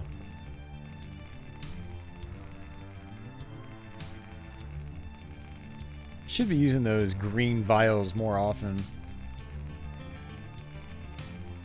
I used them on the first level and that was it.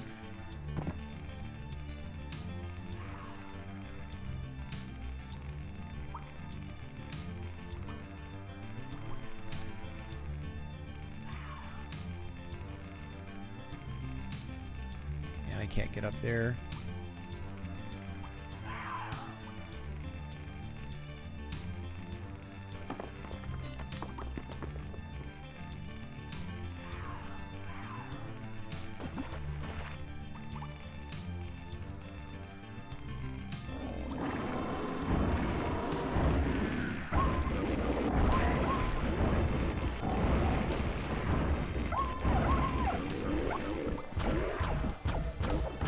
No ammo.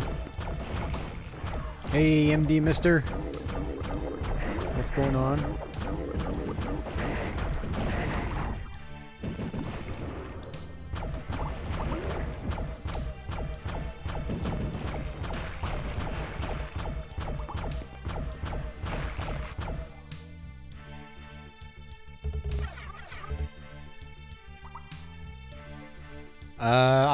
Honestly, I hate Hexen 2. I think it's a terrible game. Sorry. I like Hexen 1, but I don't like Hexen 2 at all.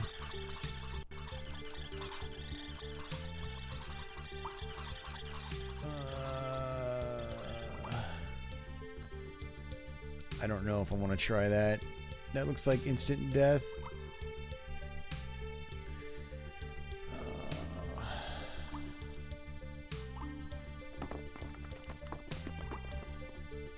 I don't know if that's going to be mandatory, though. That's the thing.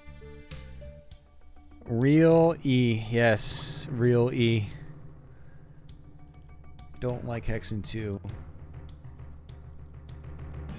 Yeah, I know you prefer Hexen 2. You told us already.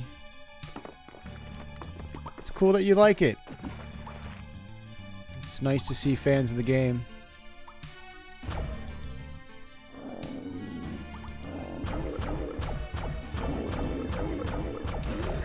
Do a leap of faith. Well, it's not a leap of faith because, like, I can see where I'm going.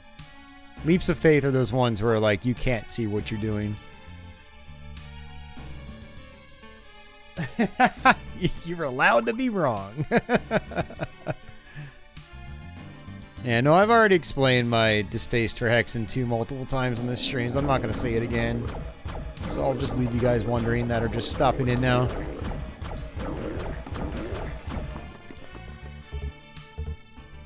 I am going to go back to the game again for the 100th time and try to appreciate it, but I always fail.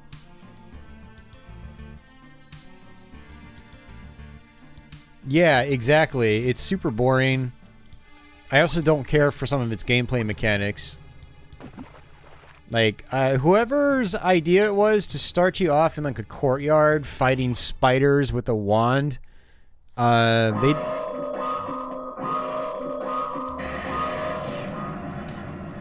they deserve a kick in the nuts.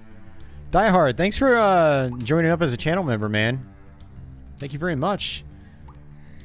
If you watch the Let's Plays and stuff like that, watch your YouTube notifications, because I post the early access Let's Plays every Saturday. So watch out for that. And then you can use those sweet emotes now. And you can use them in comment sections as well in my videos. So thanks a lot, man. I appreciate it. They're the emoji that we have. Sure, I think we're up to like 25 channel members now. I might have unlocked another emote slot. So I'll have to double check that.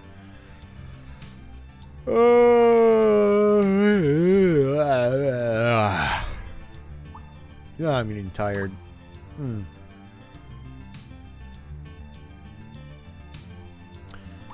I think the leaps of faith were around this way. Not really leaps of faith. Huh, interesting.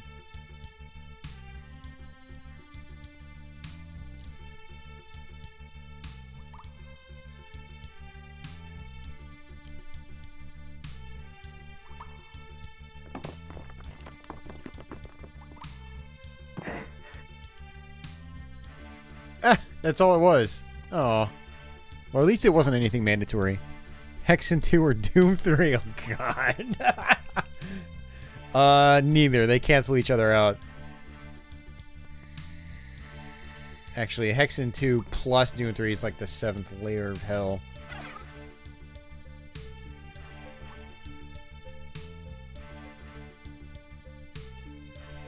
Hey, thanks, York. I appreciate it. Raiden Project is totally worth it, although, I mean, I don't know how much you have to pay. I know in North America, they're at least $50 or $60. I mean, personally, I would pay it because I'm a huge fan of the first Raiden. It's one of my favorite games of all time. And the Raiden Project itself is really good.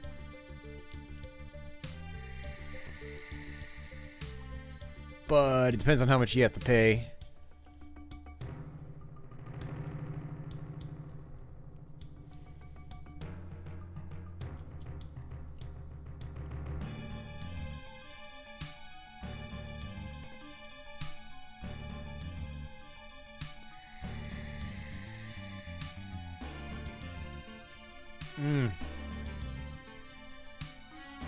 Man, I don't know. I feel like I've almost gone everywhere in this place.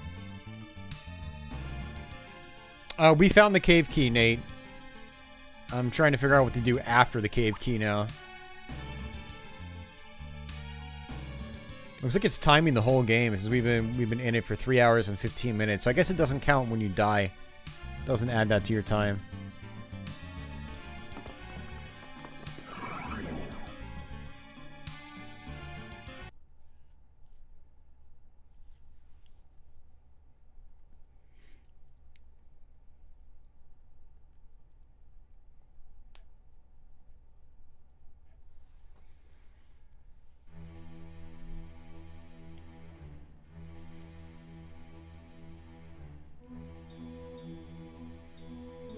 I think I got the portal in the caves, Nate. I believe.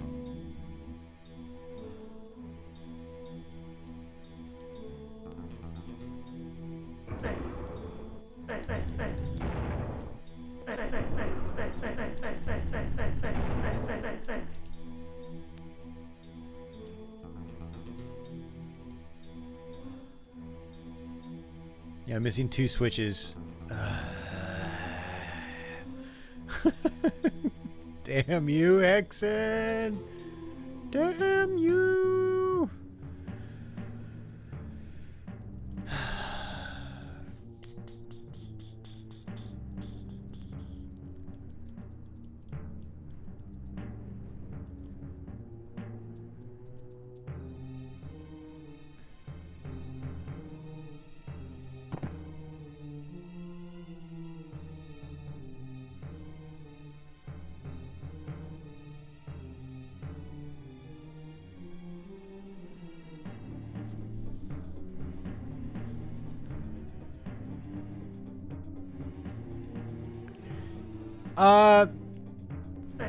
Well, I mean, they don't tell me the level names though, so it's like I have no idea what levels these belong to, you know? Oh, unless it's, I guess they're the same pictures, so there are 2 switches in these levels, I guess? But I don't remember what switches activated these, that's the problem.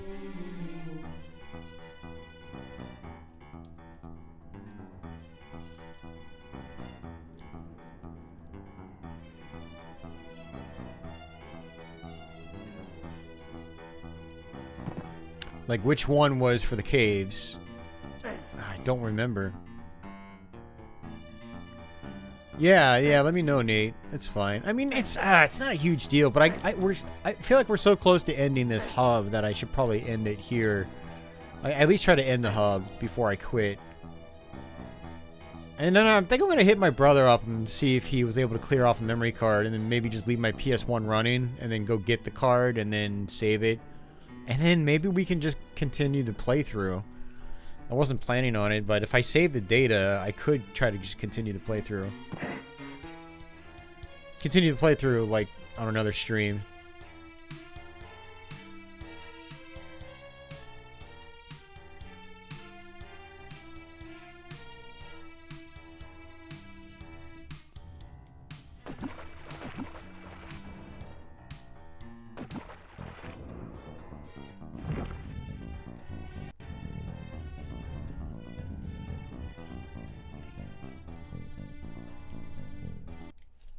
I don't know, Nate. We'd have to go through each one by one.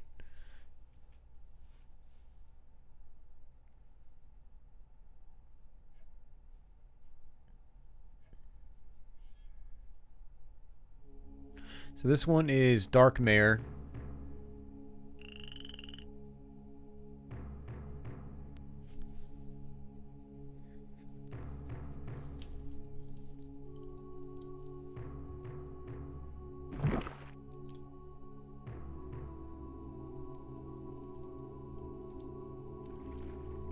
I don't remember if there was a cave door, another cave door in this level somewhere.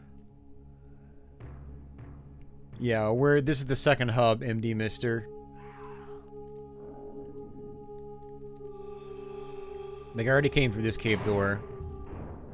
Let me check down here.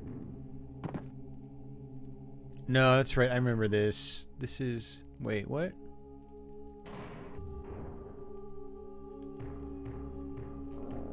Looks like you could actually come from above. I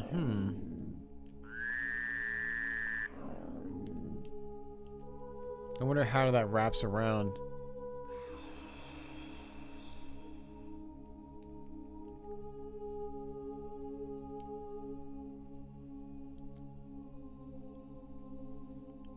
I did find the magic steps, yeah.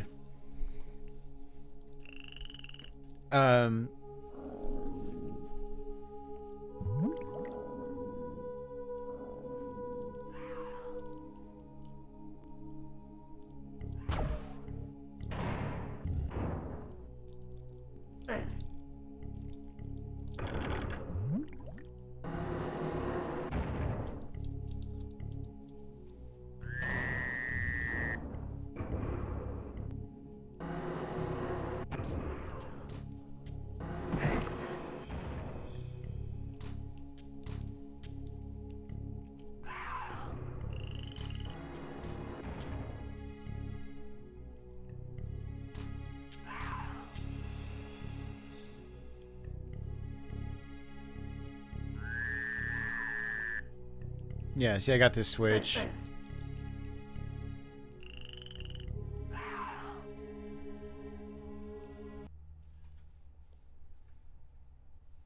Yeah, like magic steps take you up to like this big square platform, and there's one of the switches up there. I did get that. All right, so Caves of Circe. Yeah, I don't know, man.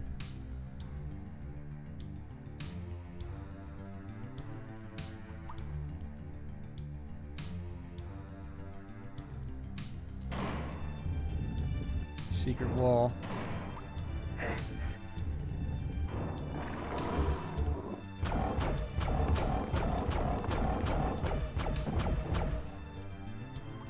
And it just takes me here. God damn it.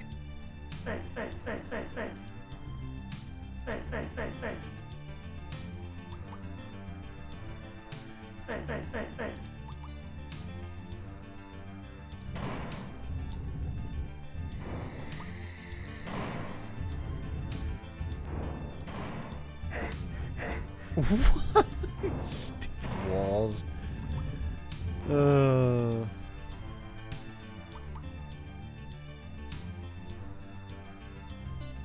you realize that the game hasn't tried to crush me in a while.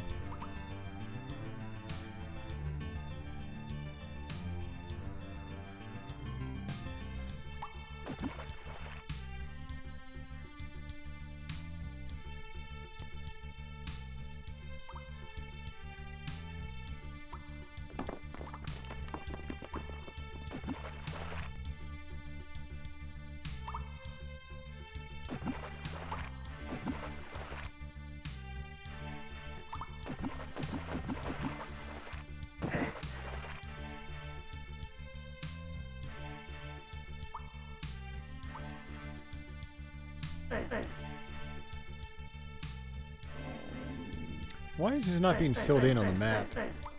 It's weird.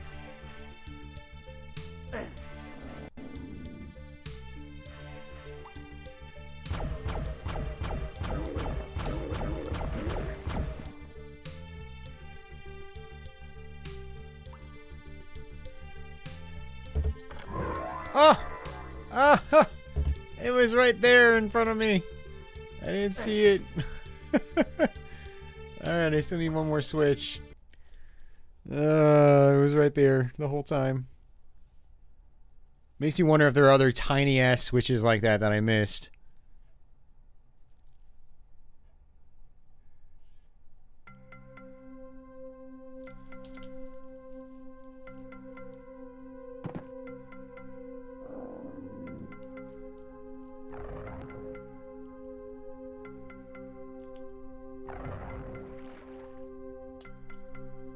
So this is the wastelands. I'm good here. Okay.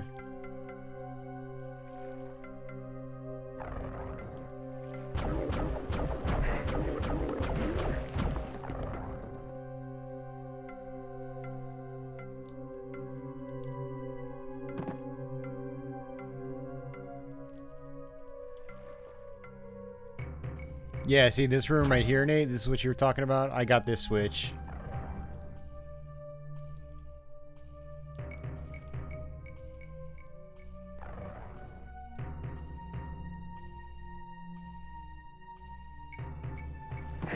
Oh,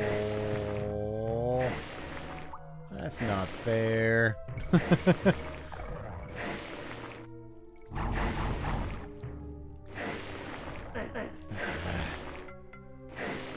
You weren't talking about that. Okay, what were we talking about then?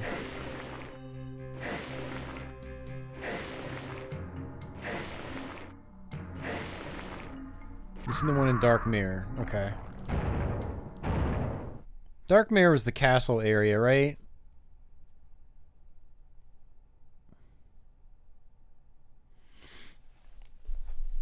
Ugh.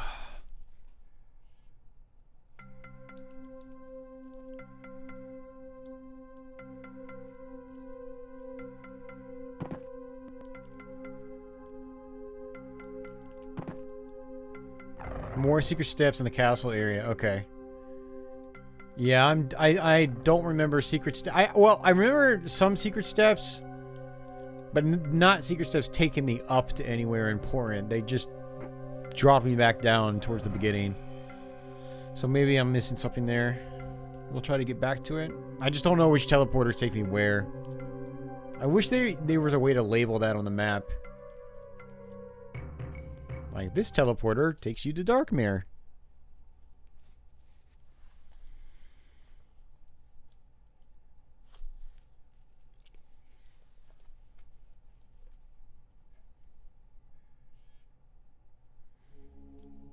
Yeah.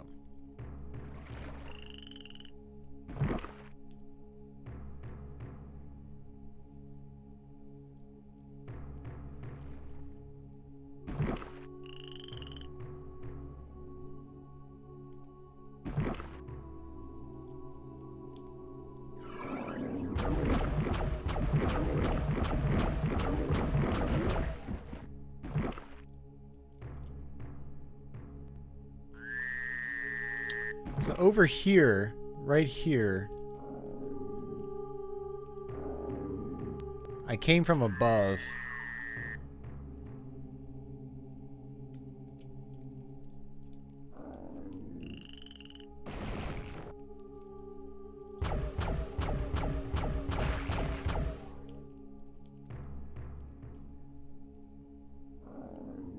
Yeah, I got this switch.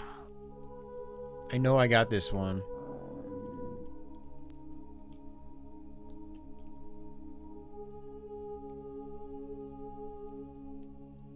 Or did I? Is there a switch on one of these walls or something?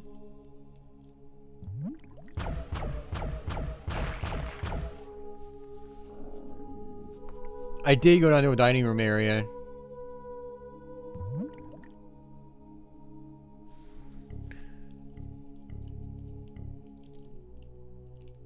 Oh, it's entirely possible I just ran by the switch without seeing it. Yeah, so this switch here I already got.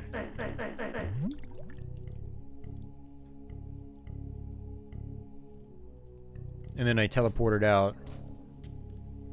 Let's go back to that dining room area. I know what you're talking about.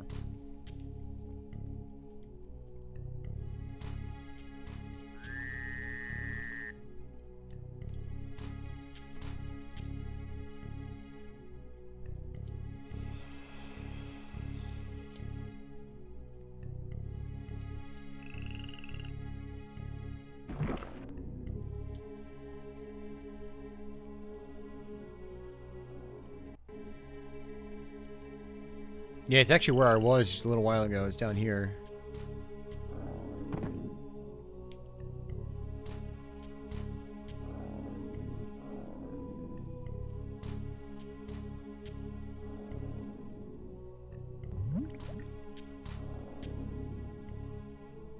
Ah, I did not hit that switch. Uh-oh, this might be it. Explore your rooms, people. Explore them well.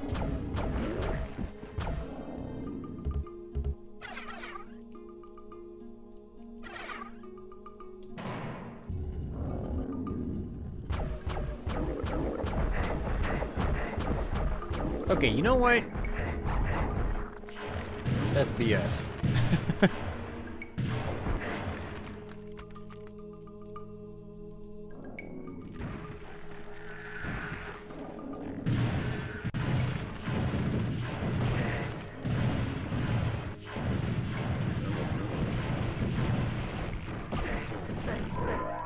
That's it. Thank you, Nate. That helped out so much, man.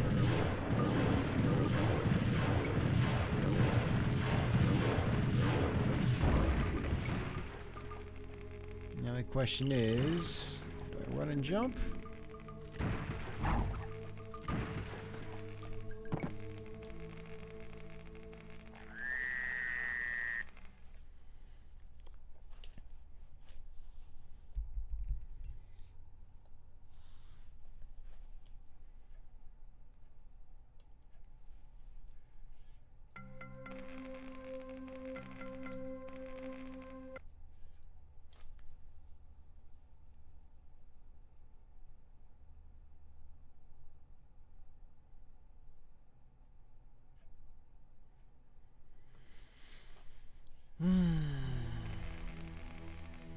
There we go. Nice. Nice, nice, nice. Hey, Adam. Yeah, it's alright. It doesn't run great, but it's perfectly... you know, it's fine. It's playable. For 96, I'd say it's alright. Look at this, ladies and gentlemen. All lit up. I love it.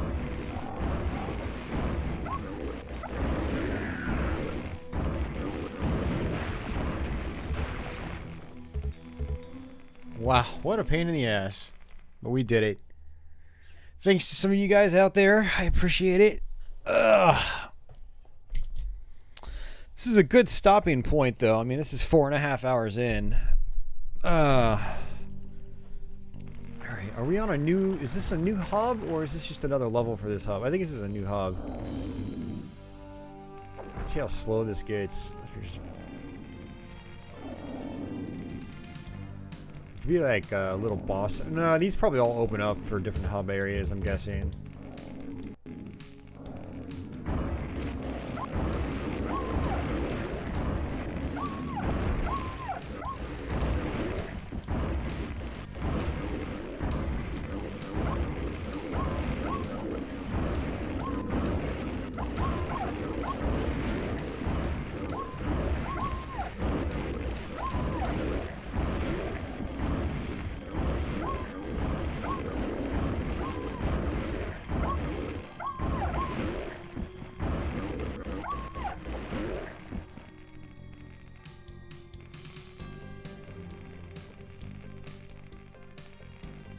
Yeah, teleporter. Teleporter.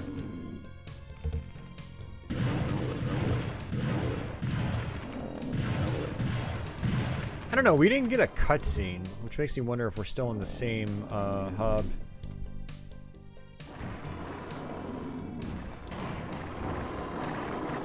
Oh, jeez.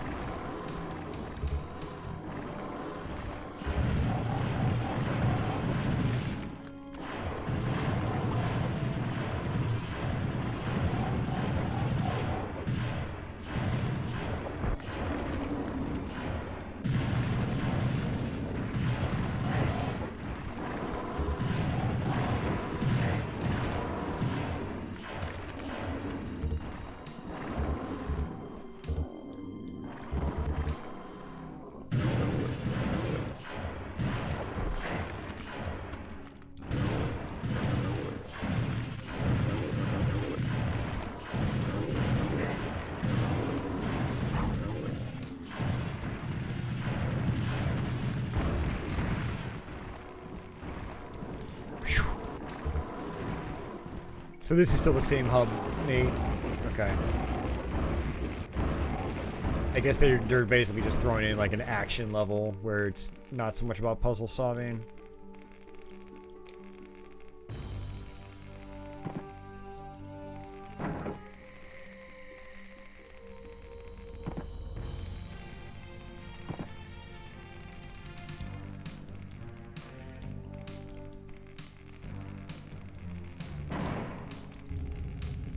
Hey, Sane, it's going alright? How are you doing? You can do the bonus level in the main area? How tough is the bonus level? Is it worth doing? I don't want to play something that's gonna troll me like crazy.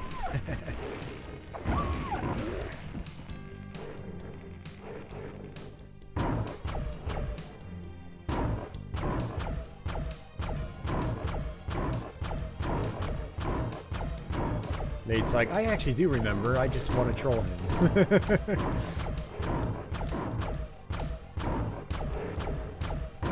Okay. Yeah, let me know.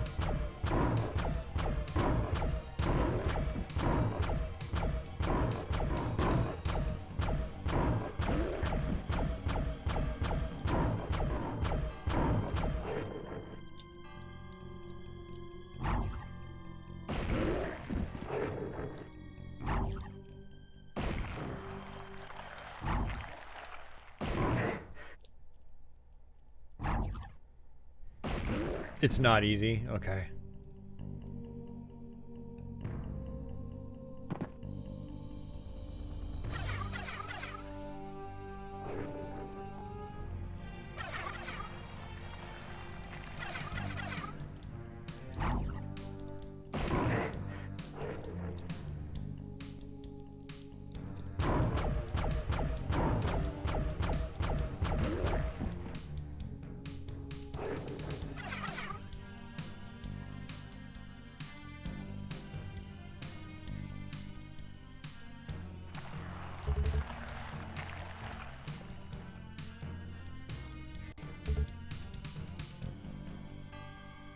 So we follow the compass, I'm guessing.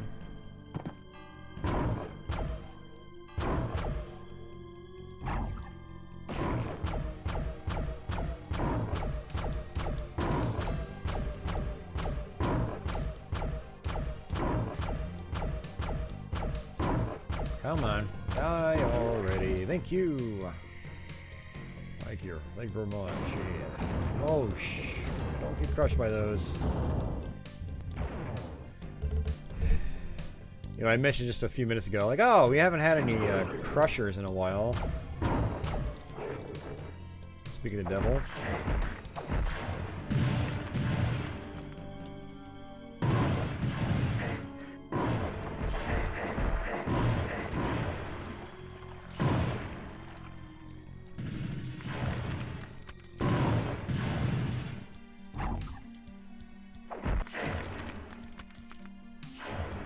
I can try to bait the enemies out here and they can get crushed themselves.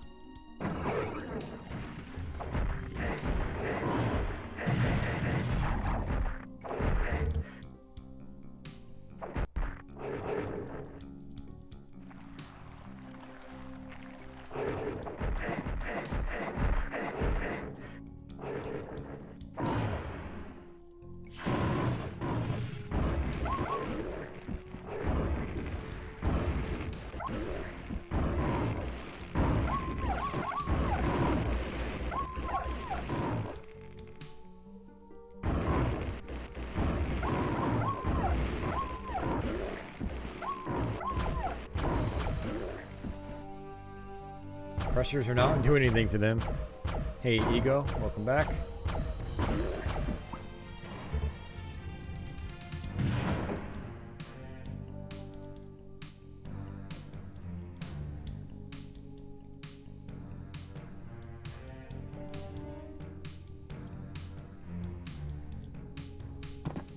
It's a big place.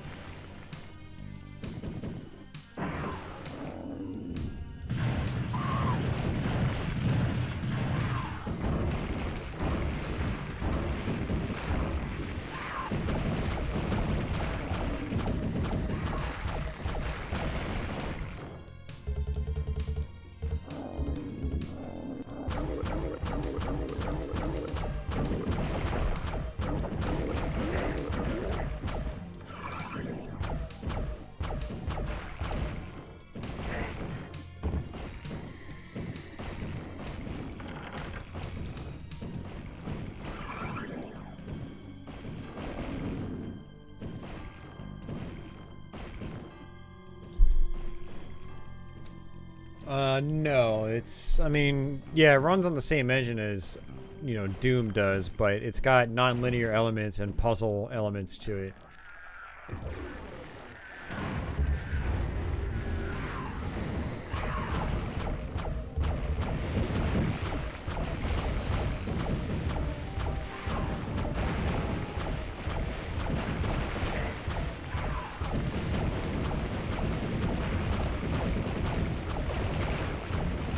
If you want Doom with arcane magic, then you're looking at Heretic. That is same level by level style design of Doom. Tons of weapons. Tons of projectiles to dodge. But Hexen is a slower game. It's more about finding switches. You have to traverse back and forth between, you know, various areas.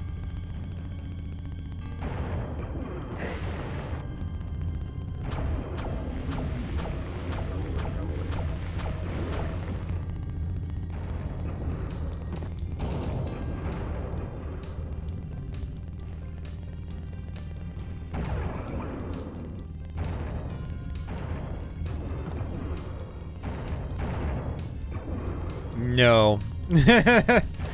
I played Kingsfield 4 and I hated my life.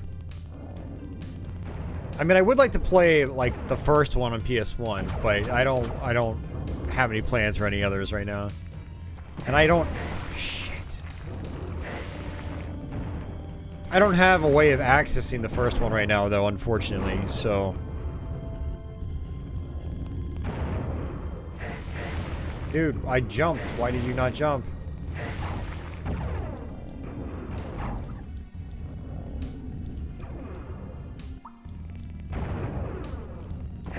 Did it again.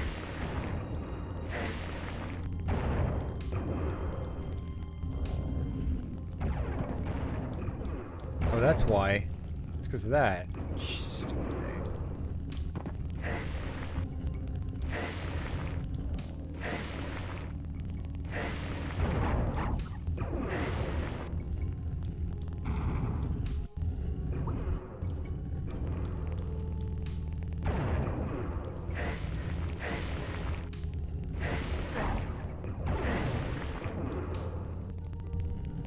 Nope, not playing it on an emulator.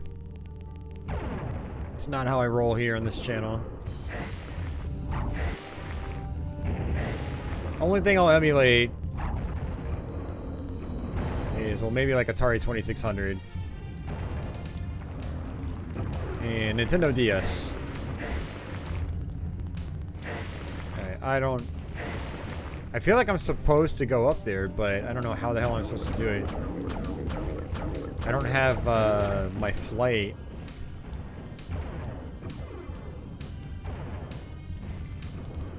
Yeah, no idea. I haven't been using any of these items, by the way.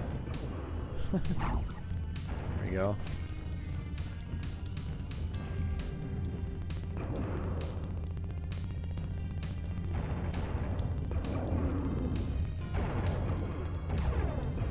I have to hit that switch, though.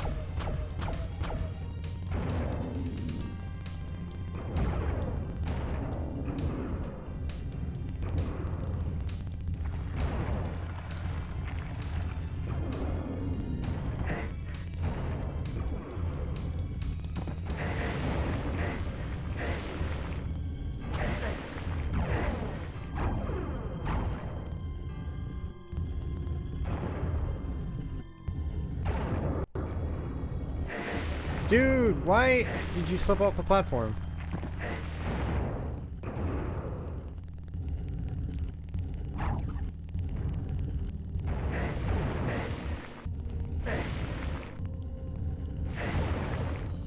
We're gonna end up dying.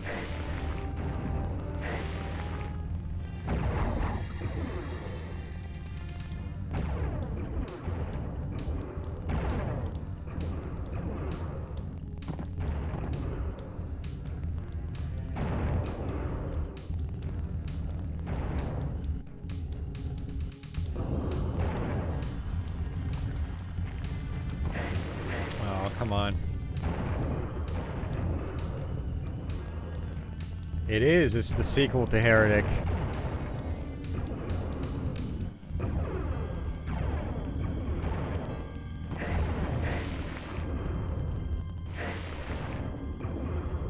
It's the worst one, Sane.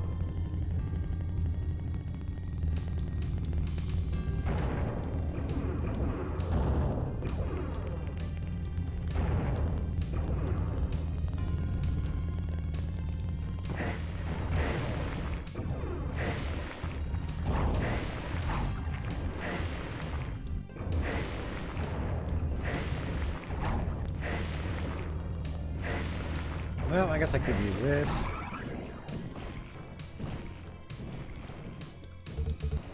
Yeah, that was a dumb room. I don't even know how the hell you're supposed to get that switch. No, I tried that already, Ego. Trust me. I don't feel like explaining it, Sane. I've already explained it like 25,000 times in this stream. Just look at it. You see this frame rate? I mean, that's a giveaway right there.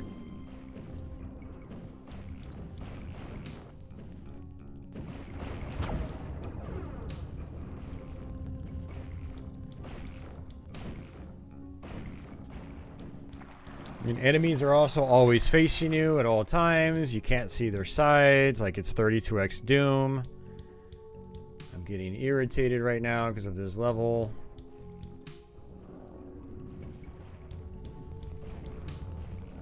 It doesn't even take up your full screen.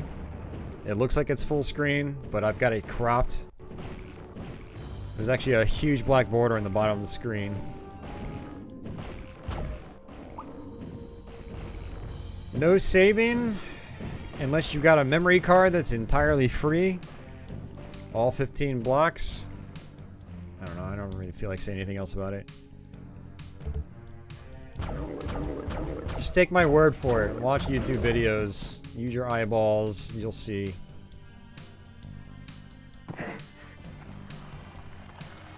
It's not as bad as people remember, no. I thought it was way worse than this in the past. I mean, it's still playable, you know, it's still fine.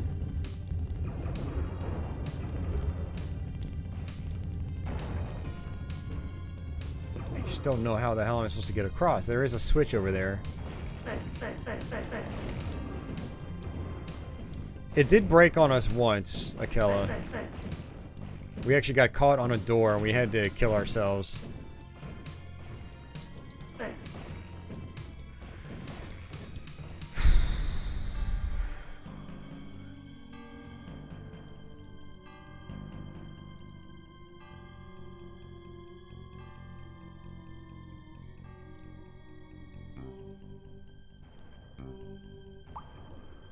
It does take up a lot of memory on the N64 one, but the N64 one also gives you another save option. Like, you can save between levels in the N64 one, if I remember correctly. But the taking up lots of space is for quick saving, where you can basically save anywhere you want.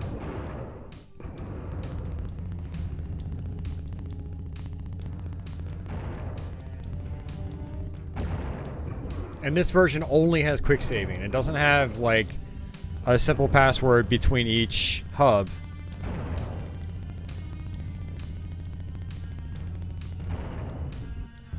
I don't remember what that does. Ooh, that gives me all my mana back. Okay, well that's good, at least.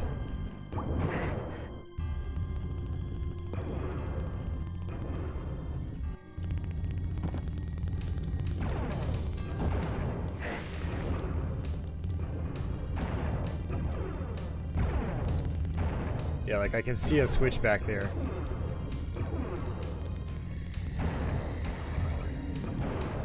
Enemies are respawning in now. I've taken too long. Damn, I'm getting really hungry right now too. I hate it when I get frustrated like this and I'm hungry at the same time. It's just a bad combination.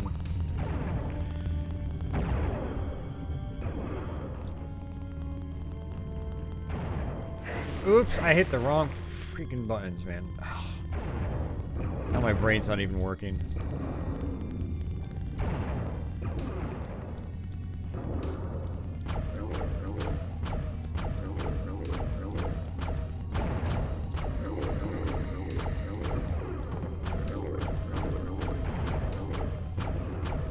Yes, it is called hangry, yes. I am getting hangry. Oh my god, we got it. Jesus.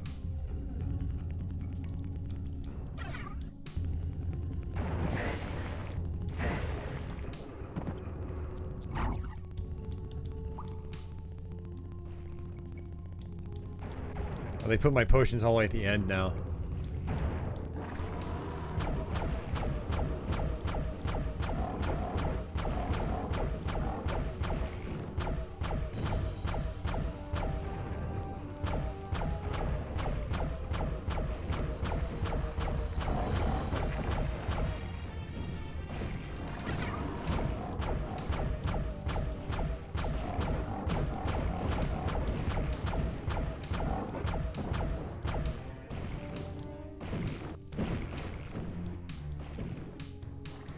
Oh, I remember this.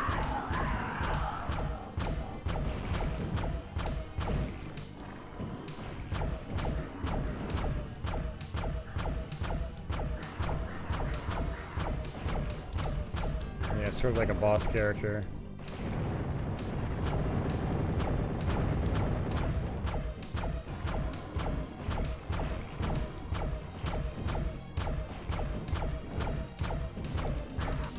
I mean, this is a good game.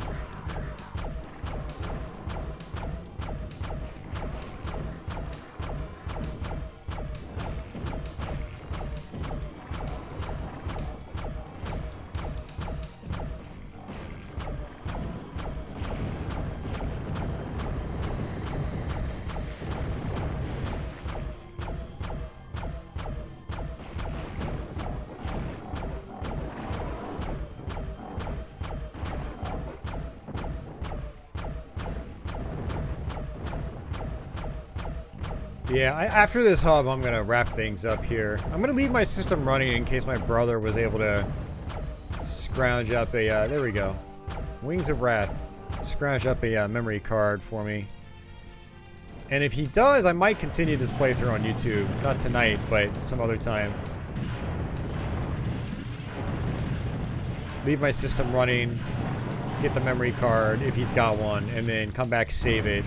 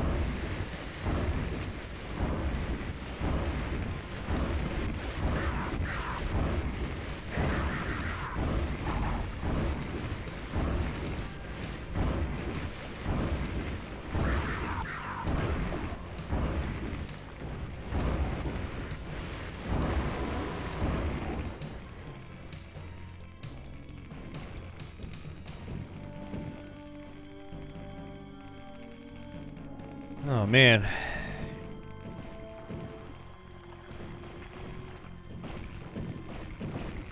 Well, you can play Hexen on other systems. If you're gonna play Hexen, I recommend just playing the PC version. Or if you have an N64, play it that way. Third choice would be Saturn. Saturn is better than PlayStation. Saturn Hexen's better than PlayStation Hexen, I should say. There we go.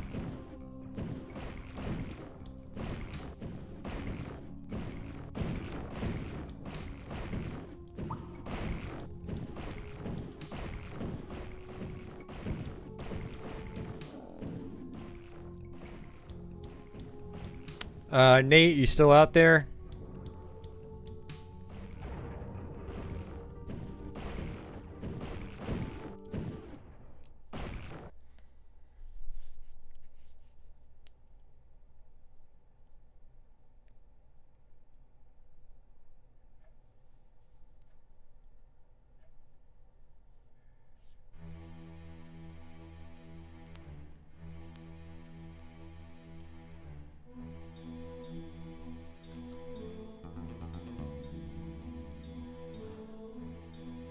I think Nate has left the building. Nate said there was a secret level I could try to access. I don't know where.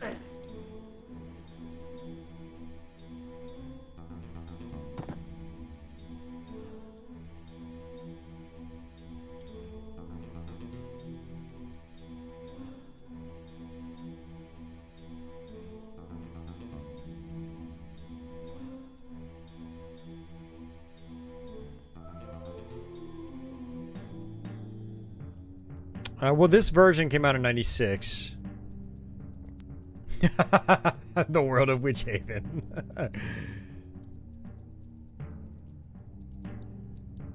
God help his soul.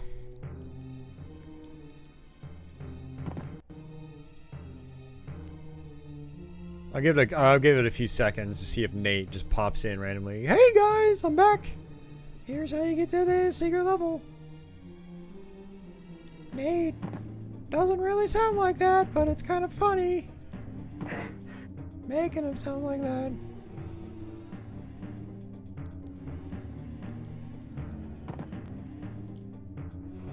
Hey, thank you, T-Bone. It's gonna be a big explosion sound. No, Andy's Mickey Mouse. Hi guys, my name's Andy. This is probably the secret area. The Wings of Wrath is still active.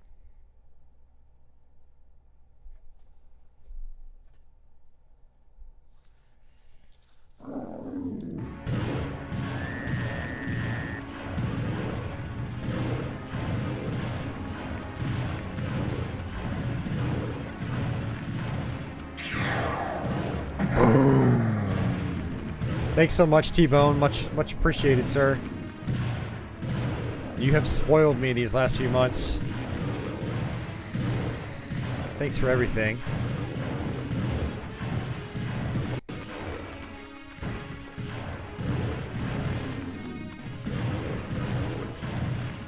I hope this isn't tough for the same reasons that the last level was tough.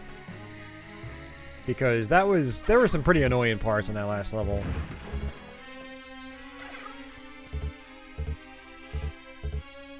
A lot of power-ups though. Nate was right about that.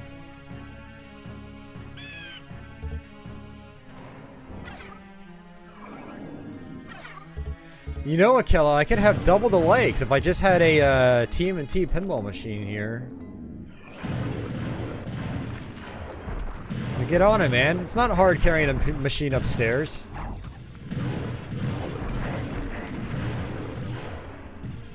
Yeah, actually, it's been a very good turnout today. I wasn't expecting 50 people on average. So, yeah, we had pretty much 50 people almost the entire time. That was really cool. So, thanks, guys, for hanging out.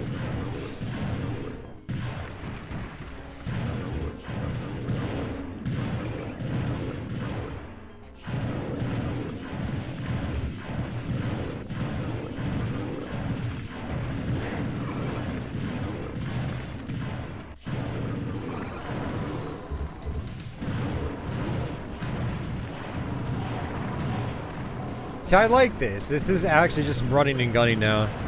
You don't want TMNT. Baby pinball. It won't be a baby pinball once they're done with the rule set.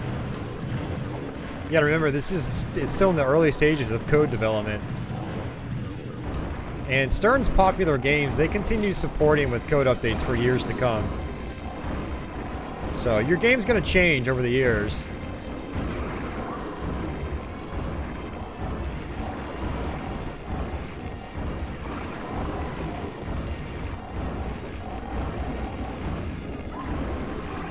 I mean, Nate says this is hard, but all I'm doing is circle strafing.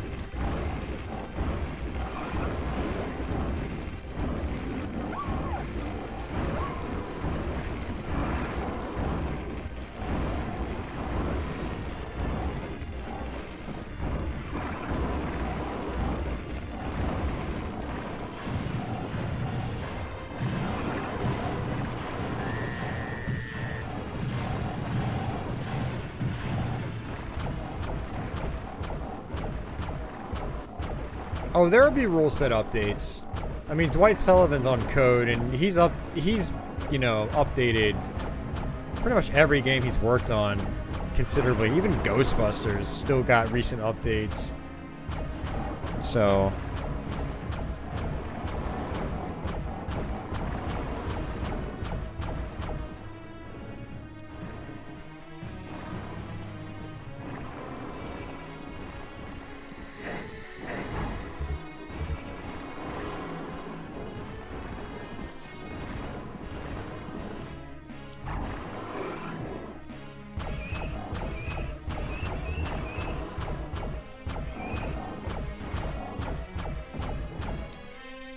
now it's more power-ups game.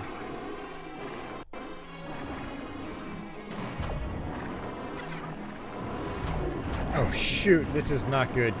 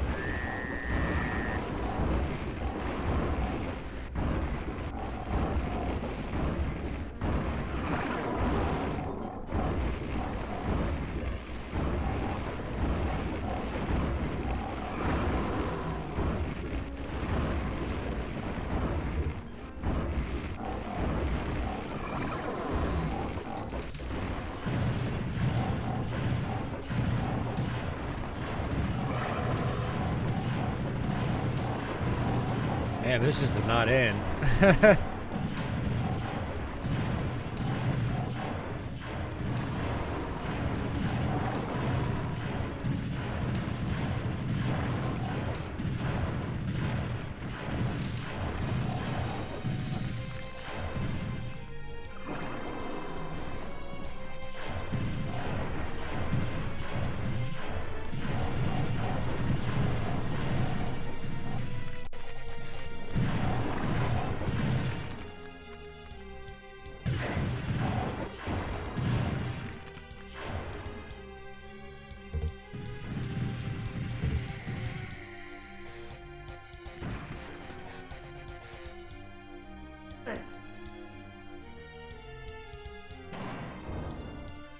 Still don't really know the flight controls.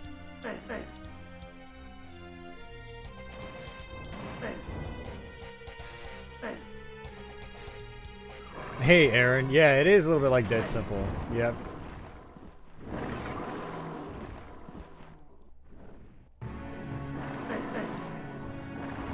More like Dead End, because it doesn't seem to want to end. You can't escape anywhere.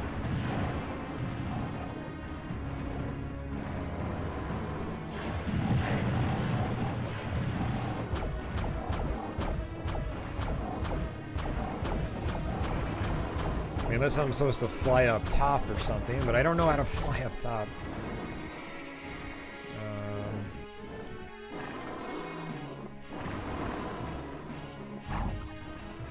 Oh, there we go. No.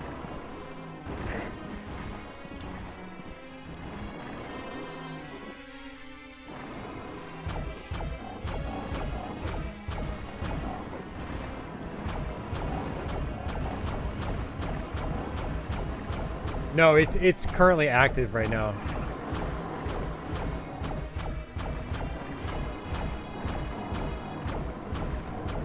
Hey, Justin.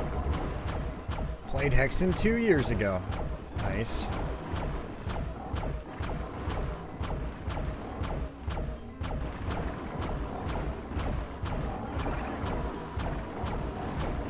Gotta say, this is actually getting kind of boring.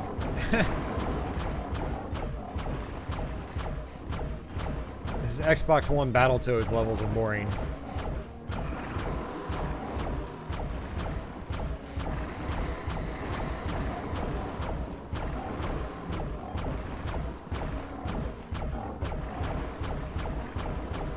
And it's not like they're spawning in power-ups, so I'm pretty much out of ammo completely. Poor toads.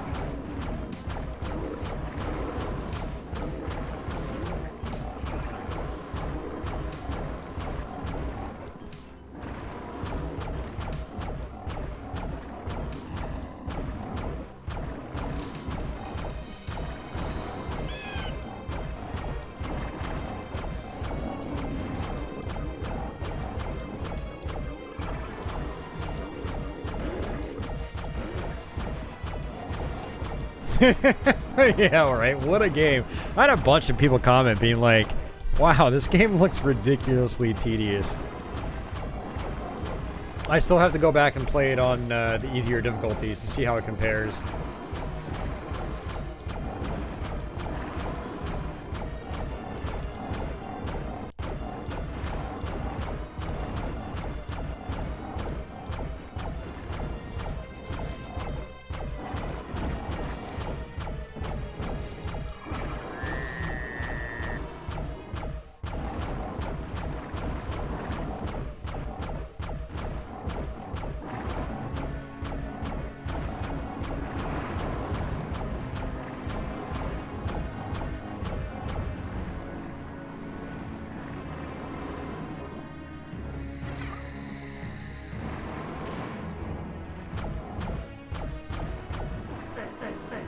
And we're starting to wonder if there are like other hidden areas I'm missing.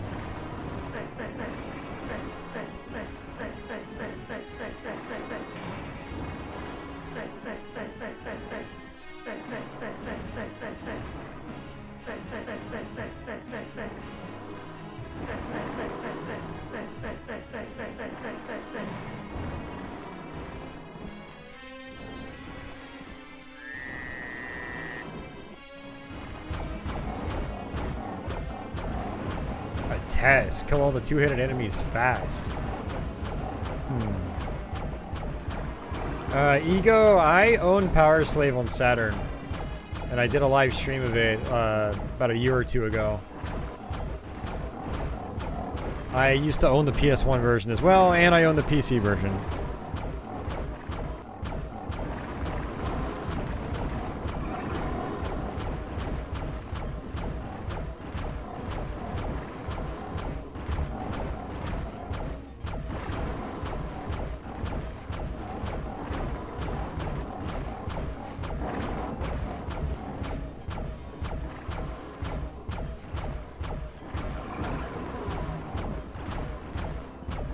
Yes, we know, Adam.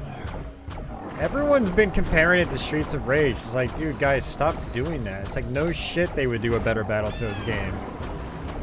Like, we don't need to keep reiterating the obvious. Streets of Rage 4 is an incredible game. It's a very it's a very high bar to meet at a bare minimum, let alone even exceed it. And Streets of Rage 4 is an incredible game.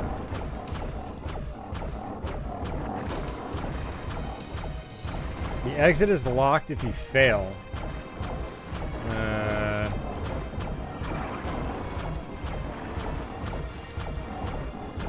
Yeah, id Software would have made a better Duke Nukem Forever. Well, I don't know, man. After Doom 3, I don't trust id Software anymore. No, I'm just kidding. I love the new Dooms. Well, maybe that's what's going on, is that maybe it's doing the same thing as the PC version.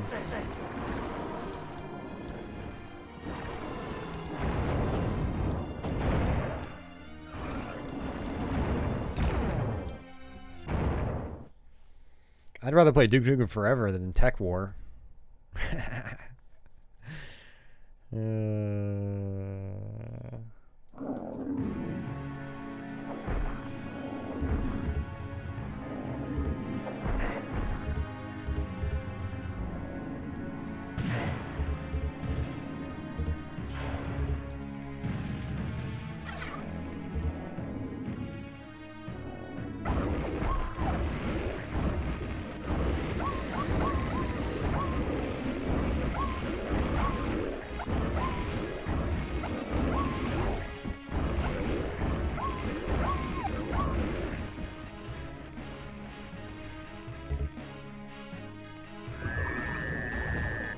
Yeah, look at that, it changed. I don't know how the hell you're supposed to figure that out.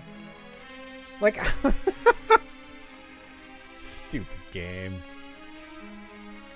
Now how do I keep forgetting how to, there we go. How to drop with Wings of Wrath. Damn, that is a lot of power-ups. Nate was right. Thanks for the tip on that, MD Mister. I never would have figured that out. I would have been here all day. I actually would have just stopped the stream. I'd be like, alright, this is dumb. I'm done. Oh, man.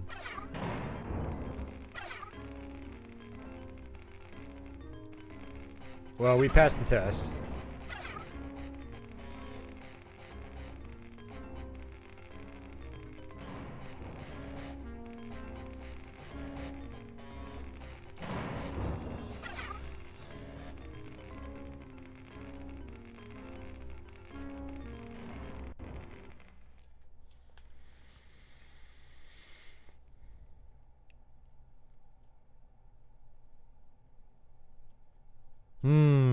Wow.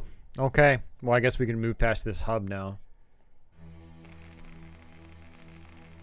I mean, it's pretty cool. Yeah, because I remember looking in here earlier. I was like, that's definitely a secret. You could see through the, Dude, how long do these Wings of Wrath last? It's crazy.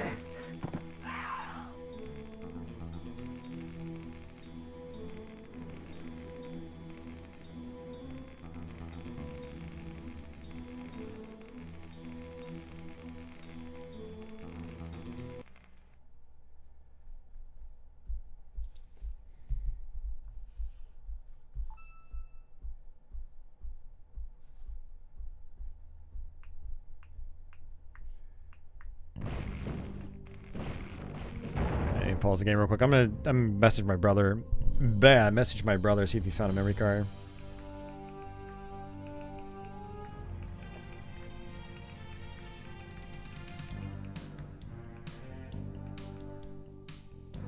Alright, I just texted him. Hey Leo, it's going alright. I've been streaming way longer than I planned. Alright.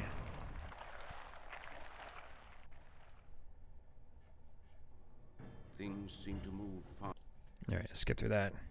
Yeah, I got my shipping notification too, Leo. Oh, they last for the entire level. Really? That's pretty cool, actually. Because in Heretic, they only last like 30 seconds to a minute or something like that.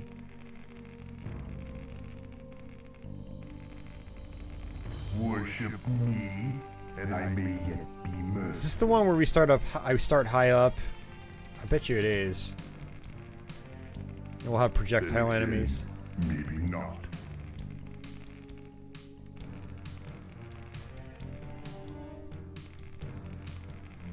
Or is it the cathedral one?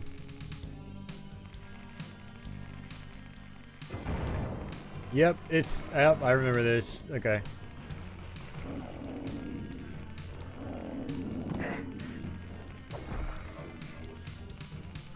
Yep. Got some guys from Heretic now, although their shot pattern's a little bit different.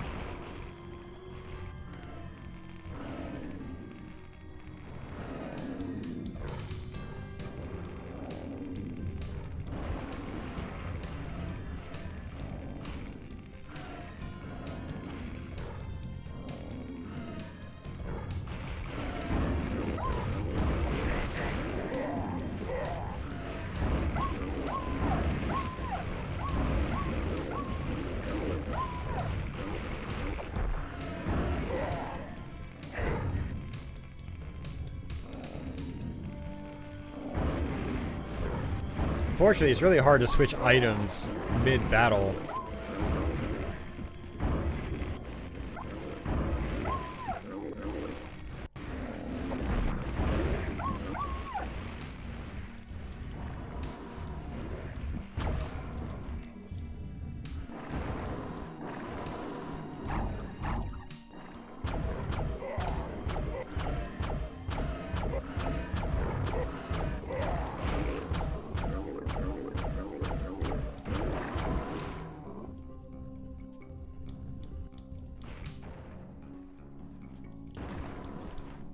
Oh man, don't remind me of the Sparrow.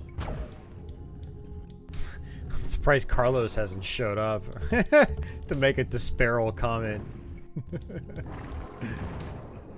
Normally he's around.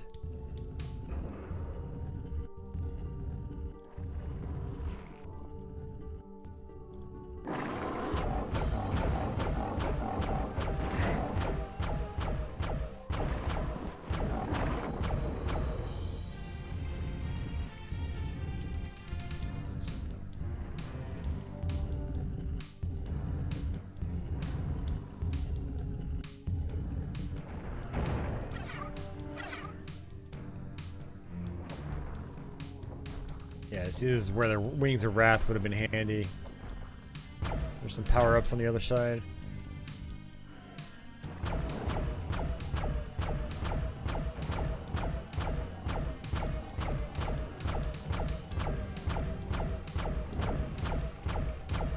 I think my projectile goes all the way across the screen.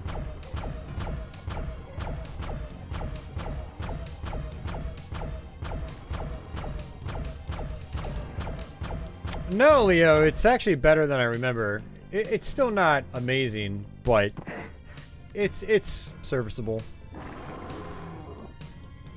Like, if this was the only way I could play Hexen back in the day, I wouldn't have been too disappointed. I would have enjoyed it. Yeah, I think it's using the PC CD-ROM soundtrack.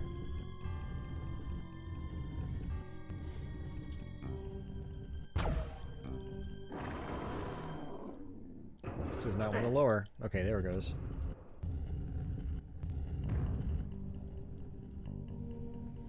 Come on, Brandon, check your text messages.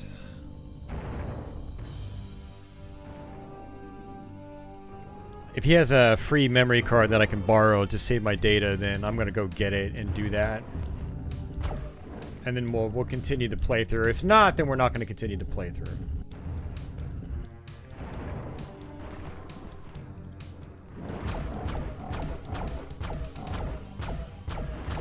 And I wonder how long it takes to save. I mean, if he uses up all 15 blocks, it's gonna take a while.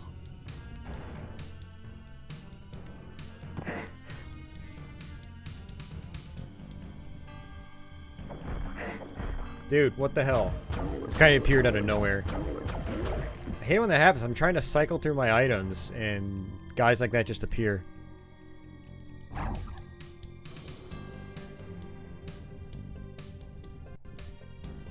Shame there's no way to rearrange anything either. Like, rearrange your items.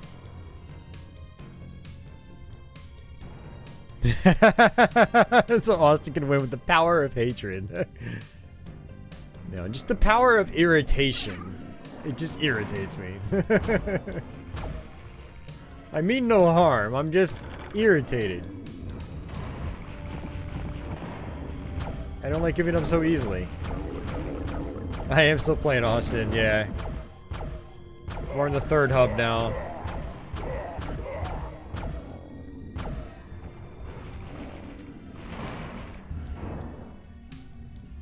You were rewatching that? Nice.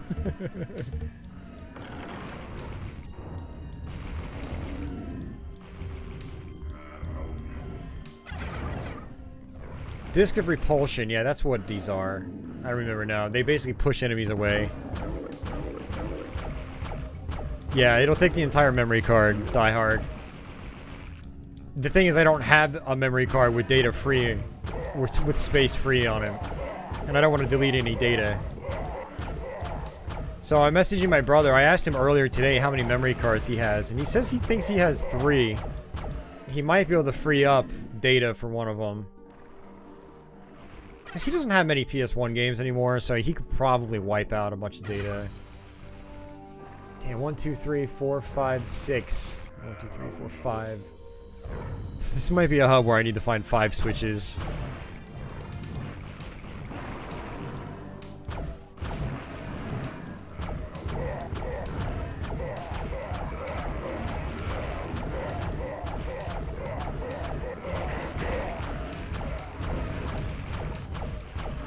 Nah! I definitely do not want to do that.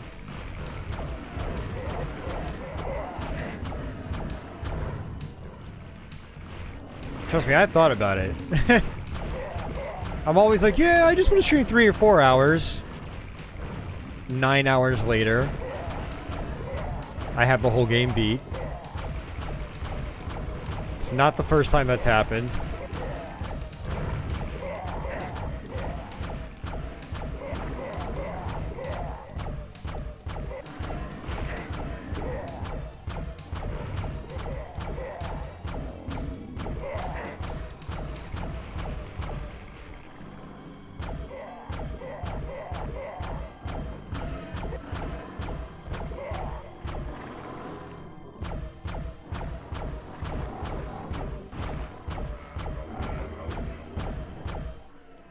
I mean, I don't mind playing the game. I mean, I am actually kind of enjoying playing it. That's one reason why I want to get this memory card and be able to back up my data.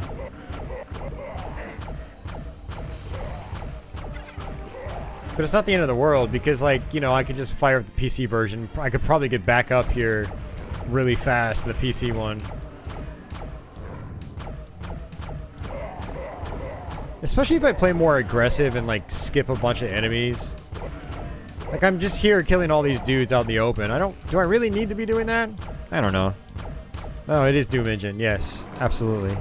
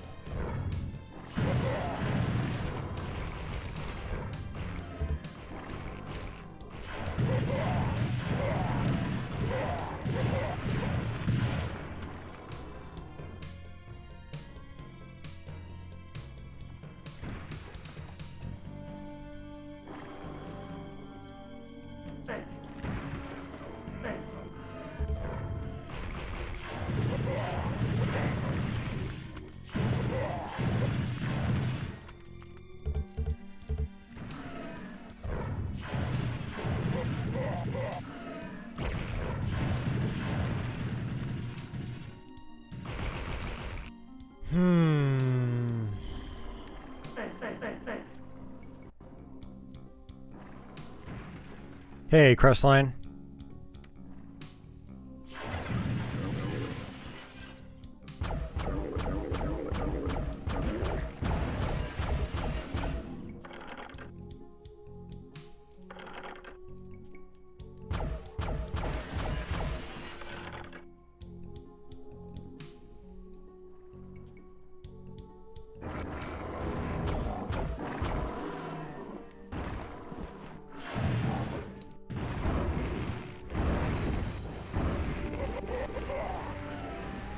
It does do some damage if you just let it sit on them.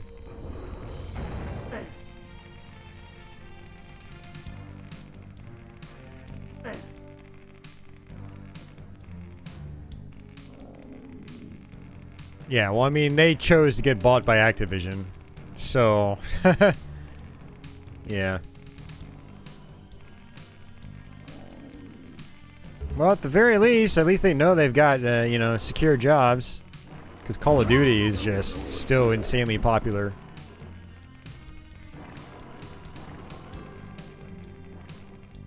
I guess I'm stuck in this room.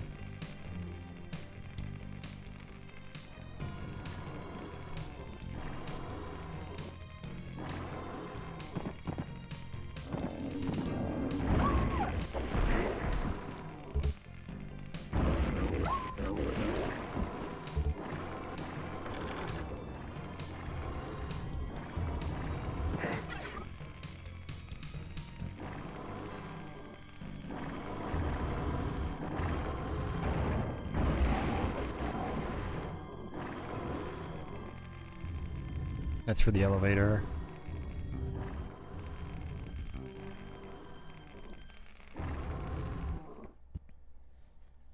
Oh, man.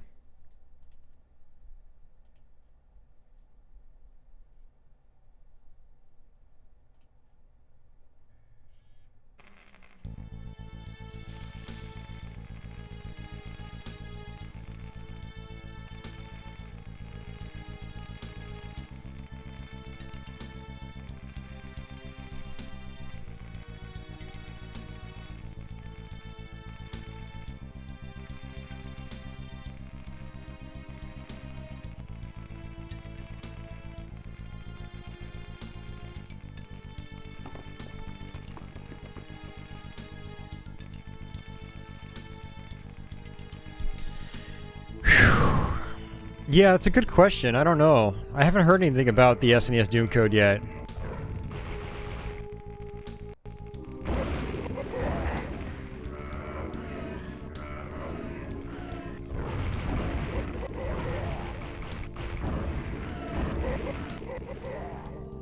This close quarters combat, it actually feels more like Doom.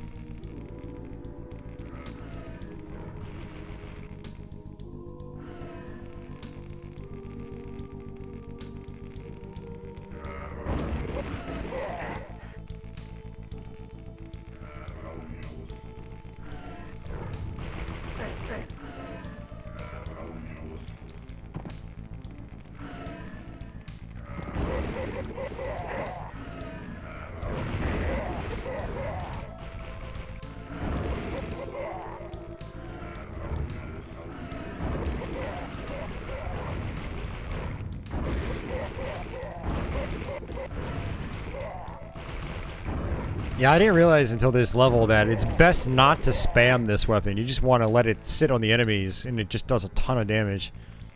It's actually way better than I remember. Yeah, I heard about the circle strafing hack. I need to try that sometime.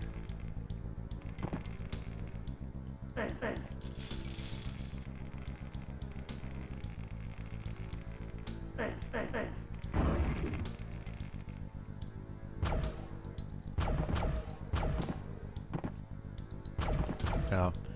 Thought it was a puzzle.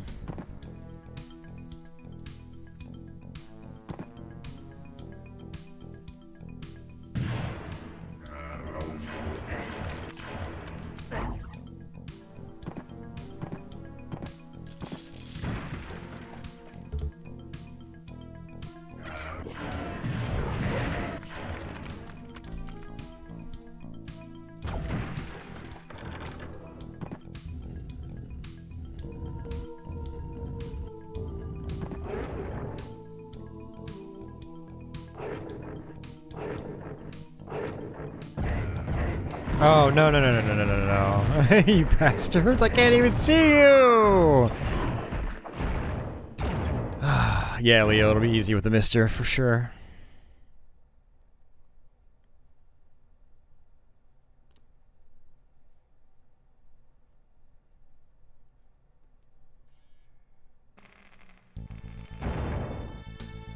Hmm.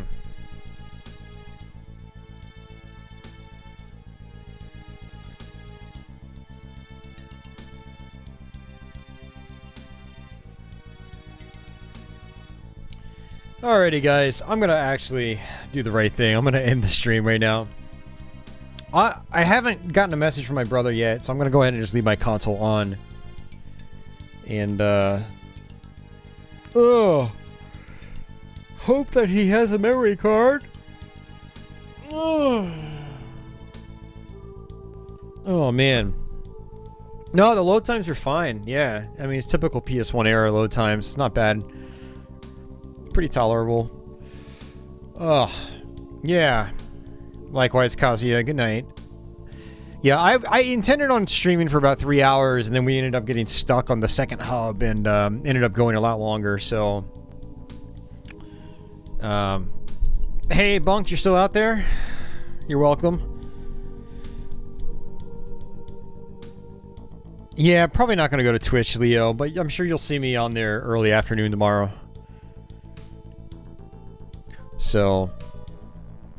But yeah, if I can get a memory card from my brother tonight, I will definitely make a save file. And then we'll continue. If not, worst case, I'll fire up the PC version sometime. We'll try to rip through that.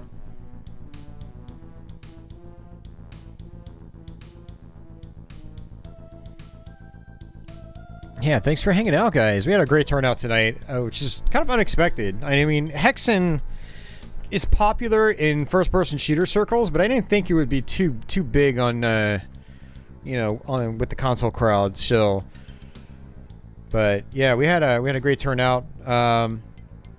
Big shout-outs to Ronnie and Sketchcraft and T-Bone, who all did super chats today. Shout out to Diehard Jagged as well, who joined up as a channel member. So thank you guys for that. That helps out a ton. Makes my time worth it. I mean, it was worth it anyway. We make good streams like this, it's always worth it. But the tips also help too. Like, I was actually seriously tempted to like order Domino's and just keep playing.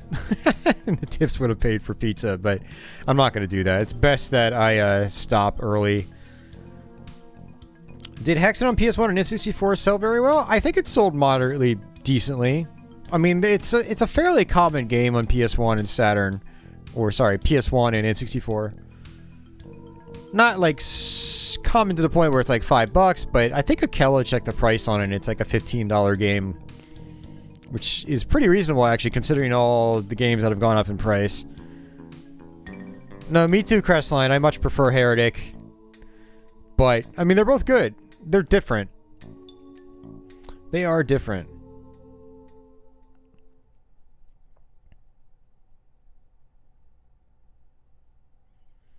You can archive PS1 to the internet. Well, that's the problem, Leo. I'm on an actual PlayStation right now. I'm not on a PlayStation 2. You know, I normally use my PS2, but I didn't want to unhook my PS2 from my XRGB 2. So I'm actually running an original PS1 with an RGB cable this time. Normally I use component from the PS2. So I just hooked it up, ran it straight into the FrameMeister. Because I wanted the best picture possible. You'll throw in some more money if I stay. No, don't do that, man. I'm not gonna stay. I gotta get some food in my stomach too. I haven't eaten in about God, almost 7 hours now. So I'm getting very, very hungry. I haven't snacked or anything, and I haven't even had any water during this stream. I've just had diet soda and that's it. So yeah, I need to get something in my stomach too. So my brother, I'm gonna give him a call. But I'll do that after the stream. But yeah, it was fun. I don't know how much longer the rest of the game is. I have to look up and you know, look up an FAQ and, you know, see how many more hubs there are. I don't think it's that many. I think it might be like this hub and one more. Because my staff should be completed after this level, which would probably give me the best weapon in the game, I'm guessing. I think that's how it works. And then there might be one more hub after that. But, yeah. Well, if worst case scenario, if I don't finish the PlayStation version, I'll just do the PC version. We'll go through that. I'll try to do it on Twitch first as well, to get familiar with it so we don't run around in circles on the stream. But, yeah. I don't know. We'll see. Not gonna... if I don't revisit the PS1 version, it'll probably be a little while before we come back to Hexen. It'll be a little bit. Because the game, it is a lot to take in one sitting. There's a lot of stuff in this game, and it's... You know, everyone's already mentioned it's super maze-like. So... And actually, next time, if I do start a new game on a different version, I'll probably pick a different character class. I'll probably do, like, the fighter. Yeah. So... But alrighty, guys, that's gonna do it. Thank you so much for hanging out. Archive should be up tomorrow if you guys want to go back and watch any of this playthrough. I think it was a fun stream. A little ranty about flashcards early on for like the first hour, but after that I think it kind of chilled out and it's pretty fun. So, yeah, stay tuned for that. I will have a new Let's Play up on Saturday, so watch out for that as well. It'll be another NES game. And then patrons and channel members will get a side-by-side long play on Saturday, which I haven't done one of those in a long time. Yeah, so stay tuned for those guys. And, oh, I got a message. Maybe that's my brother. Yes, he does. Alright, Brandon says he's got a memory card to be freed up, so it's possible we might revisit Hexen again on PlayStation, so... But alright, let me try to get out of here and check out his memory card, guys. But thanks again for hanging out. I'll catch you guys on the next one. So I guess until then, have some virtual patchies.